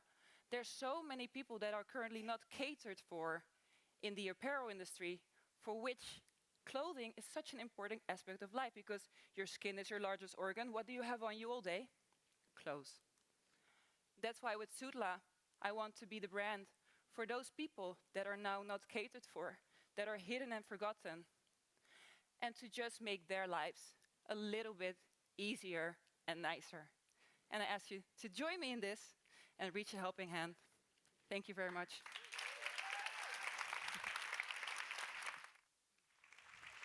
Hello. Man, you guys got us here crying and stuff. Thank you so much for sharing that amazing story, Sylvia Hoverman. Our last speaker in this session is Nejna Selic, Chief Life Officer, who will share her story beyond the lenses of other people, aiming to provide a genuine and unfiltered perspective. Please help me welcome Nejna.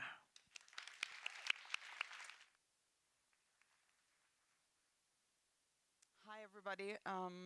Last speaker of today, and it's been such a fantastic day. I think you all can agree.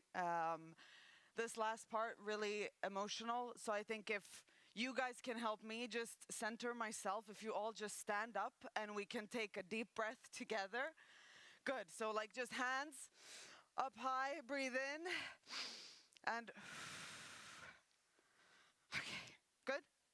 Everyone, I'm feeling better. Thank you. You gave me that tip last night. Just breathe and center yourself. I'm gonna talk about, well, the life that I live is not the life that you see or the public sees or even some of my closest friends. But I want to change that. We've talked today about burnout. We've talked about straying away from, perfectionism. And that's what I want to talk about in essence, that we have to stop filtering things because there's so many parts of who we are with the good and the bad that we owe it to ourselves to show basically. Because in my life, I've had very many setbacks or challenges and I failed so many times, but it has been key to my success. Without these setbacks, I wouldn't have been successful in any of my roles, and I have many. Like, it doesn't matter if I'm a mother or I'm in somewhere as a manager, I am who I am because of my setbacks, and I love them, basically.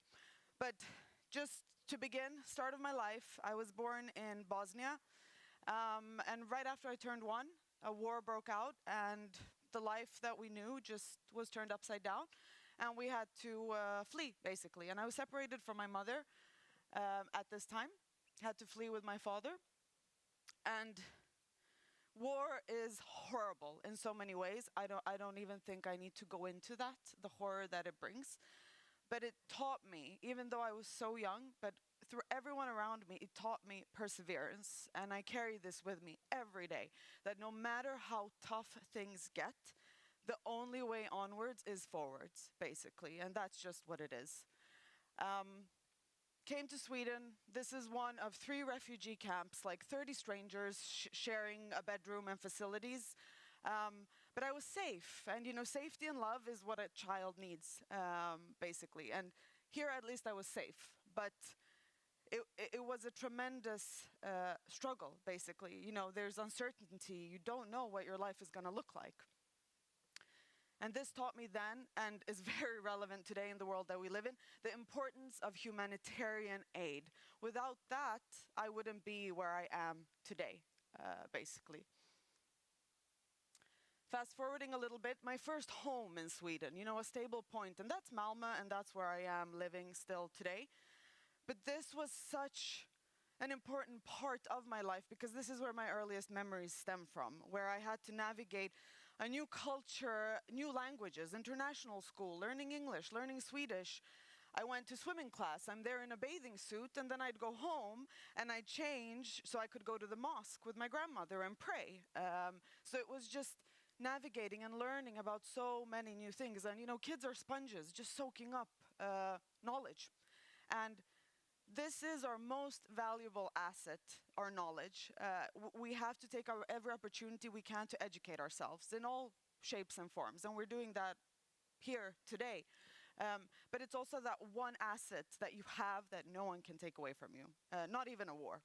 And I remember my father saying that to me when I was like 3 years old, and it's relevant today. Fast forwarding very many years, happy pictures of my graduation, but this is me in Switzerland. Went abroad, and my mother was diagnosed with cancer. So a time that was supposed to be really fun, I'm in Switzerland, I'm in the mountains, was just horrible. I felt such guilt for not moving back home to take care of her, and just very anxious. But she got cleared of cancer, so it's a happy ending. Her hair had just grown back. She came to my graduation, super happy. But my mother taught me courage, because when she was battling cancer, we were all like in disbelief and really sad and felt so bad. And she was the most courageous out of all of us. And she said, my courage cured me. And she still says that today. It wasn't the medication or anything. I was courageous, and that's why I got through it. And 100% correct. And I admire her for that. This is a time in my life where I had my dream job. I felt that on paper everything was amazing, but I was juggling way too many things. I had such a problem with saying no. I wanted to fit into, perfect woman, perfect girl. I'm gonna do everything. Like, don't say no to anything. And of course, like, hit that wall so hard that I couldn't get up. So I went on sick leave. And I'm not gonna romanticize burnout. We've talked about that today, but so important that when you go through it, you realize what mental health means and its importance, and to invest in your well-being, whether that be therapy or, a life coach. It really doesn't matter, but it taught me boundaries. Like, what are my personal boundaries? And since then, I haven't even been close to a burnout, but I've juggled more things than I did then. It's just that I know where my limitations are. This is a part in my life, I think, that was the farthest from the life I was actually living. So if you'd look at me from the outside, my career was just spiraling. Promotion after promotion. I was getting quite a lot of money. I was in a company that went from startup, where we went public on the stock market. And I had a great time at work, but I went home to my fiance at the time. We closed the door, and I was tormented and abused. Still to this day, I'm like, that was someone else. That was a fucking, excuse my language, nightmare. But it wasn't. It was my life, and it can happen to anyone. And despite the horror of this kind of period in my life, it taught me great empathy. So when I meet people, I really understand that we all have a story. We have something that we're maybe going through at this moment, maybe some of you in this room right now. And we have to be kind to each other, and we have to be understanding of our different life situations. This is me in Bali. These gates symbolize like the entrance from our world to the spiritual one. I'm not a spiritual person, but in this exact moment, I swear I felt the ground shift. And my grandfather took his last breaths in Sweden, basically.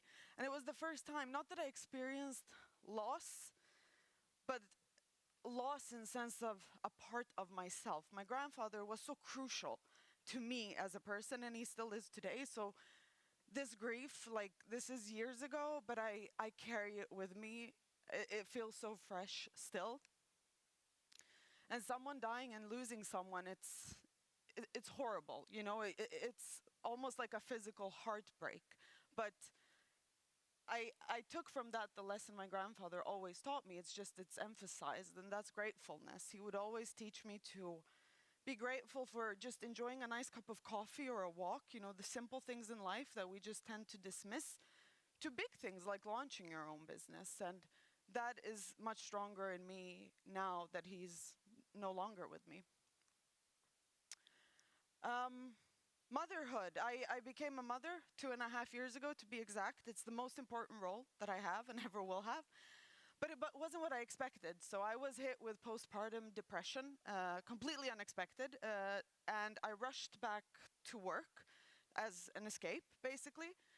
But at work, there I was faced with the biggest challenge of my career. I'd given everything to my workplace for 10 years, like blood, sweat, and tears. And then I was faced with either stick to your values and your moral principles, or, there's the door, and you walk out. And someone would have said, oh, what a tough decision. It wasn't. It really wasn't, because that taught me that I don't just talk about integrity. I am defined by it. I am a person of great integrity, and I always will be. And this was just a test that I had to go through for my own sake, to see, am I just talking about it, or will I actually walk the walk? And I did. And here we are now. 2023 is soon over. This year has been full of new struggles, but I'm not going to talk about that today. But this year, I really, really felt like I launched the 2.0 version of myself. And what does that mean? It just means that I have started reflecting more over my life. And this was a fantastic exercise to do, and I encourage everyone to do it, because I can really link every challenge, every failure, every setback to something successful I did this year. I've launched improved versions of myself, not just business-wise, but even as a mother. I'm such a better mother now than I was before, that I maybe would have been if I hadn't gone through the struggle of postpartum. So I started off by saying, you know, my life is not what you see, but the life I live is exactly the life I want everyone to see. Unfiltered, because that's who I am. Doesn't make me a worse person. And I would love to just encourage everyone else to do the same. Just embrace those things. And even if you right now feel like, you know, you're in the middle of a storm, you're failing, something's really tough, embrace it and think, you know what, your next big thing is just right around the corner. And if you start thinking like that, things are just much easier to handle. And I just want to thank you all for this day and for listening to me. Thank you.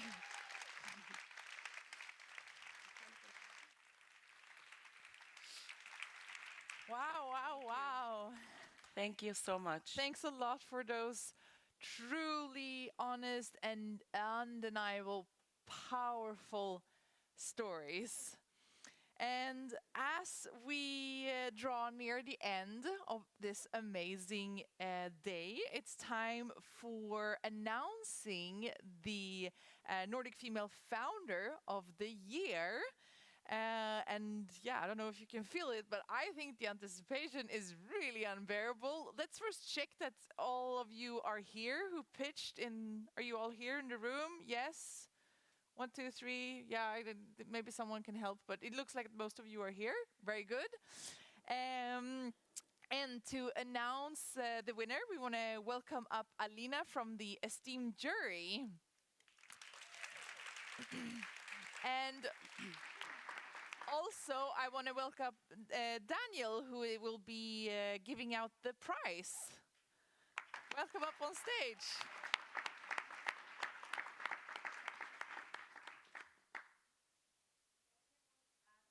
Saying that it was like so great seeing all these pitches. I think they were all of such high quality. I'm really impressed. And it was a tough decision, I must admit. I think we discussed more than an hour and talked about each of the startups and what we liked about them, the vision. We looked at the team, the market opportunity, the problem that each of them were solving.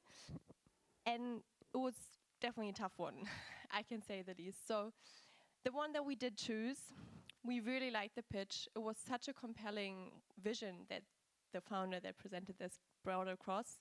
A problem that is really there, a market that we can see growing in the future, and just really a great storyline across all of the pitch. And I think 3 minutes is really short to discuss and also to evaluate on. And the questions we got to ask, it was really tough deciding on each one of us. But I think we came to a conclusion, and I really want to say that this startup has got us all really excited to learn more and to dive deeper. So maybe get some drum rolls and everyone excited. Yes. So the winner of today's pitches is Emigrate. Ooh!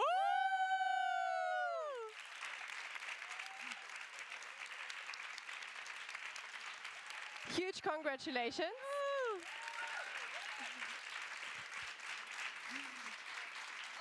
Thank you so much. Here you go.